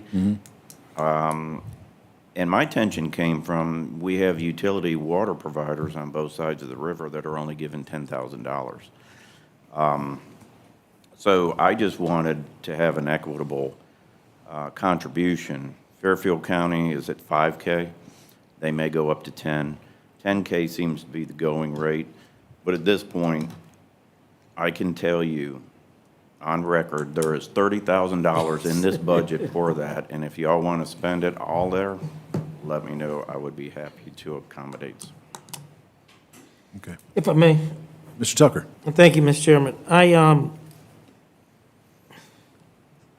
understand what Russell's trying to do, but I have full faith into the administrator and staff. He's reaching out to these other entities as well. Some of them has not been apprised of any money being asked. And this is just as recently as last week where he's reached out and tried to make communications to these folks. So Danny's really trying to play a team leader here on getting more people to contribute to the pot. And I appreciate that, because we need more than just our 30,000 to do the job appropriately. So Russell, as much as I love you tonight, and we're about to spend the night together, I'm gonna have to not support this amendment tonight. Okay, well, I got no problem with that. I'll never fault anybody for how they vote, but I don't think you can compare a water provider's net revenue or gross revenue to the gross revenue of Kershaw County as a tax collector. No, and that's not what I'm trying to do. But So if but you I want were- participant parties. Well, I do too. Yeah. Like I will use a term that I hadn't heard since Julian Burns was the chairman, we viciously agree. So, Violently. violently It was agree. Was it violently. violently? That was the So, we are violently in agreement, and I would like to ask the chairman to call the vote, please. There's no further discussion, no other comments. And it's not an amendment, we just have a motion on the floor. Mm-hmm. All right, so all in favor of the motion, raise your hand. You got Mr. Brazel, Mr. Cato, and Mr. Jones in favor, all opposed? Mr. Shoemake, Mr. Tucker, Connell, and Tomlinson, for the record, Ms. Hannah. Motion fails. All right, that takes us to the next. But let's be clear, if the budget passes, the 30's still there. Absolutely. Unless Okay. somebody amends it on third reading and. Just wanted to make sure that's clear. Okay, thank you, gentlemen. That takes us to the next item, which is item D. My motion, and this is regarding the summer meeting schedule. This is 10D. My motion is that we amend our meeting schedule to delete the June 24 meeting due to summer travel of various council members and have that meeting on July 17th. That's my motion. Is there a second? Second. Got a second from Mr. Tucker. All right, and so for discussion, various council members are on travel, summer family vacations. I announced this over, I think it was about a month ago, talking about this already, trying to coordinate everybody's schedules, moving the June 24th meeting to June 17th. And we do intend to have third reading of the budget on that date so that we have additional time. Instead of doing it on the June 10th meeting, it gives us another bit of time to work on the budget. And I feel like it's complete and adequate notice for the public because we've been talking about this for a month and a half or so. If I Mr. could, Tucker. if I could just add just a slight correction. So it's actually moving up a week because third reading was actually the 24th. It's a special call meeting. Yes, sir, it will be. So we'll get that notification out. But the biggest thing I think we need to do is make sure we notify the public that third reading will be on the 17th, Yeah, not the Yeah, 24th. we've been talking about that, and then Mr. DeBose also has, with the local publication being the Chronicle, he's already worked out the schedule where that complies with all notice requirements. So, Mr. Chair, June 10th, June 17th will be the next two meetings. Correct. We're not canceling the 10th? We're just doing two? Okay. That's what I was making clear. I want to be Yeah, clear on that. 'cause We're I not told- canceling. Two meetings in June June. 10th, June 17th. Okay. June 17th replaces June 24 due to travel schedules. And we're going to read the budget on the 17th? That would be third reading. Okay, just want to make sure. Yes, sir. Okay. And that's my motion. Any further discussion? Any other comments, questions? All right, move to a vote. All Oh, in favor? Did you get a second? Yes, I second Yes. it. Well, I have a comment. Go ahead. Here's where I'm at. I'm going to support it, absolutely.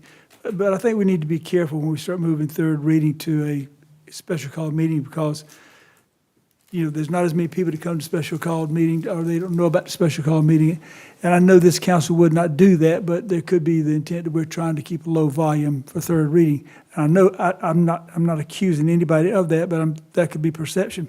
So I would like to ask my colleagues for the future if we could really plan to make sure we schedule third reading, you know, properly, so we don't have to do a special call meeting for third reading, but I am going to support y'all.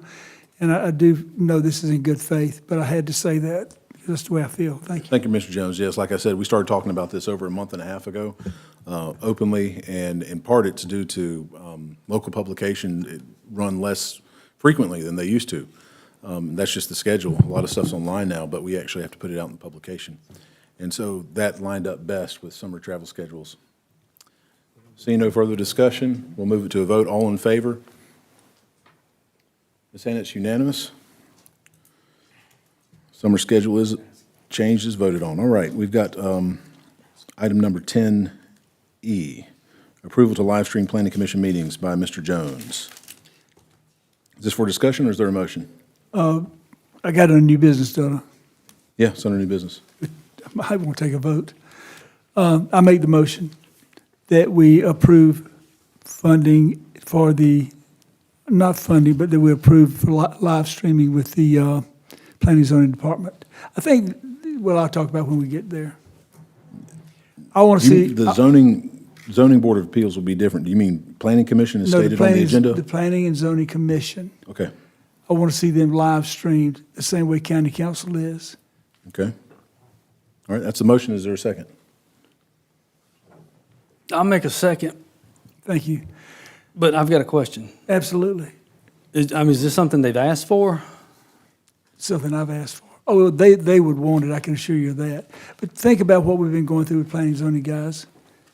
Other than county council, that's probably the hottest body that meets, that really, really affects a lot of people in this county, everybody in this county.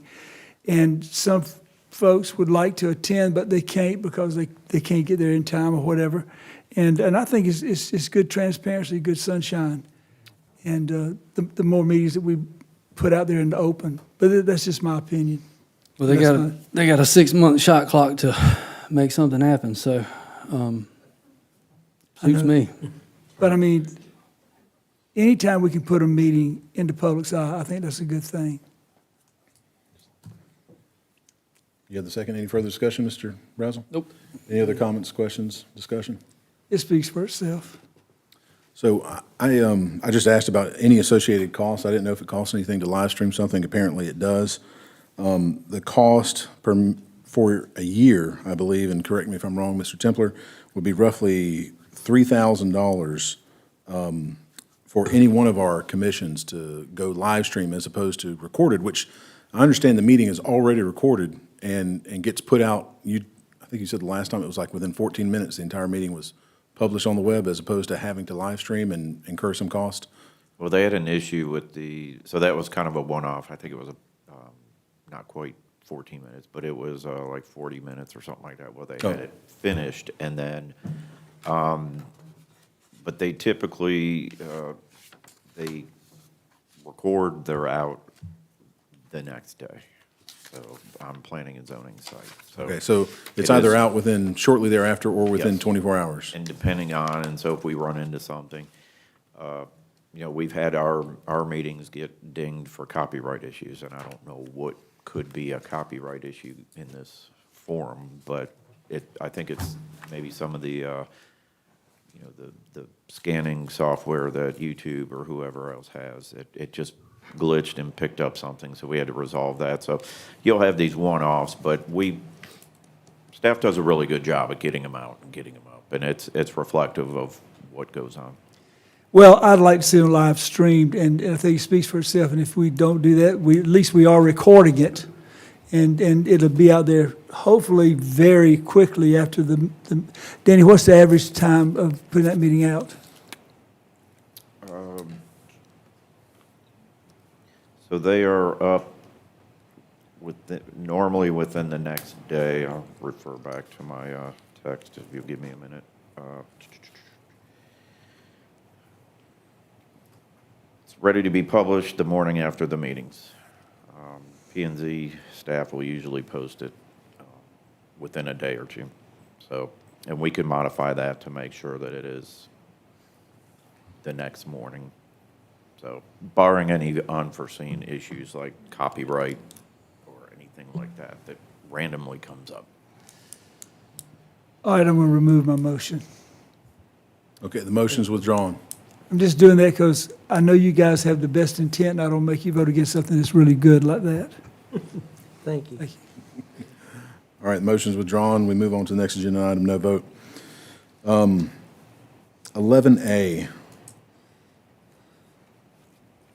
Mr. Chairman. We don't really have anything on the agenda. This was just as a reminder.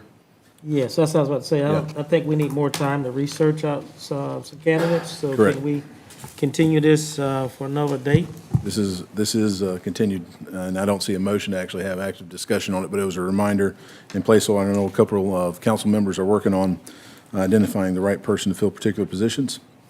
All right, that takes us to council member briefings. Mr. Cato.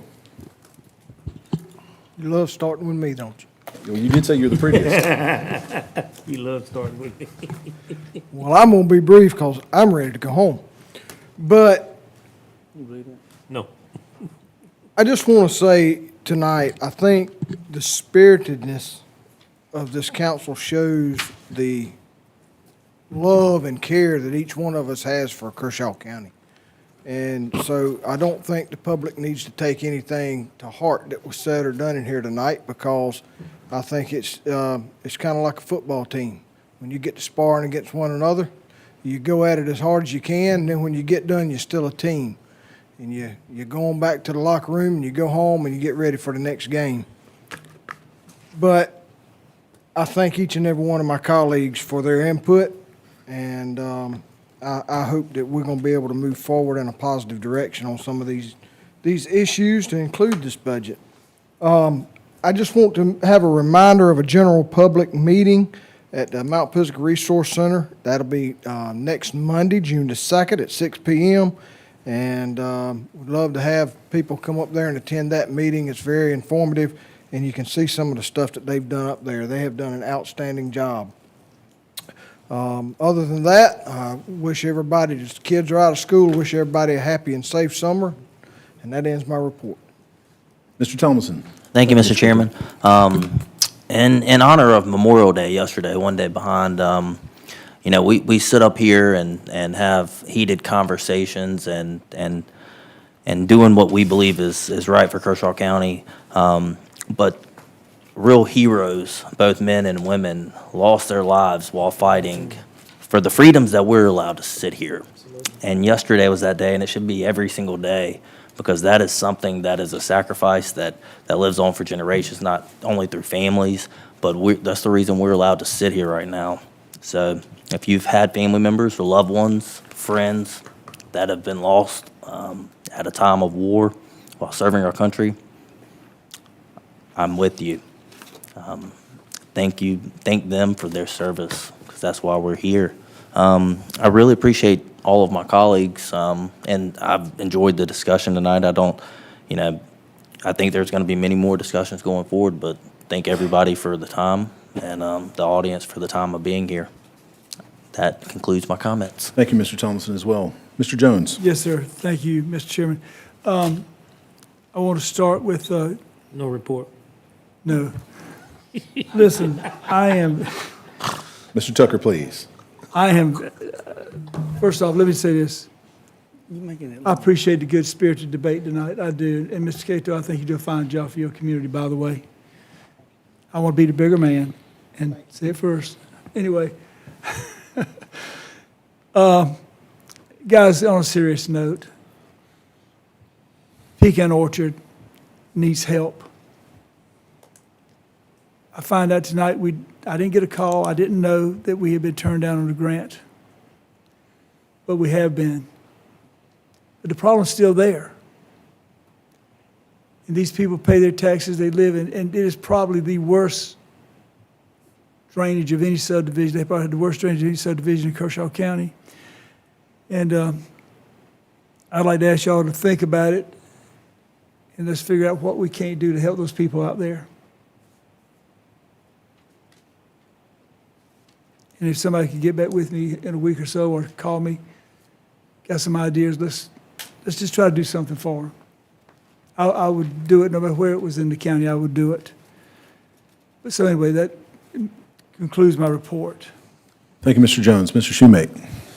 Yeah, three things pretty briefly. Mr. Thomas already mentioned Memorial Day. Corporal William Thomas Perkins Jr. is the only combat photographer to ever win a Medal of Honor. Did so by jumping on a grenade while covering the Vietnam War. And as a former combat correspondent myself in the Marine Corps, it's always something I like to remember because he was, right there in the thick of things. So, but again, thinking about all those veterans that we lost on Memorial Day. I want to talk briefly about the moratorium. I think we've still got a lot of work to do. I said as much in my briefing. I do not think we can do what is proposed to be done in 6 months. So I look forward to working with some of the other council members. I thought Chairman Connell's idea about limiting maybe the geographic scope was a really good one. It was first reading, so I just want to make that very clear that I absolutely support this moratorium or a moratorium if we're able to get things done. But I think that my research over the next week or so is going to show me that getting a county-wide assessment done at the scale that Planning Commission proposed isn't feasible. And I don't think there's an appetite here to extend this moratorium into 18 months. So I'd rather have something that works than something that sounds good and doesn't work. So I'll continue to work with Councilman Brazel, Chairman Connell, and others to find something. And I think we all expressed some concern about, Councilman Jones, some concern about this not really being the right type of moratorium for what we need. So I look forward to working with all my council members to figure out, how to refine this as we go to second and third reading, and appreciate all the spirited discussion. And last, Councilman Brazel, congratulations to your son and to your son as well, Councilman Jones, for graduations. We've, and my own son graduated, Lugoff Elgin, this past week. So obviously, that's why I think we get so spirited up here, because we have kids that we would like to see, in theory, return to this county. Your son's going to go be a super musician somewhere. We don't have the Philharmonic of Kershaw County yet, but maybe when we do, he can come back too. But I think we all want our kids to have a place to live and to grow old and have their own families. And that's really what this is about. No matter what we agree or disagree with on here, fundamentally, every single one of us wants that. So that's all I have. And I heard you did a good job at the graduation. I tried. did. I tried. Thank you. Thank you, Mr. Shoemake. Mr. Tucker. Thank you, Mr. Chairman. Very briefly, I want to ditto what Councilman Shoemate said about all the grads, whether it was high school or college. Congratulations. These are two big moves you'll be making in life. One of them will welcome you to adulthood if you're graduating college. Keep working, because I hope to retire one day and someone needs to keep paying in. And the other one is, I hope that you get the college of your choice, live the next 4 years like you've never lived before, because it'll be all business when you leave there. So do enjoy. I want to say to my two colleagues, Thomason and Shoemate, I can't thank you enough. I know we're not finished until June 17th, when we adjourn on this finance committee, but this could not be done without you. Thank you for the time that you put in. Thank you, Danny and staff, Lauren and Gerald, Tyler, to the fifth power, man. I can't say thank you enough. This has been a year that I have never experienced before, in a way that I don't want to ever experience again. So keep that in mind as we move forward. But I think that it's a solid budget, and we have a few more things to take care of. And on that note, Mr. Chairman, I want to remind everyone, you got to have your stuff in writing. You got to identify where the funds are coming from and where they're going to be expended to for third reading. So you got about 2 weeks to make sure that's in to Ms. Hannah by that Thursday, before the review of the agenda. So know that the meeting is going to be on the 17th, but your amendments need to be in before then. So I just wanted to make that clear to everyone. I say to all of us, let's say a nice, healthy prayer for one another tonight, and ask God to continue to guide us and support us. And there should be no ill feelings, no malice, none of that from our hearts when we leave this place. We have done the people's business, probably not in the best way that I see fit, but I do understand spirits, and I'm going to ask that we move forward and we learn and do better. That concludes my report. Thank you, Mr. Tucker. Mr. Brazel. Thank you, Chairman. Coach Cato. He coached now, right? Coach, what are you talking about? Coach Cato was talking about football. I think I got a concussion tonight, Coach. Nothing a good stiff drink can't fix. Concussion protocol is you have to miss the next 4 meetings, I think. Don't tempt me with a good time. Right. I would like to, I'd like to thank everybody for the debate. We hadn't had a good one in a while. And, Sammy, you're right. And Danny, what you said earlier. Even if we get a little hot-headed up here, it's all because we care so much about what we're doing. Absolutely. And we care. And Derek said it many times. Sometimes the path to correct decisions is sloppy, and I can assure you, people ahead of us probably gotten much worse tiffs and riffs than we have. No, but I mean, there were duels. South Carolina guy went to Washington and beat someone to death with a cane. That was Yeah. So we hadn't had any of that happen. That was So in the Capitol building. I'm thankful for that. And I'd like to say thank you to Danny. Danny, I wasn't trying to say the 30,000 wasn't in the budget. I just didn't see it. So I just wanted to, as a representative for Lake Wateree, it was my duty to solidify it. But you did that by stating on the record that $30,000 is in the budget for them, and I thank you for that. So even though the vote failed, we know the money's there, we know they're going to receive it, and thank you for that. And with that, I want to say one positive thing. My wife was texting me, telling me to shut up earlier. And right after she told me to shut up, she told me that her mother's cancer has shrunk. And her mother's Kathy Merritt. If anybody would want to pray for her, we will take the prayers. She's been fighting cancer for about 15 months now, and it has not been easy on my wife and all of us and all of my kids. It's been a very tough situation. So anything good that can come out of a little sparred fight, I'd do it again if that was the end result. So anyway, God bless y'all. Y'all have a good night. She's a fighter. Thank you, Russell. Thank you, Mr. Brazel. Just a few things. Mr. Administrator, I was checking my timeline, and it was back on February 22nd, 2022, when we had the initial vote on the impact fee to approve and move forward towards a study. And so on the next agenda, I'd like impact fee placed on the agenda again, voted in favor of that and supported it. I think we had a study. I hope the study hasn't aged out in the meantime since I left for the State House and have come back. But that's something I think we also have to look at as a comprehensive part of this discussion we're going through on growth, how to pay for it, how to address it and do it smartly in Kershaw County. Update for council members, in case you hadn't heard yet, there's, I think, $167,000 that's allocated via ARPA funds to completing the comp plan and the ZLDR. That money has to be spent by October 2026, and that means the comp plan has to be completed.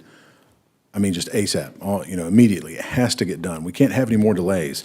We're looking at $167,000 getting clawed back from one of our budget line items, and that's just unacceptable. So the comp plan has to get done. It's been 3 years in the making, and I think it's a project that would typically take 8 to 12 months, sometimes 2 years in much more in larger jurisdictions that have ports and various other issues that are very complex. And so we've got to get it done, or we're looking at losing over $150,000. Said October 2026? October 2026. Okay. And so we've got to get on top of our ZLDR work immediately and, not have to say we need a fee or some other type of increase or cut services somewhere else because we lost $167,000 that we could have spent towards completing a smart growth plan. I wanted to mention tonight that the council's work and economic development's work and staff's work related to business development has been outstanding for us over the last year and a half plus. And I think in part that resulted in no millage increase request from the school district this year. Of course, the school district receives a significant portion of their budget from FELO monies, but that's really, I still think and believe, guys, that's where we've got to focus, is bringing jobs to Kershaw County. Generating FELO revenue doesn't require any additional residential development, but it brings jobs back. It helps pay for school items and county items, and we don't have to increase taxes. And so I'm going to continue to focus on the economic development front in Kershaw County, and I thank you for your support in that. Regarding the moratorium, like I said, there is a world in which I could be supportive of it, but I hope that between now and second or third reading, we can identify greater protections for liberty and individual freedom and narrowly tailor this thing to address the concerns that are stated in dense population areas or suspected dense population areas. That's just something I believe at my core. Obviously, it's not real politically popular right now, at least not, it wasn't in this room, but it's something I believe, and I'm willing to state the things I believe and stand for them. And so I think there is a path forward there. And then lastly, we've talked about your sons, and I appreciate good fathers. I'm glad we did have that presentation tonight. Ms. Hannah, thank you for putting that on there. These three young men, Farrell, Taylor, and Davis, are outstanding young men. I've known some of them since they're much younger. I actually got to wrestle with Taylor at one point in your yard, Jimmy. Tried to teach him some moves to throw on you. I was going to jump on you, but I changed my mind. Yeah, you should have changed your mind. Believe me, there's a couple of times tonight I wish I would have gone after each other so I could employ my true skill set, which is manually manipulating people to do things they don't want to as a wrestler. At any rate, these are outstanding young men, and that's a reflection of good dads who care and are in their lives. I'm impressed with them.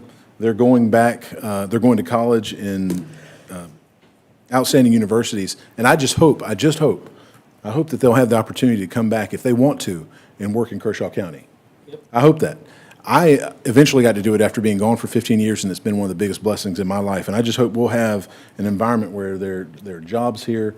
There's the type of growth, smart growth that we'll have here where those guys will have opportunities to come back and be here because it will heighten the community. It really will. We agree on that, sir. All right, thank you. That's concludes my report. Administrator's briefing, item number 13. Anything for us, Danny? Just a few items real quick.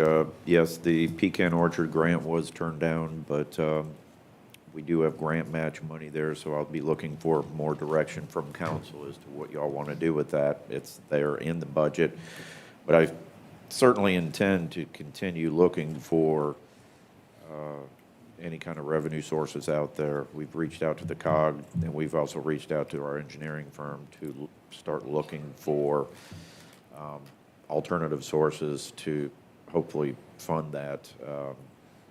So I'll keep you all posted, but we'll certainly be looking for some direction on what that grant match does that is already in the budget. Projects, just real quick, it's been raining a lot, so I would expect some rain delays in some of these, namely the boat ramp, but it's, just everything's still going on, it's just weather.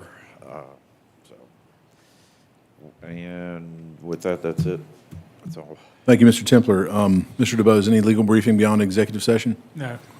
All right, gentlemen, that takes us to two items for executive session. We've got executive session item A and B, both falling under SC Code 30-4-70A2 regarding legal advice for potential claims, threatened or actual. Do we have a motion to enter executive session? Make a motion, we enter an executive session for two contractual matters with our attorneys. What's the guest attorney? I'll clarify, they're not contractual matters, they're legal advice for a pending, advice, threatened, or okay. potential claim. Well, legal advice or potential Okay? claim, okay? Second. We have a second. Any I wanted to include the attorney, what was his name? Mr. Craps. Mr. Krabs, okay, there we go. Thank you. Any further discussion? All right, let's move to a vote. Executive session. All who are present except for Mr. Browse will vote in favor. Ms. Hannah, for the Oh, is it record. Cato on the second? Yep. Okay, thank you. We are in executive session.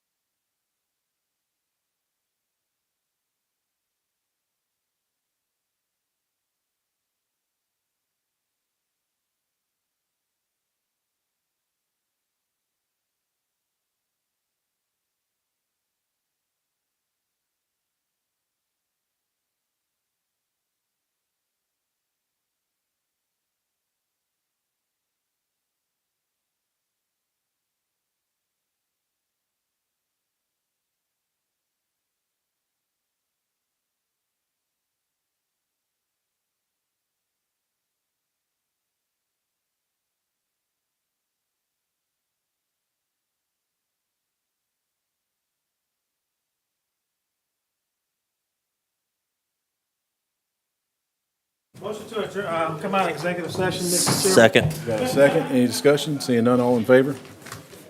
Ms. Hannah, for the 5 who are present, Schumake, Cato, Tucker, Connell, and Tomlinson, it's unanimous. We're out of executive session. Is there a motion to adjourn? I'll make a motion, we adjourn. Second. Mr. Cato, Mr. Tucker has a second. Seeing no discussion, all in favor? It's unanimous, Ms. Hannah, for the record. Thank you. We are adjourned. And you have the names? You got, Were sorry, we thank you. All-